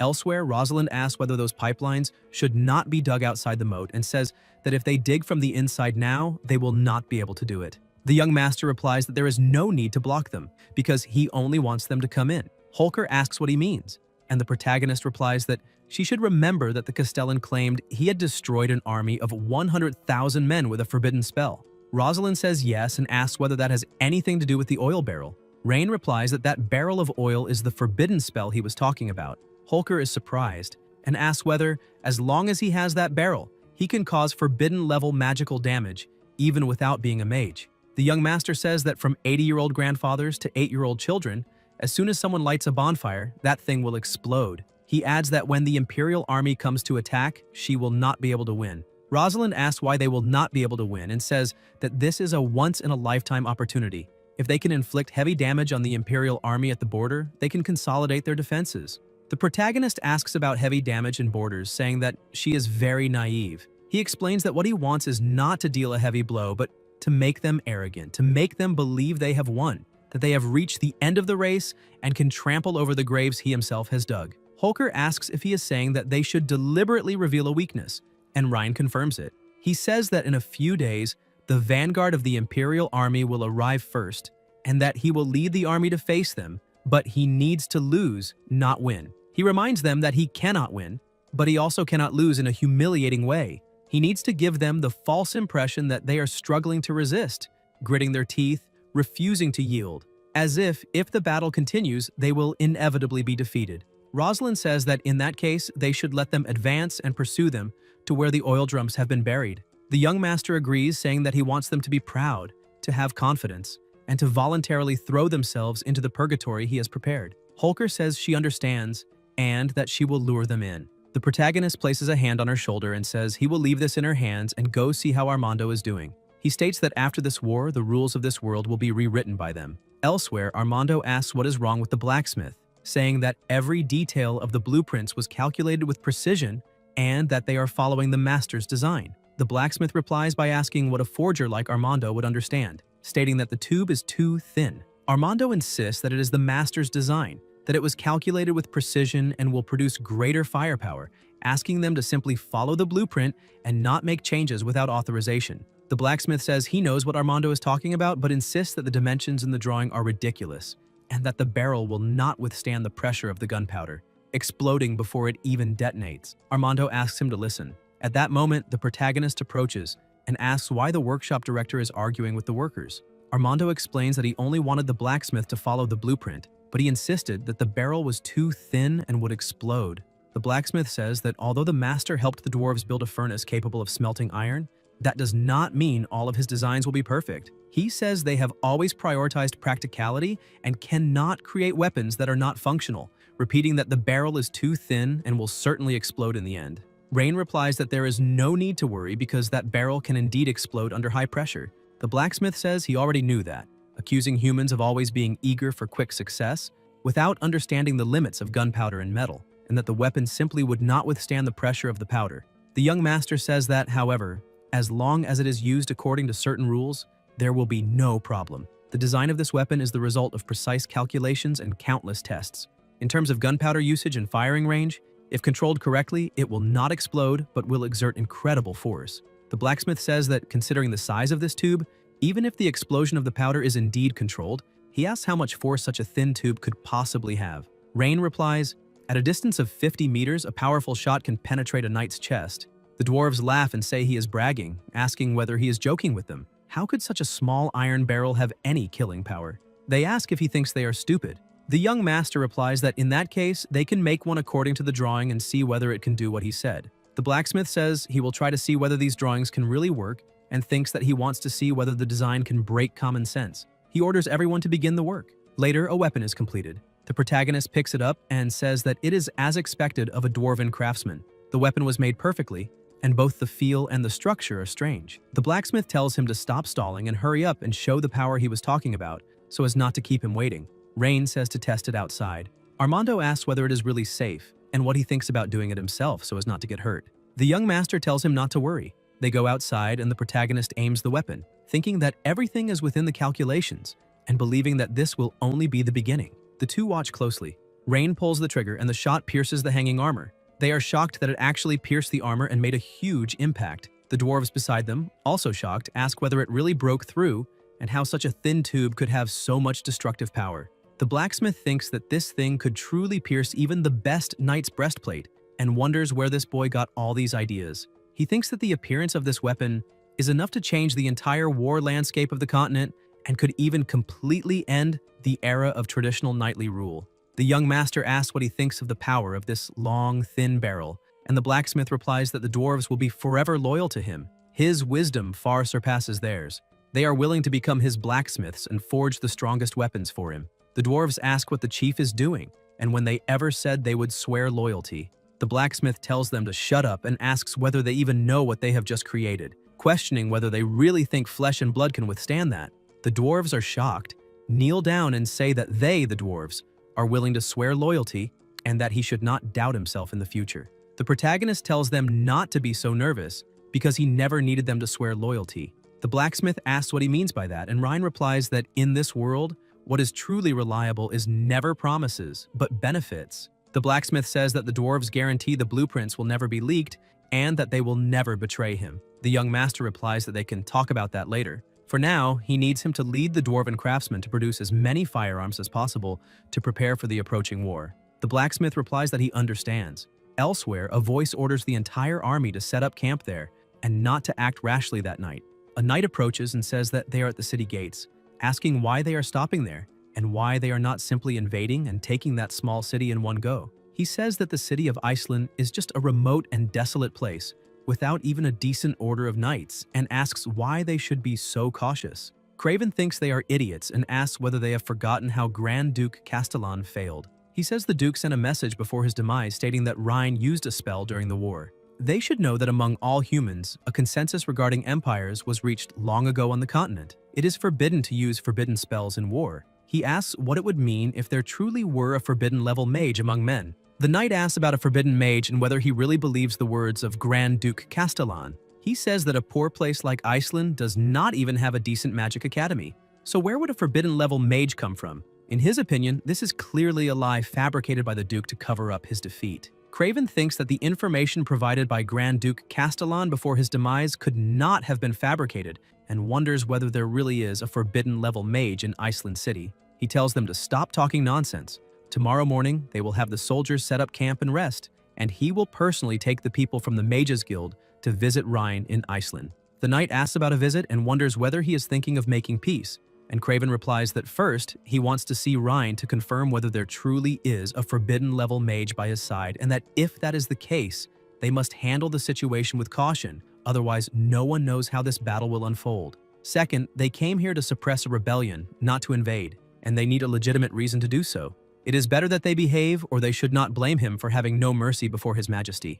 Elsewhere, a young man says that Marshal Craven of the Orvis Empire would like to speak with him, and that he also brought people from the Mages Guild saying they want to investigate the previous incident involving forbidden spells. The protagonist says it seems the Orvis Empire has some intelligent people and that they can let them in as well. Later, still in the same place, Craven enters and introduces himself. Rain asks why the Marshal of the Orvis Empire arrived at the enemy's headquarters before the war even began. Craven says that Grand Duke Castile's battle report mentioned that he used a forbidden spell in battle against him. According to the agreement between the human empires, forbidden-level mages cannot participate in wars, so the Mages Guild hope to investigate this matter. The mage says he hopes Rain will cooperate with the investigation. Rosalind says this is audacious and asks how members of the Mages Guild dare be so disrespectful to the Lord, and whether they do not even know basic etiquette when meeting nobility. The mage replies that the rules of the Mages Guild are not bound by the elaborate formalities of human nobility, and says that if they want him to bow to Lord Rhine, then unless Rain can prove he is more intelligent than them, they will skip that requirement. Holker asks how the Lord is supposed to prove he is more intelligent than him, and the mage replies that it is very simple. He has a small toy he made on the spot. As long as anyone can place the white wooden pieces into the frame, he will immediately bow and admit that Rain's wisdom surpasses his. The young master wonders if that is not a children's educational toy, and thinks that at most it is for 4-year-olds. Is this really the level of intelligence a mage has? Selena asks if that is a test to advance to high-level mage, the legendary Tangram puzzle. The protagonist asks if she knows what that is, and the mage replies that it is a question from the advanced mage examination. There are countless possible arrangements, but only in very rare cases can the puzzle be perfectly reassembled into the frame. It tests a person's extraordinary spatial imagination and logical reasoning. The mage says that, indeed, even a typical high-level mage would take a considerable amount of time to solve the puzzle. He himself took an entire month to finally unravel the mystery. If Rain is truly as intelligent as the rumors say, then he should solve this mystery on his own. If he succeeds, the mage will immediately bow before him and acknowledge that his wisdom far surpasses his own. Rain remains silent for a moment, wondering whether it really took him a month to figure out a 4-year-old's educational game. Still in the same place, Selena says she will try and that she has already solved a similar Tangram puzzle. She starts putting the pieces together and moving them to see if she can fit them, but she fails and says she is incompetent and that one piece is still missing. The mage asks whether, with her level of comprehension, she thinks she can advance further on the path of a mage and states that it really seems there are no forbidden mages in Iceland City since everyone there is an idiot. The guards say he is audacious and ask how he dares show such contempt for the Lord. The mage asks what is wrong with despising a mere backwater noble and says that since none of them can solve the puzzle, there is no need for him to stay any longer. The young master tells them to stop and asks who said that no one in Iceland can solve a Tangram puzzle. The mage asks if he has other candidates in mind, and the protagonist replies that he does not need anyone else and can do it himself. The mage starts laughing and asks, "Him?" saying that when he was young, Rain was just a spoiled child who could not even pass the junior mage examination, so how could he possibly solve a problem meant for high-level mages? Rain replies that that was because the questions were too stupid and not worth his time. The mage says that is enough nonsense and tells him to stop trying to save face. If he is really capable, then he should solve it right now. The young master says they should make a bet, otherwise it will be very boring, and the mage asks what he wants to wager. The protagonist replies that if he can solve the Tangram within 30 seconds, the mage must immediately kneel and apologize to her. Selena calls out to him and Rain tells her not to worry since she is his subordinate and no one but himself is allowed to intimidate her and asks the mage what he thinks. The mage replies that it is fine. If Rain fails to assemble it correctly, he must immediately kneel in front of him and apologize to the entire Mages Guild. The young master says he understands. Then the protagonist begins moving the pieces and quickly completes the puzzle. The mage is extremely shocked and wonders if it really only took 30 seconds, thinking it is impossible since he himself took an entire month to solve that Tangram puzzle, and wonders how Rain managed it. The young master asks whether he should not fulfill the bet, and the mage says it was just luck. Even if he solved it, it means nothing, just a lucky guess by a local noble. Rain replies that whether it was luck or skill is irrelevant. The point is that it is already assembled, and now the mage has two choices: obediently kneel and apologize to his mage, or he will have Rosalind cut off his head. Someone strikes a sword against the ground and it is Holker. The protagonist asks what he will choose. Craven says that he made a public bet, and if he breaks his word, would that not damage the reputation of the Empire and the Mages Guild? The mage says he never expected anyone to actually solve that puzzle, and Craven asks whether he will honor the bet now, or intends to make Craven return and report his shameful behavior to the Mages Guild. The mage says he understands, then kneels and apologizes to the young lady, thinking that today's humiliation will be repaid 100-fold someday. Craven thinks that this lord is no ordinary young man, and that he must be extremely careful with him. Rain approaches the mage and says that now that he has honored the bet, they should get to the point. The mage thanks him for the guidance and says that on behalf of the Mages Guild, he will investigate what was mentioned in the battle report left by Grand Duke Castellan before his demise, and check all mages registered in the Iceland Guild. If necessary, he will not refrain from finding the apprentice, and asks if that is acceptable. The young master says it is not acceptable, and the mage asks if he is implying that he intends to oppose the Mages Guild. The protagonist clearly states that he never used a forbidden mage, and the mage replies that in that case, he should not be afraid of him thoroughly investigating the guild's mages. Rain says that since he did not use any forbidden mage, this investigation is unnecessary and that the mage has no right to deeply investigate his Mages Guild. The mage hesitates, and Craven says that the mission of the Mages Guild is also to uncover the truth and issue judgments. After all, if forbidden mages participate in wars between humans, it will cause massive casualties. The young master asks about causing massive casualties and says that is laughable.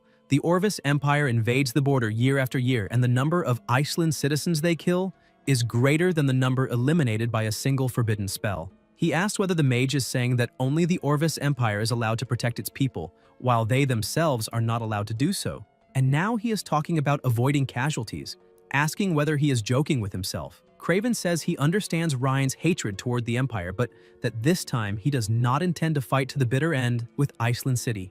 Even if Ryan does not believe it, he came today with a genuine desire to avoid this war. The protagonist asks about avoiding the war and says it is easy. First, he can bring Miss Vielvina's father there to reunite her with him at the border. Second, if the Orvis Empire cedes 3 cities to him, peace will be achieved. Craven says he must be joking and that such a condition is impossible, and Ryan replies that then there is nothing more to discuss. Craven turns his back and leaves. The next day, elsewhere among the tents, Craven stands there and says that it seems that in the end, this war is inevitable. The knight says that if he allows it, they will launch a full-scale attack tomorrow and should not let Iceland City defeat them first. They need to figure out how to deal with that moat, because if it remains as it is, the army will not be able to advance, and asks what its weak points are. Craven replies that they should not underestimate the enemy. The Grand Duke led an army of 100,000 and still failed to capture the city, so they must be careful in everything they do. The knights say that he knows absolutely nothing about warfare, and that if they had come back then,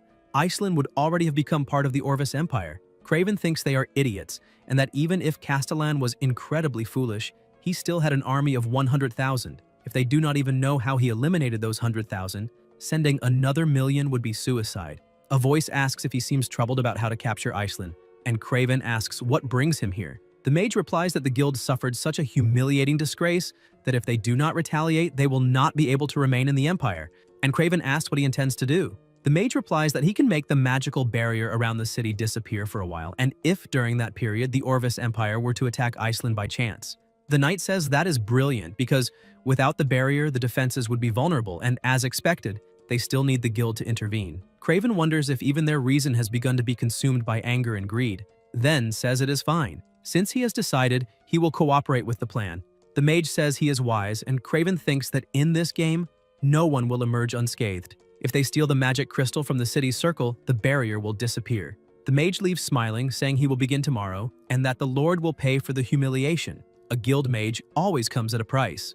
Later, elsewhere, the protagonist is sitting and looking at Elia lying down and says it is time to sleep, that children should not stay up late, when he receives a system message saying that her loyalty is at 74. Rain thinks that by feeding her cookies, cakes, and all kinds of delicious sweets, He finally raised her affection from 50 to 74 and wonders why she does not say a word, whether she is mute, and comments that he seems very bad at putting children to sleep. He asks how about a story and begins saying that once there was a princess named Snow White, until he suddenly startles and asks what happened, immediately going to the window. The protagonist keeps staring out the window until Leah and Selena arrive, calling for the young master, saying that the magic circle in Iceland has gone out of control and that the entire magical barrier of the city is unstable. He asks when it happened, and Selena explains that the soldiers guarding the circle reported being attacked by a powerful mage dressed in a black cloak that hid his face, and they speculated it might be the dark mage who killed the bandits in the dungeon a few days earlier. Rain thinks for a moment and realizes it has nothing to do with any dark mage, even wondering if it was that idiot mage instead, while Leah, deeply worried, says that his safety is the most important thing right now, and asks him not to leave that place. Selena offers to go to the center of the magic circle to see if she can fix it, but the protagonist tells her to stop talking nonsense and emphasizes that he is not one of those nobles who hide in palaces, nor a useless person who needs women to fight for him. The two girls are shocked to hear that, and without hesitation, he opens the drawer, grabs the point .38 along with his coat, and leaves, saying he is going to see who is causing trouble. A short time later, at the site where chaos has taken hold, people try to help one another until the protagonist arrives. One of the knights goes to him, kneels, and apologizes for failing to protect the formation. Rain asks what exactly happened, and the guard says they were on rotating shifts and the magic circle had been working perfectly, but suddenly, an extremely intense fatigue struck them, and everyone passed out at the same time. And when they woke up, everything was already like this. Selena calls to the young master and says that the remaining magical residue is not dark magic and has nothing to do with the dark mage from a few days ago. Hearing this, the protagonist realizes there is only one possibility. They came to retaliate after being humiliated. Rain tells the guard to count the casualties, send rescue teams, and properly tend to the wounded. Then, determined, he calls the girls and heads to the center of the magic circle to find that idiot. When they arrive, he quickly spots Orin in the middle of the circle. The Archmage laughs and says, "These are the consequences of disrespecting someone like him." Selena asks how an Archmage from the Mages Guild could interfere in a war between empires, and Orin tells her not to talk nonsense, claiming he only applied a light punishment to the nobles who disrespected him, adding that if a war happens during this period, it has nothing to do with him. The girl is furious, but the protagonist tells her to calm down. Rain says that because of Orin's actions, countless people in Iceland have been left homeless and killed, and asks how he intends to take responsibility. But Orin does not care at all about useless trash with no magical power, and starts laughing, saying that when the Imperial army arrives the next day, that ruined city will be reduced to ashes. Mockingly, he says he forgot that the protagonist is originally a useless person with no magical power. Already irritated, Rain warns that he is giving him one last chance, and tells the mage to use his magic to heal the wounded and compensate them, and then he might consider sparing his life. Orin laughs, saying the protagonist cannot do anything, points at Selena and says she is only a high-level mage while he is an archmage, and that he wants to see who will spare whose life. Then, using fire magic, he summons a dragon, and Selena immediately raises a water elemental shield. The shield blocks the attack, but Selena is injured. The archmage keeps laughing wildly, and that finally irritates the protagonist. He pulls the .38 and points it at the mage. Rain says not to blame him because he chose death himself, and fires. The bullet easily pierces the archmage's shield and hits his shoulder, the barrier shattering completely, and Orin cannot understand how it happened. Rain presses the gun to his head and orders him to use magic to heal the wounded, or it will be goodbye.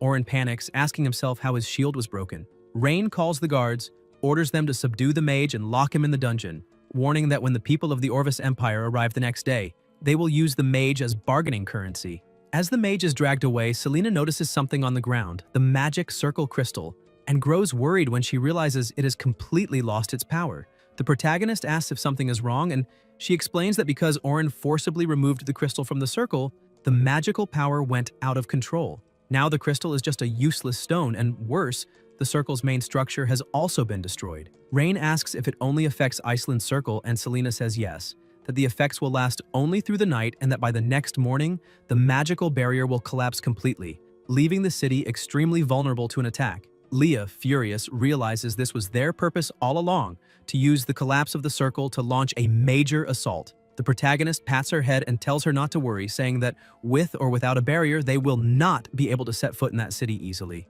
Selena asks what the plan is, because even with the garrison, it is impossible to stop the elite legions of the entire Orvis Empire. Rain tells her not to worry about it now and orders her to sleep there, saying she will know the answer the next day. Back in Orvis, Craven studies the map with total focus when one of the knights calls him and says Orin still has not returned. Hearing that, the Lord wonders what happened. Another knight asks why they are waiting so long, saying that small city can be destroyed in the blink of an eye, while another agrees, saying 20,000 vanguard troops would be enough to crush Iceland and earn glory in a single battle. Craven explains that Orin went to destroy the city's magic circle the night before and still has not returned, so he fears something happened. The bearded man adds that the Mages Guild is not truly on their side and those people are just parasites. The man with the mustache agrees and says that once they capture Iceland, even if Orin dies, the guild will not be able to do anything. Understanding the situation, Craven orders them to lead 20,000 vanguard troops to investigate, but warns them not to rush in recklessly. Meanwhile, in the protagonist's city,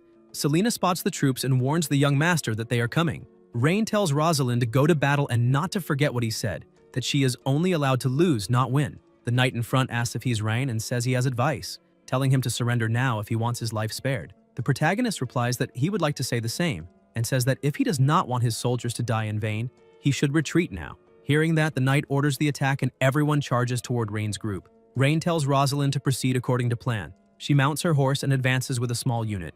Before long, she closes in, and the mustached knight swings his axe, but the blow is easily blocked. Rosalind is surprised by how weak he is and even wonders if he's holding back while he mocks her, saying that even though she is a woman, she managed to withstand his strength, proving she has some skill. Even the horse seems shocked, because if that was all, she would have more trouble pretending to lose than actually winning. She thinks for a moment and realizes there is only one way. When the man attacks again, Rosalind leaps off her horse, makes them both evade the strike, and counters by hitting the enemy's horse. After taking away his mobility, she returns to her own horse and retreats back to the field. The knight laughs, saying that is the elite of Iceland, since they could not even last a single clash, and orders all troops to advance. The protagonist watches and comments that those who get irritated easily deserve to be used as bait, while 20,000 knights surge toward Rain and his group. Selena grows tense and asks what they should do. Rain says they are starting and that it is time to send it.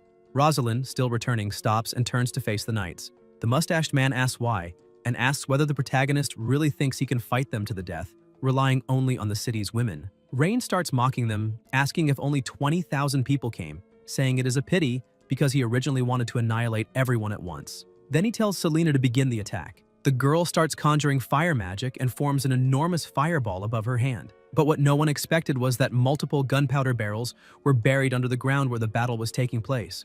With a single spell, all the barrels ignite one after another, and a nuclear-level explosion erupts across the battlefield. The knights burst into flames and thrash around, screaming for help. The mustached man thinks it is impossible and even wonders if Rain used forbidden magic. Seeing the explosion and the fire trying to swallow 20,000 people at once, Rosalind is stunned, unsure if that really counts as forbidden magic. And as she looks at her lord, she reflects that it was exactly what she should have expected from him. She realizes that with a leader like this, they will have the strongest empire on the continent. The protagonist warns that it is not over yet and tells everyone to wait for the next wave of attacks. Meanwhile, in the Orvis Empire, Craven can feel the explosion even from far away. He asks what that sound was, and one of the knights says Rhine used a forbidden spell. Craven cannot believe it and feels terrified. The knight on the right asks if he really dared to use forbidden magic, and another asks what forbidden mage would dare break the continent's rules. The marshal grabs the frightened soldier and demands to know what exactly he saw. The man explains that he saw a massive fireball bursting up from the depths of this valley like an infernal rift tearing open.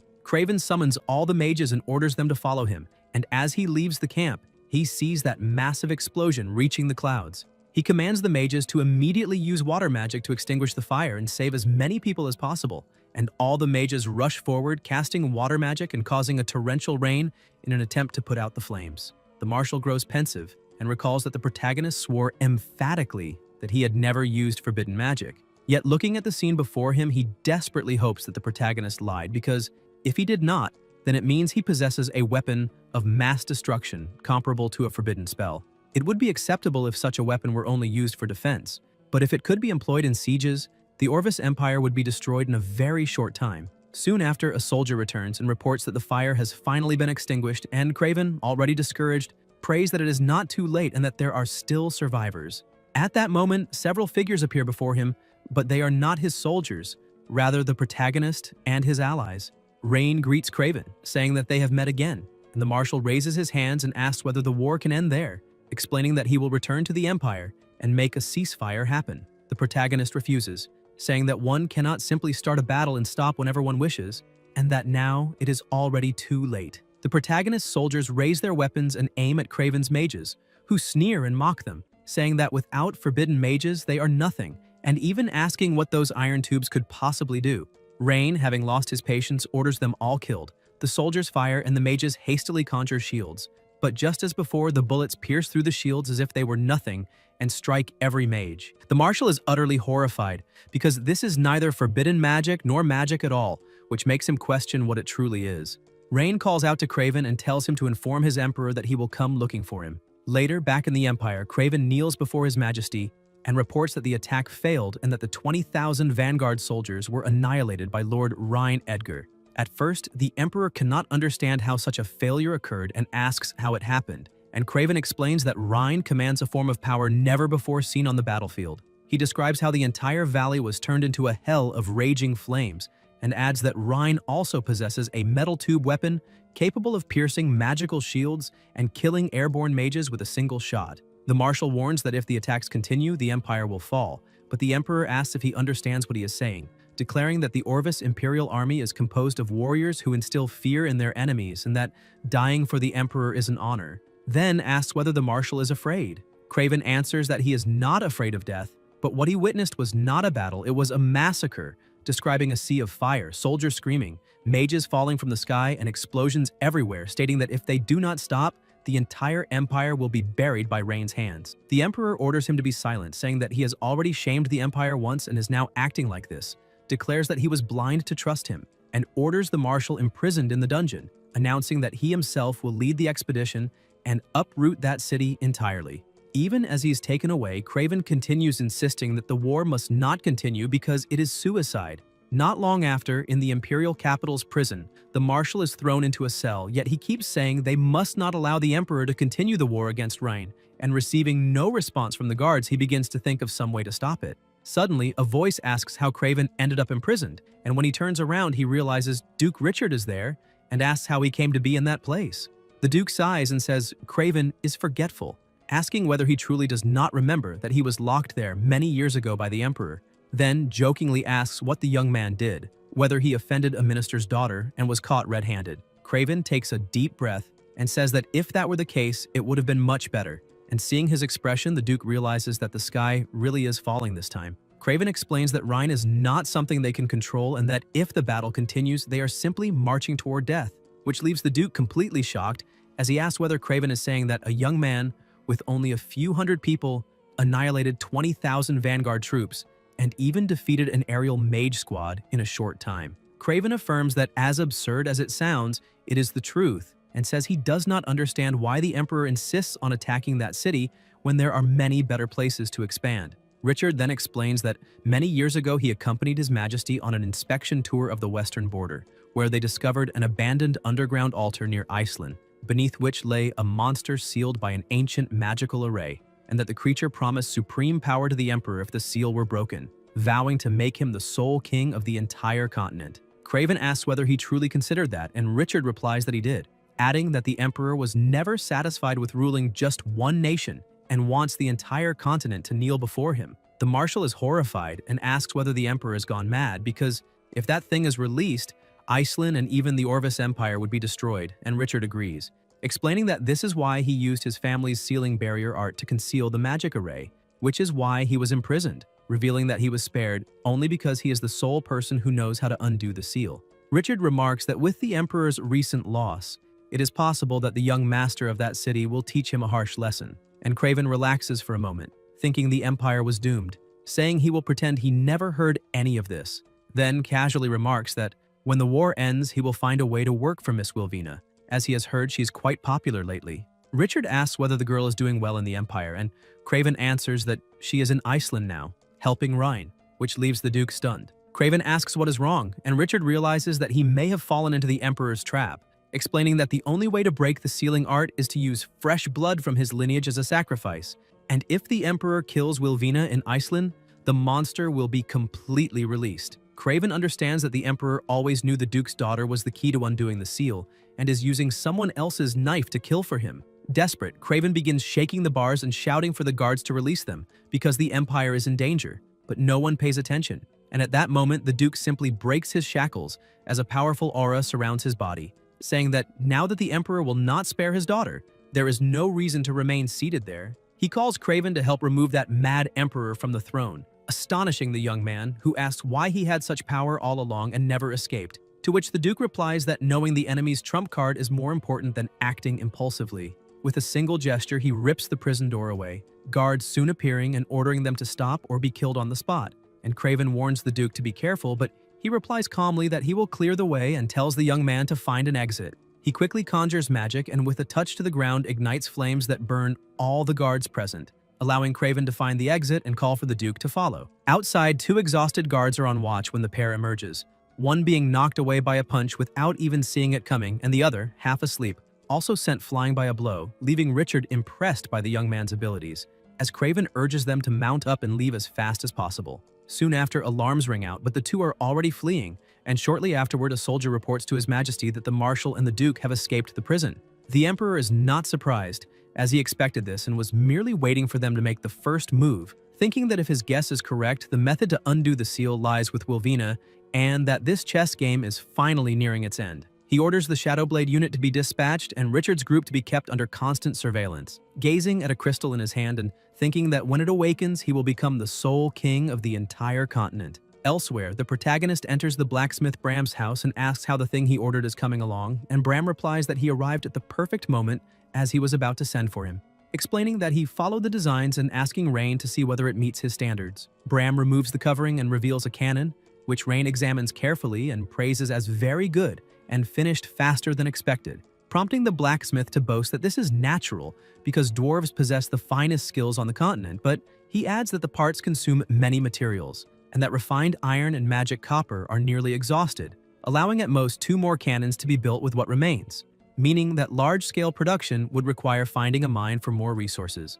Rain replies that 3 are enough for now and says that once the war is over, he will make the Orvis Empire hand over its mines, eliminating any supply issues, and that now all that remains is to wait for the Emperor to come personally so he can demonstrate just how powerful the industrial age truly is. 3 days later, the Emperor of the Orvis Empire personally arrived at the front line. The battlefield became restless again and the people shouted together that the city of Atherin would fall in just a few days for His Majesty and the Empire. The Emperor's arrival drastically boosted the morale of the Imperial Army. To protect the troops, Ryan also led his forces in retreat to the city of Atherin and ordered the gates to be closed. A knight states with certainty that he has no options left and can only cower inside the city. In this confrontation, everyone will see how he intends to stop an imperial army of 100,000 men because they will not even need to attack the city. They only need to wait until they run out of supplies and surrender. The protagonist observes everything in silence. At night, Rosalind asks if she can go out and fight them the next day, saying that staying locked inside every day will affect morale. Selena agrees and says it is not as if they cannot defeat them now. Rain replies that war does not require victory in every battle, but one decisive victory, and that meaningless battles are never fought, while meaningful battles must be won at the lowest possible cost. At the moment, the city does not have enough firearms or ammunition to sustain a direct attack. Arrogant soldiers are destined for defeat, so what they need to do now is make them arrogant and restless. They buried 36 large barrels of oil nearby, and once they are ignited, the entire Imperial vanguard will be consumed by flames. Holker comments that he really is a genius, but the young master says things are not as simple as she imagines. As soon as those barrels of oil explode, the walls of Atherin will also collapse instantly. Selena asks if that means they will lose their only defensive barrier, and the protagonist replies that they only have one chance. At that moment, a guard calls him and says they have captured 2 enemy scouts who claim to have important matters to report. Rain wonders about Imperial scouts, orders them to be brought inside, and says he wants to see them personally. The 2 enter, escorted by the guards. The young master is surprised to see that one of them is Craven and asks what he is doing there. Craven replies that the man beside him is Duke Richard, a former imperial minister and Wilvina's father. The protagonist asks if he came to surrender, as he had ordered, and if his emperor knows about it. Craven replies that he did not come to surrender, but to ask him to stop the emperor. Rain asks what he means, and Craven asks the Duke to explain the details. Richard says he knows Ryan is suspicious, but asks him to listen because buried directly beneath the city they are in is an ancient magical sealing array. Years ago, the Emperor and he accidentally discovered some ruins nearby, where a primordial monster was sealed. The Emperor of the Ulvis Empire wants to corrupt the seal with plasma, releasing the monster for his own use. Rosalind is surprised, and the young master says he understands and that this confirms his previous suspicions. So he asks him to get straight to the point and asks what the conditions are for the seal to be broken. Richard replies that if he himself or his daughter is killed near the city, the seal will break immediately and the monster will be released. Holker becomes even more surprised. Richard says the Emperor intends to use the Imperial Army's attack to eliminate his daughter and begs Ryan to send troops to cover the two of them as they flee the city of Atherin, because outside the isolated area, even if they die, the monster will not be released. The protagonist remains silent for a moment and then says no. Richard, surprised, asks why and says this does not involve only his family, but the safety of the entire continent. Rain asks if he wants him to withdraw his troops, leave the city of Atherin vulnerable, and allow its people to be cruelly massacred by the enemy attack. Richard asks if he would risk the fate of the entire continent over the gain or loss of a single city. The young master says Richard misunderstood him, that he is not a gambler and never gambles, that he will not entrust the future of the continent to a madman, and that he will not abandon the people of Atherin. He wants that proud and powerful emperor to personally witness how his fantasy will be shattered little by little. Elsewhere, someone observes through a window and says it is time for him to make his appearance. A figure appears behind him, hooded and masked, and says the Shadow Guard obeys his orders. His Majesty says he will lead the Imperial Army in the attack on the city of Atherin the next day, and that her mission is to infiltrate the city during the chaos and find an opportunity to eliminate Wilvina. The Shadow Guard disappears, and His Majesty thinks that once the seal is broken, all the gods will bow at his feet and all nations will submit to him. He says that on the day he ascends the throne, the entire world will kneel before him. The next day, the protagonist and Richard observe together, and Richard points out that this is the elite heavy cavalry regiment of the Ulvis Empire, the foundation of the empire, capable of annihilating even the most solid defense with a single charge. Rain replies that they are nothing more than a bunch of rusty iron cans that can barely move. Richard says he has never faced the true Imperial heavy cavalry and does not know how terrifying they are. The young master tells them not to worry and says mere heavy cavalry can be destroyed with a snap of his fingers. Richard thinks the boy does not know the true terror of that force and has become arrogant after winning a battle. When he panics and flees later, perhaps then he will agree to send troops to escort father and daughter out of the city. Rosalind approaches and reports that the heavy cavalry of the Ulvis Empire seems to be preparing to attack, asking if she should lead her men to confront them. The protagonist tells her to take the men and contain them, but reminds her to attack only once and then retreat without engaging directly. Holker asks what the plan is, and Ryan replies that their armor is heavy and consumes a lot of energy, and that if she leads them on a prolonged chase, provoking them repeatedly, they will soon run out of breath and become unable to move. Rosalind says he is very clever and bets they have not been taken out for a walk like this in hundreds of years. Then Holker, together with the cavalry, gallops off with the horses, and the knights at the front say the enemies are coming for the finish. The two troops advance together, but when they get closer, Rosalind pulls the reins, making her horse move to the side instead of charging head-on. The enemies say these cowards do not have the courage to fight face-to-face,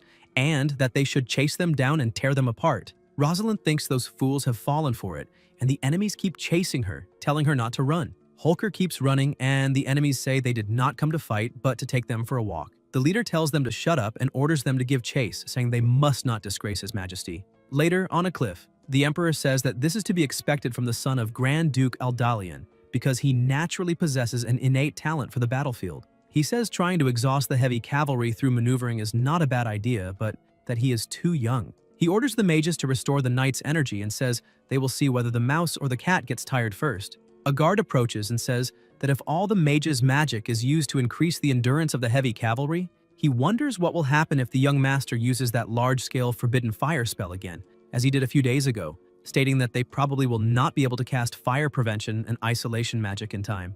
The Emperor says not to worry, because he will not dare to use it. The knight says his subordinate is slow-witted and asks why he would not dare to use it. The Emperor replies that this battlefield is different from the valley, that the city of Atherin has already lost its superior magical barrier, and that if he uses that destructive level forbidden fire spell again, not only will the Imperial Army be affected, but the city walls he relies on as shields will also be destroyed instantly, and all of Atherin will turn to ashes in the Great Fire. He says Rhine would never allow the city he built with so much care to become scorched earth. The knight agrees and says that, contrary to his own maneuver, what makes him cautious because of the people is the city, and that by tying his own hands, His Majesty is wise. Later elsewhere, Rosalind's partner calls out to her and says They cannot hold on anymore and are being exhausted to the limit. Holker says the young master is indeed, until she notices something and asks what that is.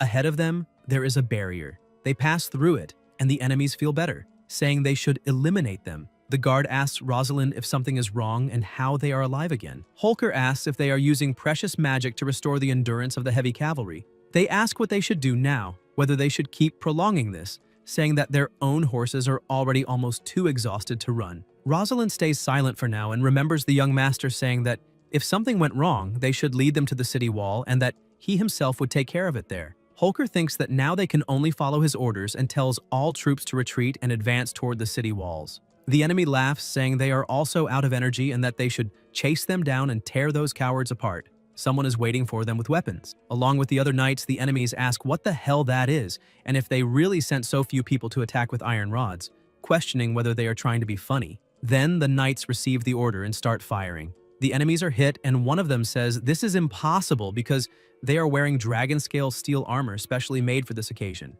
asking what kind of weapon that is. The protagonist asks who cares about dragon-scale steel armor and says that before gunpowder they are nothing but paper toys and that this battle is over. Richard agrees. The enemy knights say the captain misjudged the opponent, and the other troops raise their weapons high and shout, "Long live the young master." They celebrate loudly. Elsewhere, someone moves extremely fast. It is the Shadow Guard with her two partners, and he tells them to confirm the location and find a way to sneak into the Lord's mansion. Then the Shadow Guard notices something and disappears. The knight tells his horse that they won today and that they will receive the best hay, until he notices a light and the Shadow Guard cuts his throat in an instant. Her partner holds the body and begins using high-level magic, dark magic. The knight is revived, and the Shadow Guard says she will use his appearance to infiltrate the Lord's mansion, while they will remain outside as reinforcements. Then the infiltrated Shadow Guard approaches the knights, and one partner asks if he has finished feeding the horses, saying that when he is done, they will go have a drink. Later that night, they are celebrating the victory, and voices say the young master is truly a god who descended to earth, that as soon as that musketeer squad appeared, the enemy was so frightened they almost pissed themselves.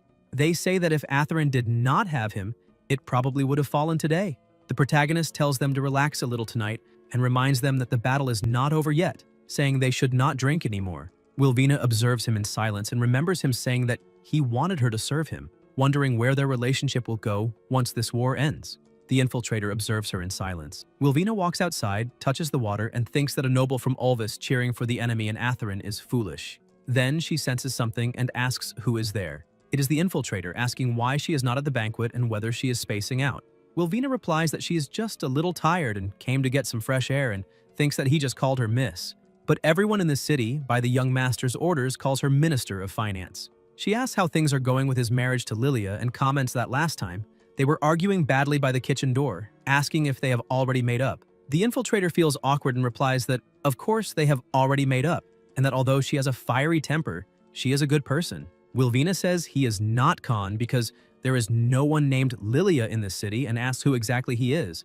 The infiltrator says that this is to be expected from the Duke's daughter, so perceptive. The Shadow Guard returns to her normal form and asks if she may know how Wilvina saw through the disguise magic. Wilvina replies that his appearance was not the problem, but the way he addressed her. The Shadow Guard asks about the form of address, and Wilvina replies exactly that the people of this city do not call her Miss. They call her Minister of Finance, that strange title. The Shadow Guard says so that is it, and feels relieved that the disguise magic was not the problem.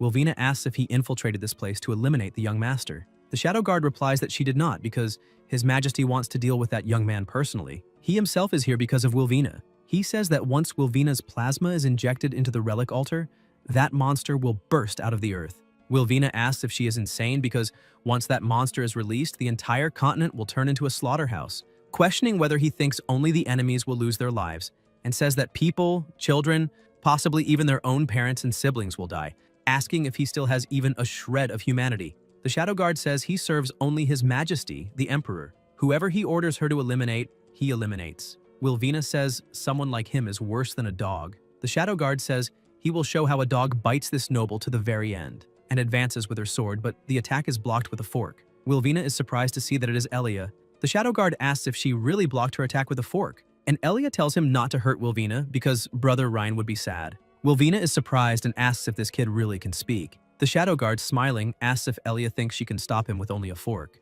They remain silent for a moment, and the Shadow Guard, still smiling, advances again. Magic moves through the area, the smoke disperses, and inside the castle, Richard says that musket really pierced the armor of the Imperial Heavy Cavalry of Orvis.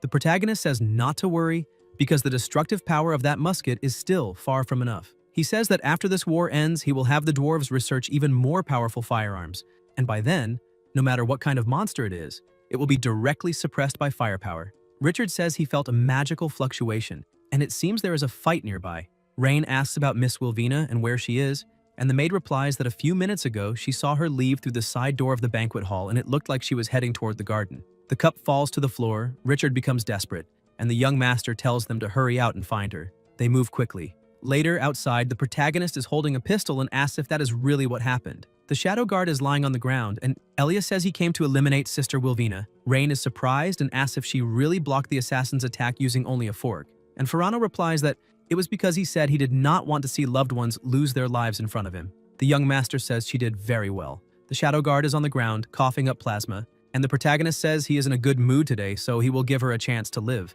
The shadow guard replies that she does not need it because she only serves the emperor. Magic begins to spread across the ground toward Wilvina and her father, and 2 more shadow guards appear. The smoke disperses and one of the shadow guards advances toward Wilvina, getting closer and closer, but is hit by a bullet and falls to the ground. The protagonist approaches with the pistol in his hand and says that at a distance greater than 7 steps, the gun is fast, and at a distance shorter than 7 steps, the gun is fast and accurate. Richard says that scared the hell out of him. Another shadow guard approaches and strikes him with a sword, cutting him, and Richard, wounded, says he is asking to be finished off. Richard punches him and the shadow guard gets up and runs away. Wilvina approaches her father and says she will treat his wound, but Richard tells her not to worry and to go after him now, because they cannot let that assassin escape no matter what. He stole his blood.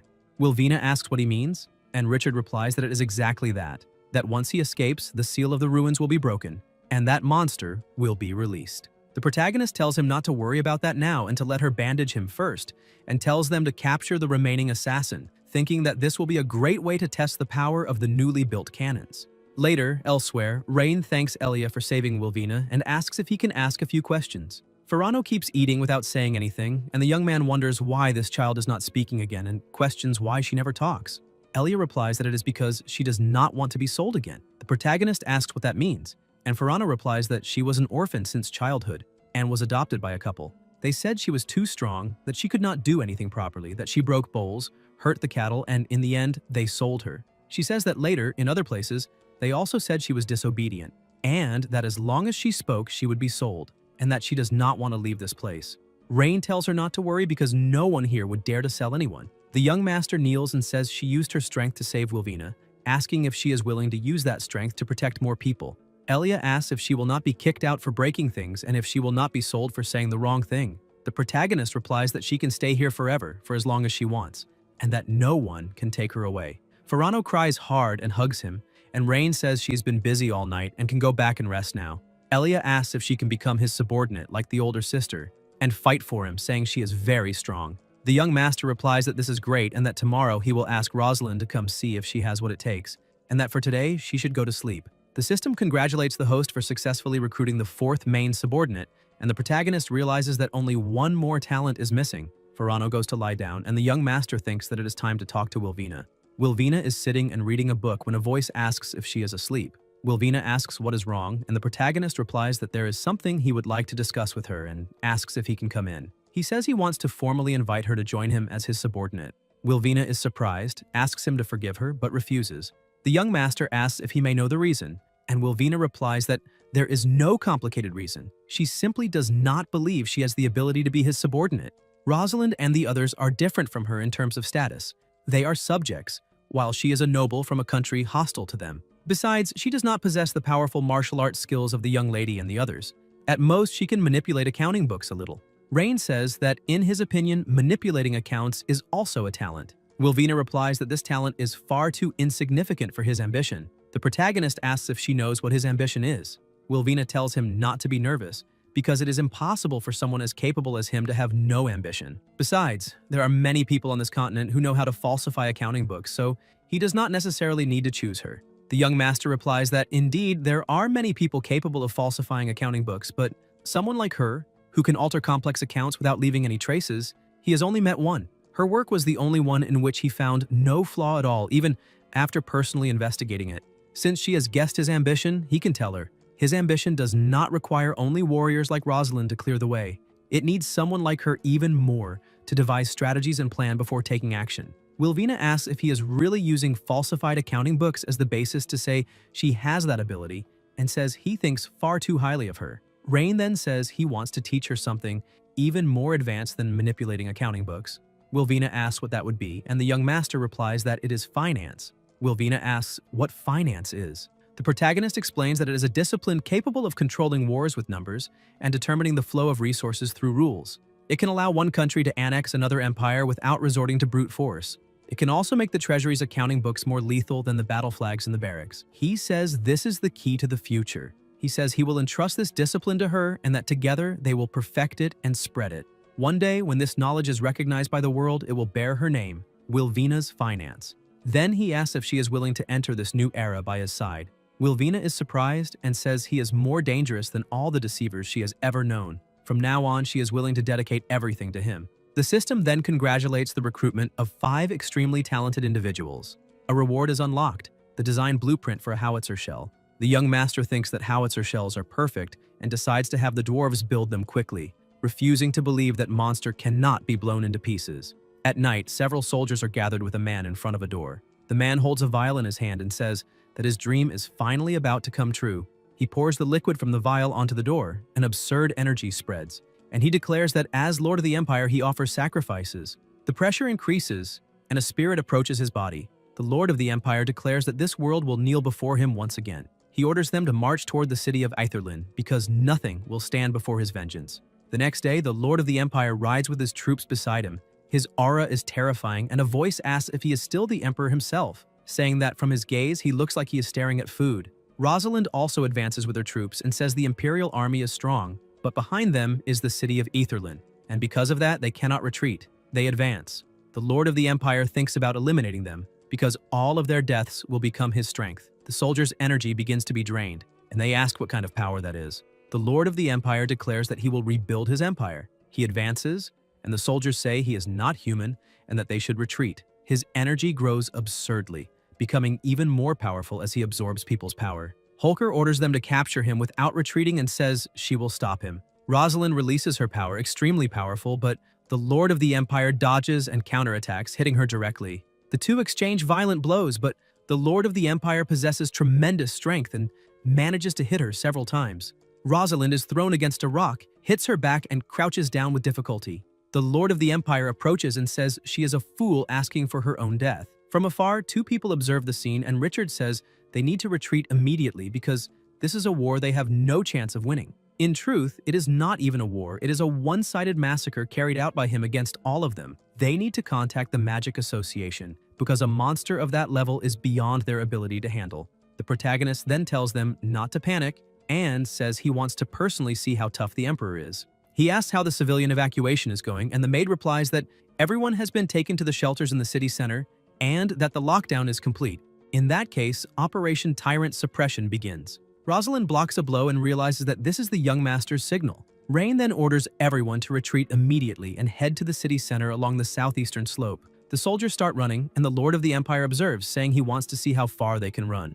The troops shout, "Long live the Empire," and the Emperor demands that they open the city gates and surrender on their knees, promising to allow them to lose their lives without pain. The young master replies that they should not rush because it has not yet been decided who will lose their life today. Soldiers positioned on the rooftops enter attack formation, and the protagonist orders them to fire. Shots are released and hit the Lord of the Empire, but he remains intact. Voices shout to eliminate him. The Lord of the Empire asks if that is their trump card, while the soldiers wonder how that is possible and say he is definitely not human. Rain says it is exactly as he thought. They cannot eliminate him without armor-piercing ammunition, and then orders them to bring the Italian cannon. The dwarves bring the cannon and position it, and the young master says he wants to see if he can withstand this. The Lord of the Empire asks if he intends to scare him with those pieces of iron without magic, and the protagonist replies that the destructive power of magic is not as great as that of his toy. Rain orders them to begin, and the dwarves aim the cannons at the enemy and fire. An absurd power is released from the cannon, and the young master tells the mage to get them out of there, because the city walls definitely will not withstand the explosion. Selena activates her magic and makes them disappear from there, and the mage asks if he is unharmed. Meanwhile, outside an explosion occurs, and the protagonist tells everyone to get down and prepare for the shockwave. The pressure increases and causes a massive impact, and the crouching soldiers ask what kind of power that is, because not even legendary forbidden magic would be much greater than that.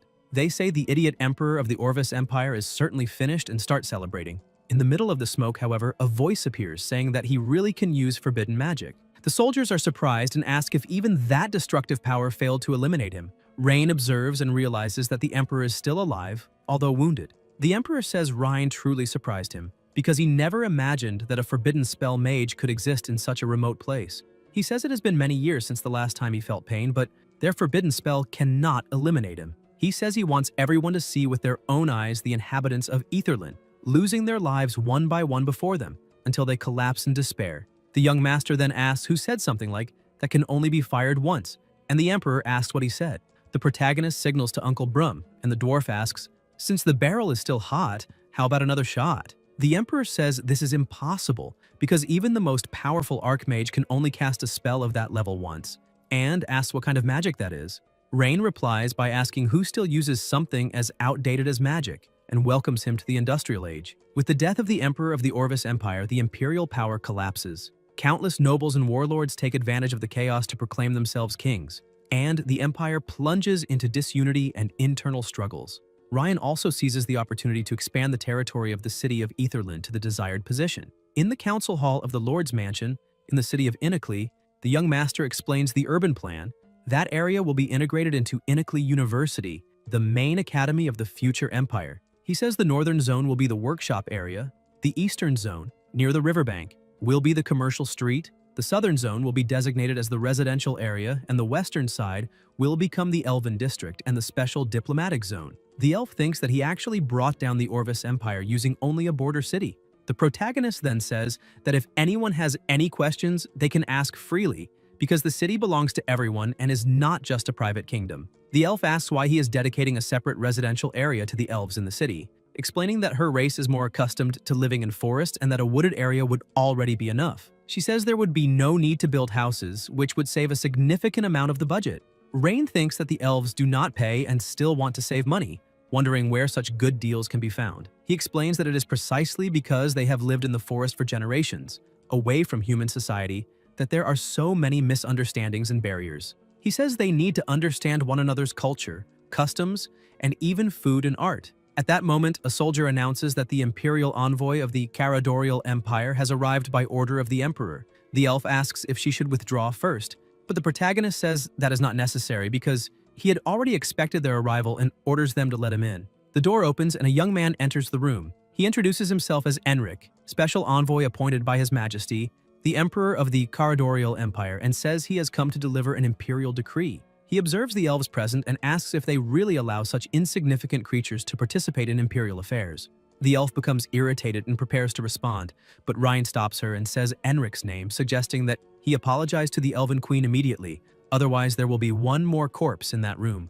Enric replies that he is a special envoy of His Majesty and asks if he dares to touch him. The young master then orders Rosalind to teach him how to speak to people, and Holker replies that she understands. Rosalind moves her sword in front of him, and Enric asks how she dares, saying that if she wounds him, she will be making an enemy of the entire Caradorial Empire. Rosalind advances to attack him.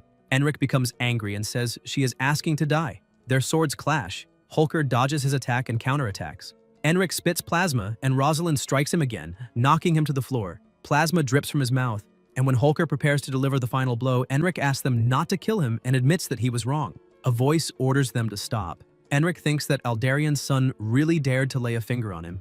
He tells himself that he will tolerate it for now, but when he returns to the Emperor, he will make sure Rain dies a miserable death. Out loud, however, he says he was wrong and asks them to forgive his disrespect. The Elven Queen thanks the young master for everything he has done for her, and the protagonist replies that she does not need to thank him. After all, they are similar. Enric remains seated on the floor, and the young master says he can now read His Majesty's decree. Enric takes the scroll and announces that, by order of His Majesty, Rhine must return to the imperial capital within 3 days. He must meet with the Holy See to receive recommendations and investiture. The Empire will hold a detailed discussion regarding the possession of the city of Innikley. The elf asks if he did not conquer the city by himself, and why it is still necessary to discuss ownership. Enric replies that these are the rules of the human empire and that she needs to understand that. The protagonist then thinks that his current strength is still insufficient to oppose the Empire, especially before understanding his father's intentions. Because of that, he declares that he will obey the imperial decree and go to the capital as soon as possible to meet His Majesty. Enric says that since he has agreed to return to the imperial capital to receive the decoration, he should depart as soon as possible, and thinks that once they arrive at the imperial capital, he will show him how he intends to eliminate him. In the imperial palace of Caradoriel, in the heart of the imperial garden, a red-haired man comments that he is more punctual than expected. Someone climbs the stairs and asks what important matter he would like to discuss. The red-haired man replies that the third brother has been moving around the palace far too frequently lately, and that if this continues, probably none of them will have a chance to obtain that position. At present, the nobles are divided into 3 factions, one loyal to the third brother, another neutral, and a small portion that supports him, but that is all he has. The blonde man asks if he plans to do what the first brother did back then. The red-haired man replies that an accident, a misstep, or, failing that, a cup of poisoned wine would solve it because, as long as he loses his life, someone will naturally invent a reason to justify it. The blonde asks whether, if the third brother dies, the throne will go to him or to the other one. The red-haired man tells him not to worry because, regardless of who takes the throne, half the benefits will be left to the other. Resources, military power, and territory, half for each without interference, and asks what he thinks of that. The blonde replies that it is excellent because 1 ascends the throne and 2 benefit, and asks when they will act. The red-haired man replies that Aldarian's youngest son, Rhine, has been quite prominent lately. The blonde comments that he defeated the Orvis Empire by himself, and that the Emperor is about to reward him. The red-haired man says the Emperor will certainly reclaim the city of Inicli that he took, and that they can take advantage of the opportunity to eliminate the third brother, then assign responsibility to the Aldarian family. The blonde agrees and says it is perfect because when the Emperor is furious, the 2 of them will step forward to calm the situation and declare loyalty, wishing His Majesty a life of 1,000 years. Sometime later, a knight approaches the gate while the protagonist is inside the carriage, thinking that time flies, because half a year has already passed since he left home without realizing it. The butler runs to welcome him and says he has finally returned, that Madame is waiting for him in the living room. The young master replies that he is already on his way. In the hall, Rain says he is back. His mother comments that he has lost a lot of weight and asks if he is used to the food in the city of Aetherlin and whether the people there are easy to manage. The protagonist replies that everything is fine and that she does not need to worry so much because he is no longer a child. His mother hugs him and says that in a mother's eyes, a son will always be a son. The young master says he brought some specialties from the city of Aetherlin for her to try later, and she thanks him, saying that he is very thoughtful. The butler enters again and informs them that the master has returned, and that the young master must go to the study. His mother comments that his father may not show it, but he also misses him very much, and asks him not to irritate him, because he is already old and even more stubborn than when he was a child. The protagonist says it is fine, that he will talk to him after the meeting, and his mother replies that she will wait for him. In the study, Rain says he is back. The master replies that all he had asked him to solve was the food crisis. The young master agrees. The master then asks how he explains eliminating the Legion commander appointed by the Empire, forming an alliance with the elves without authorization, and waging war against the Orvis Empire on the border, and asks if he truly believes that territory now belongs to him. The protagonist replies that the land may not be his, but those people truly believe in him and trust that the Edgar family can provide a better life, and that he simply did what a lord should do. The master is surprised and thinks that he has truly grown and become even more ambitious than he was when he was young. He says Ryan's performance exceeded his expectations, which pleases him and worries him at the same time. He states that during the investiture ceremony the next day, there will certainly be people who use these matters to distort the Emperor's will, and asks what he intends to do. Rain replies that he does not need to worry, because as long as he does not want to give up, no one will be able to take that city. Then he asks what he thinks of the Empire now, and says he only wants to know which side he will be on when the time comes. The master remains silent for a moment and then says he is still too young, asking if he really believes the Empire is a dilapidated wall that will collapse with a single touch. He says that if he underestimates the Emperor in that way, he will certainly fail, but as long as he does not put the Aldarian family in an impossible situation, he will not interfere with his plans. The young master replies that he understands. The master then says that since he has such thoughts, it is a good time to discuss another matter. He picks up a paper and begins talking about his son's marriage, explaining that the daughters of several noble families have impeccable backgrounds, appearances, and education, and that marrying any one of them could help him greatly in the future, because alliances of this kind bring resources and political support. The protagonist replies that he already has someone in mind. The master asks whose daughter she is. Rain says she is beautiful, intelligent, and composed, and that, more important than anything, she has always been by his side. The master becomes irritated and says that this is absurd because she is only his personal assistant and is not worthy of becoming his wife. The young master replies that deciding whether she is worthy or not is not up to him, but to the person who will marry her. The master says the path he wants to follow cannot be achieved through strength alone, because he needs to consider allies and resources, and only the daughters of the nobility can offer that kind of support. The protagonist replies that his future does not depend on marriage alliances, but on a prosperous industrial era. The master says that regardless, he will have the list of candidates sent to his room, because no matter his son's opinion, he should at least meet a few before making a decision. Later that night, elsewhere, a young man speaks with his imperial father and says that regarding the new city Ryan conquered, his suggestion is to allow him to continue managing it.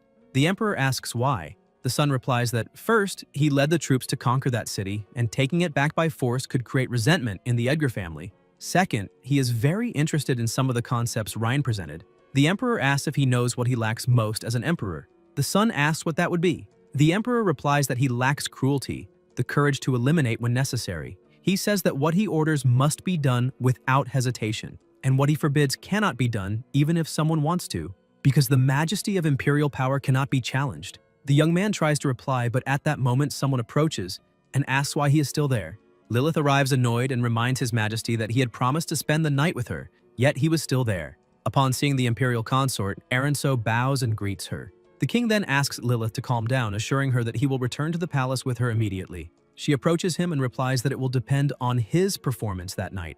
With that, the king ends the conversation and states that he has already made his decision on the matter. Then he dismisses Aranso, declaring that he will spend the night resting. With no way to challenge the order, the young man simply agrees with his father. Even so, he remains unconvinced.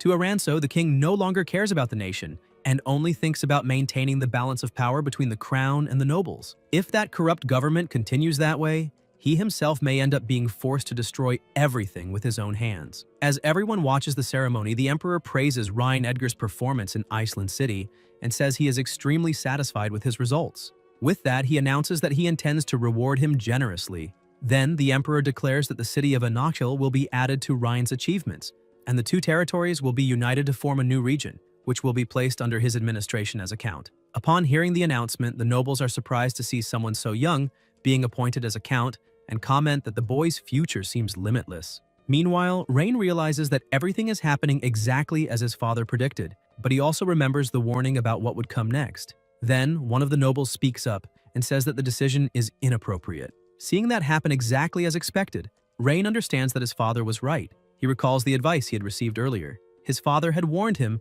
that the rewards that day would certainly raise questions, and that, no matter what happened, he should endure the situation first so they could find a solution afterward. With that, Rain concludes that everything is occurring exactly as predicted, and realizes that this time, that man has ended up messing with the wrong person. Faced with the objection, the king questions Phils, wanting to know why that decision would be inappropriate. The minister then explains that, although Ryan has great military achievements, governing a region does not depend only on strength, but also on political and economic skill. According to him, because Ryan is still young and inexperienced, he could end up causing financial chaos and harming the people. The nobles immediately agree with Phils and praise his rational insight, saying that he truly lives up to his position as the empire's Minister of Finance. Upon hearing this, Ryan realizes that the man is responsible for the imperial finances. Then, the king asks whether Phils has a more suitable plan, since he has decided to oppose the reward. The minister reinforces that Ryan's military merits are excellent, but insists that he is still impulsive and does not understand government affairs well. For that reason, handing full control of the new city over to him may not be a good idea. Seeing the two sides beginning to oppose each other, the king is satisfied, because he believes that, as long as they fight among themselves, his throne will remain safer. Then he asks Phils to say how the situation should be arranged. Phils then suggests that Ryan be responsible only for military affairs and security, while civil matters, such as finances, should be assisted by experienced officials from the court. That way, according to him, it would be possible to avoid mismanagement and prevent the people from being harmed. With that, the king turns his attention to Ryan and asks what he thinks of Phil's proposal. The protagonist refuses the minister's suggestion and states that, in addition to having capable assistants in administration and finance, he himself also understands economic management. To prove it, Ryan challenges Phils to test him with a question right there. Phils is surprised to see someone so young claiming to understand finance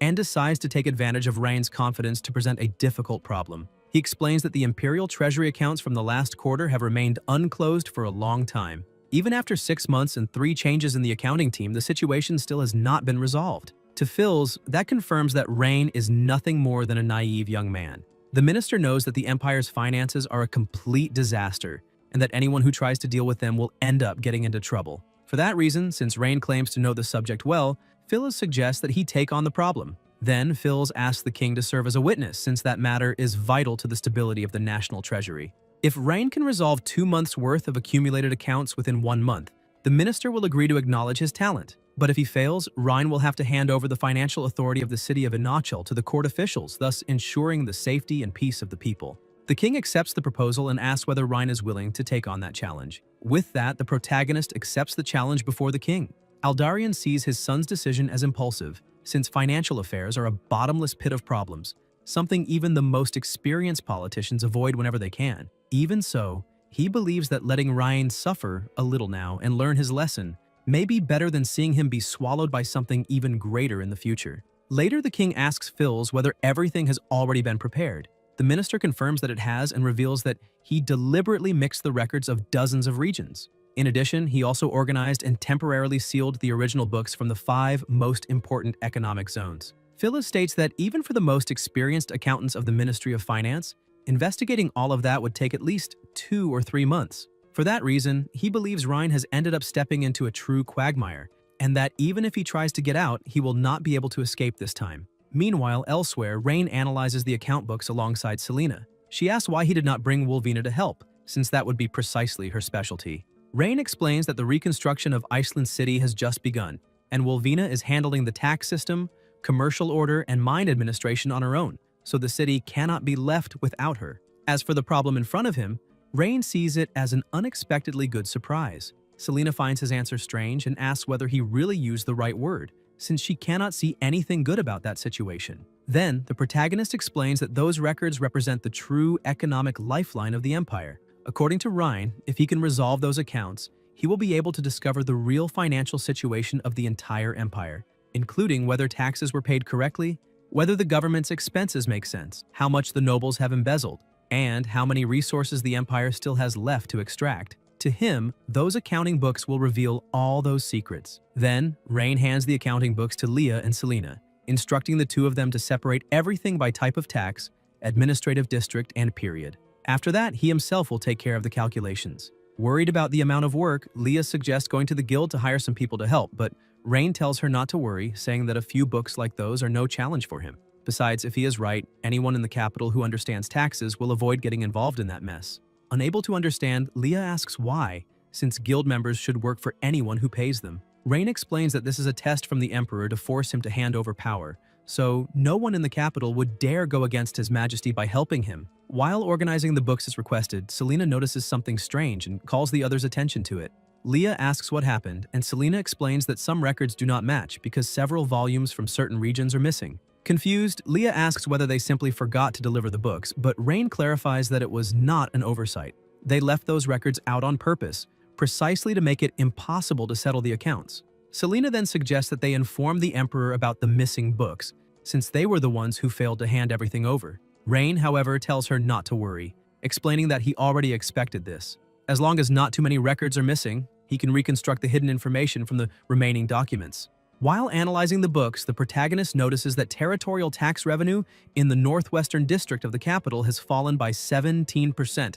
compared to the previous year, even though there was no reduction in agricultural production. Based on the previous rates, each acre in that region should have yielded 0.7 silver coins in tax, but that year only 0.42 was declared. With that, Rain concludes that the registered area was falsified or that hidden exemptions were diverted by someone. Upon checking more carefully, he confirms that the land registry data was not updated and that the transfer details are also missing. Rain identifies the first problem as a classic manipulation of off-record land, in which unregistered areas were used to evade taxes, and then false data was created to close the reports. Then he notices that the payment of the salt tax on the northern border was delayed by 1 month, indicating some problem in the distribution chain. However, since the logistics tax was collected normally and transportation costs did not increase, The protagonist concludes that they carried out a phantom circulation of goods, registering the same batch twice to fraudulently receive transportation subsidies. Rain continues analyzing the books and finds merged tax accounts, loopholes in tax adjustments, duplicate land records, empty invoices, and concealed transactions between related parties.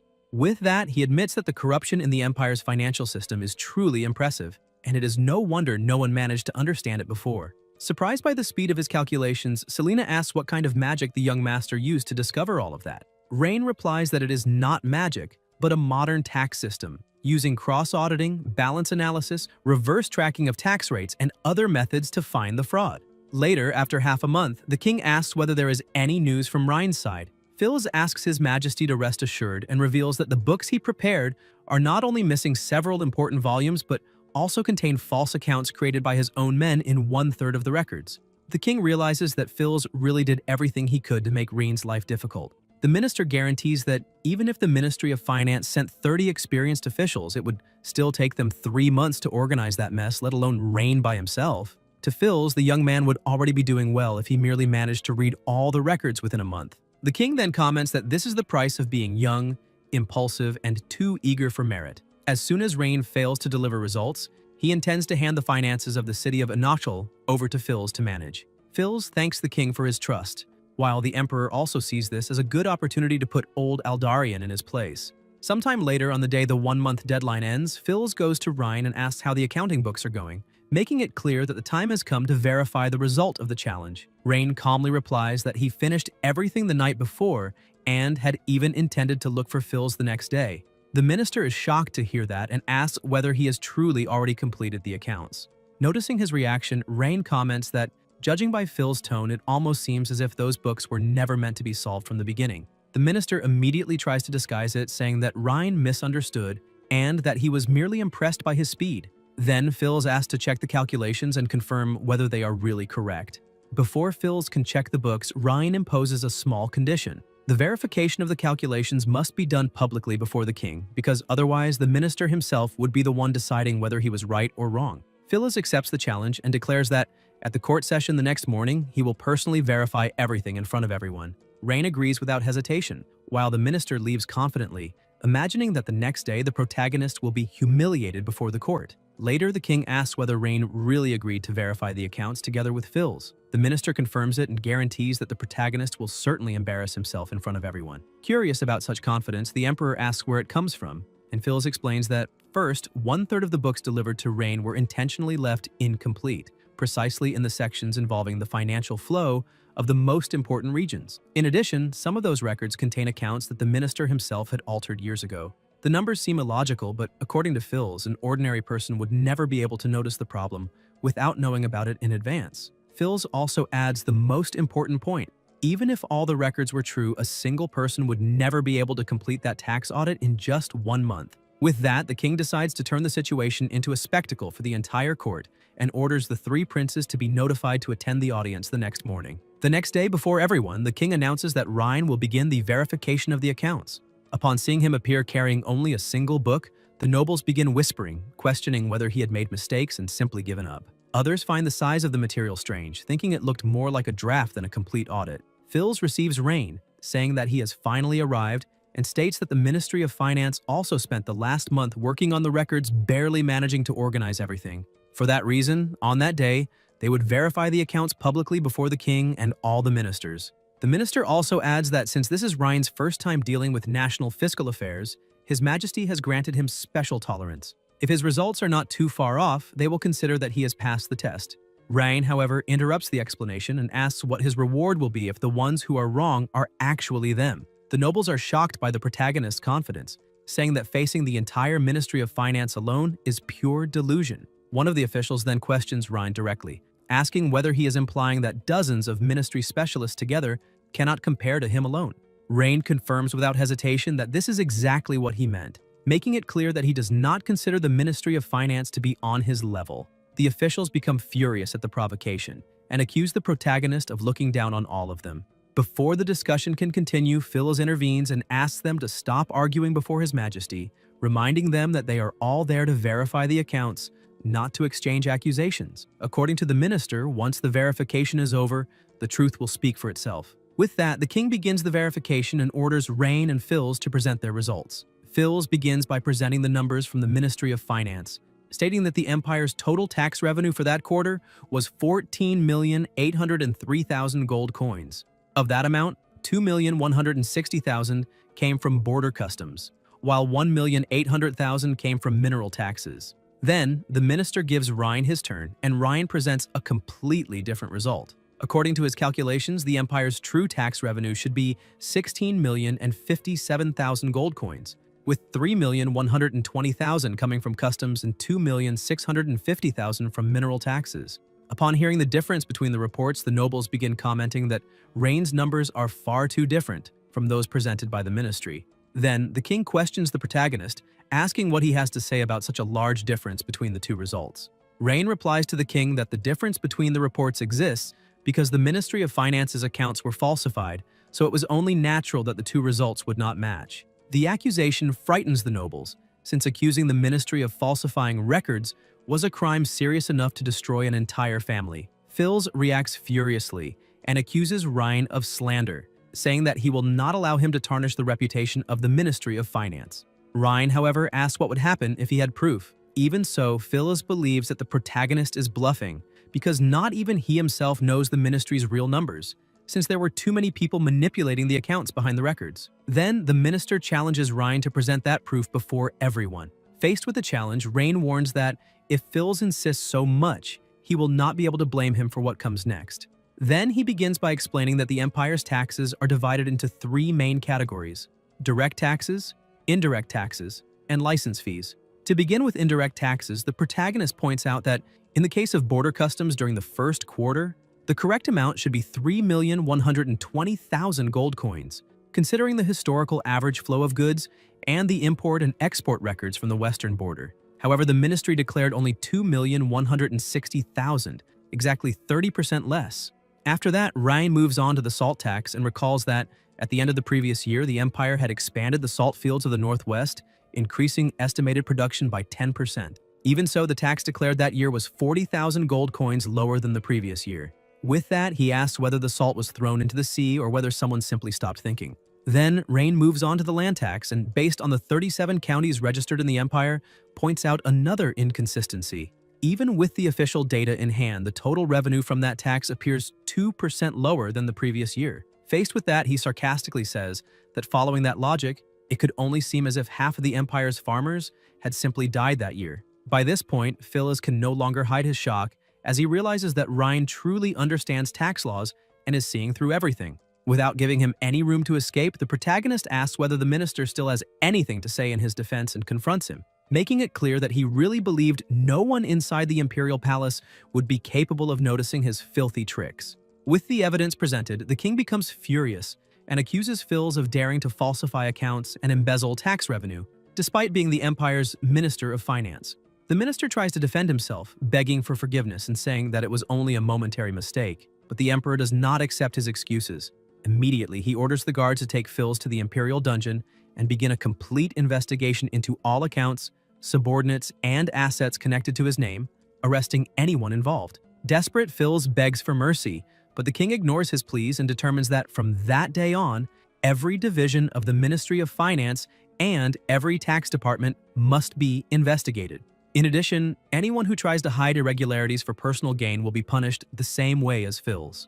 Later, in the imperial dungeon, Phils is surprised to see the king himself entering his cell. Still not understanding what is happening, the minister calls out to his majesty and the emperor admits that he ended up making Phils suffer unnecessarily. The king reveals that the entire performance was done to save Phil's life. The minister understands the situation and thanks him deeply, but the emperor makes it clear that the case has become far too serious and that they need to silence everyone involved immediately. Understanding the order, Phil suggests using Inspector Belholm from the Western Tax Department as the culprit, since he comes from a humble background and has no power or influence. Since the minister already has someone in mind, the king orders him to resolve the tax fraud case immediately. Phil accepts the order, but realizes that finding a scapegoat will not be difficult, though he still wonders why His Majesty needs so much money every year. Before leaving, the king warns that if Phil disappoints him again, he will show no mercy. The minister thanks him for the new chance and, thinking of Ryan, declares that the waters of the imperial capital are far deeper than he imagines.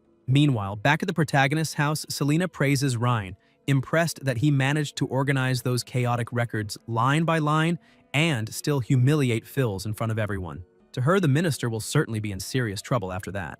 Rain, however, says that Phils will not be punished. Selena does not understand since he committed tax fraud, a serious crime forbidden by the Empire. Then, the protagonist reveals that the reason is simple. The Emperor himself knew everything. Selena is startled when she realizes that His Majesty was involved in the falsification of the accounts and asks why he would do something like that. Rain explains that tax fraud brings several advantages, such as making the empire appear prosperous, financially strong, and economically stable on paper. In addition, it helps control public opinion and keep the nobility on the crown's side. Selena then asks how Rain managed to conclude that the Emperor and Phils were acting together, since there was also the possibility that the minister had done everything on his own. The protagonist explains that he realized it because the Emperor gave Phils no chance to defend himself. Faced with such a serious accusation, made in front of the entire court, the king did not interrogate the minister, ask any questions, or allow him to explain anything, but simply ordered his immediate arrest. This proves that the Emperor could not let Philly speak, because any word could expose the whole truth behind the case. Selena then understands that Phils was not unlucky. He was simply used as a scapegoat. Rain agrees and explains that the Emperor was protecting Phils, but at the same time, he was also protecting himself. However, that protection will come at a price, such as handing a knuckle over to him. At that moment, Aldarian appears and says that Ryan went too far that day. Rain asks his father whether telling the truth also counts as going too far.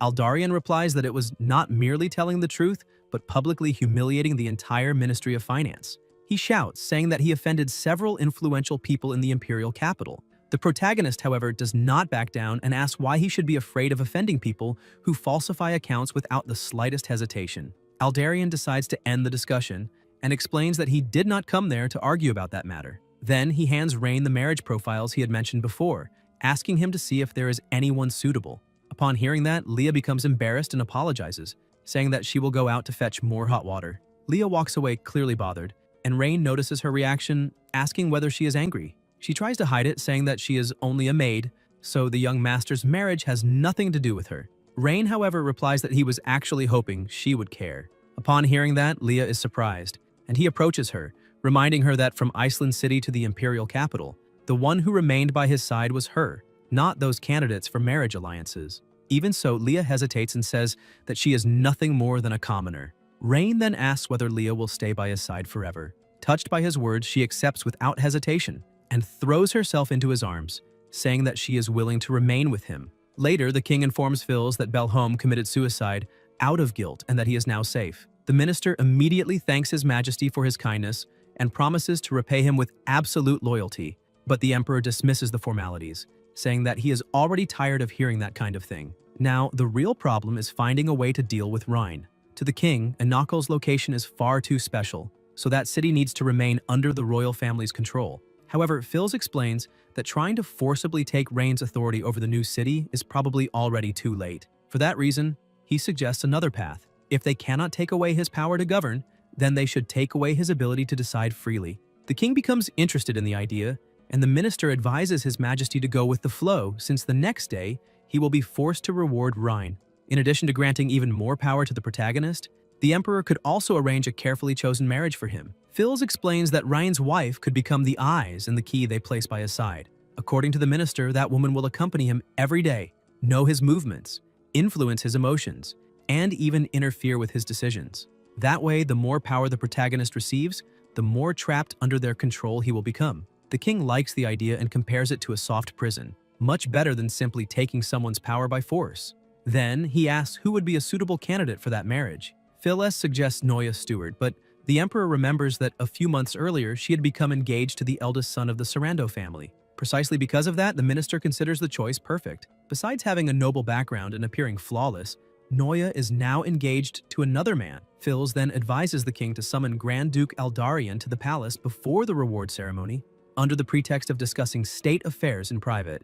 After that, His Majesty could publicly announce the arranged marriage in front of everyone. That way, to anyone watching from the outside, it would seem as if Aldarian himself had taken the initiative to bring that proposal to the emperor. The king understands Phil's intention and remembers that Aldarian values the family's reputation above all else. Therefore, if the marriage is announced publicly before everyone, he will be forced to accept it in silence, because refusing at that moment would be the same as bringing shame upon his own family. Phyllis confirms this, and adds that the most interesting part is that the Sarando and Stewart families will never let it pass. With that, the three noble families will begin to distrust one another, while Rain will be trapped in the middle of that dispute, sinking deeper and deeper into the problem. The next morning, Leah informs Rain that His Majesty will hold the reward ceremony that day and that the Chamberlain responsible for delivering the imperial decree will arrive soon. She then asks him to get dressed quickly. Rain complains that such a good morning has been ruined by an old man, but tries to cheer her up by saying that when they return to Iceland City, someone will help with the work and then they will be able to sleep in whenever they want. Leah becomes flustered by Rain's teasing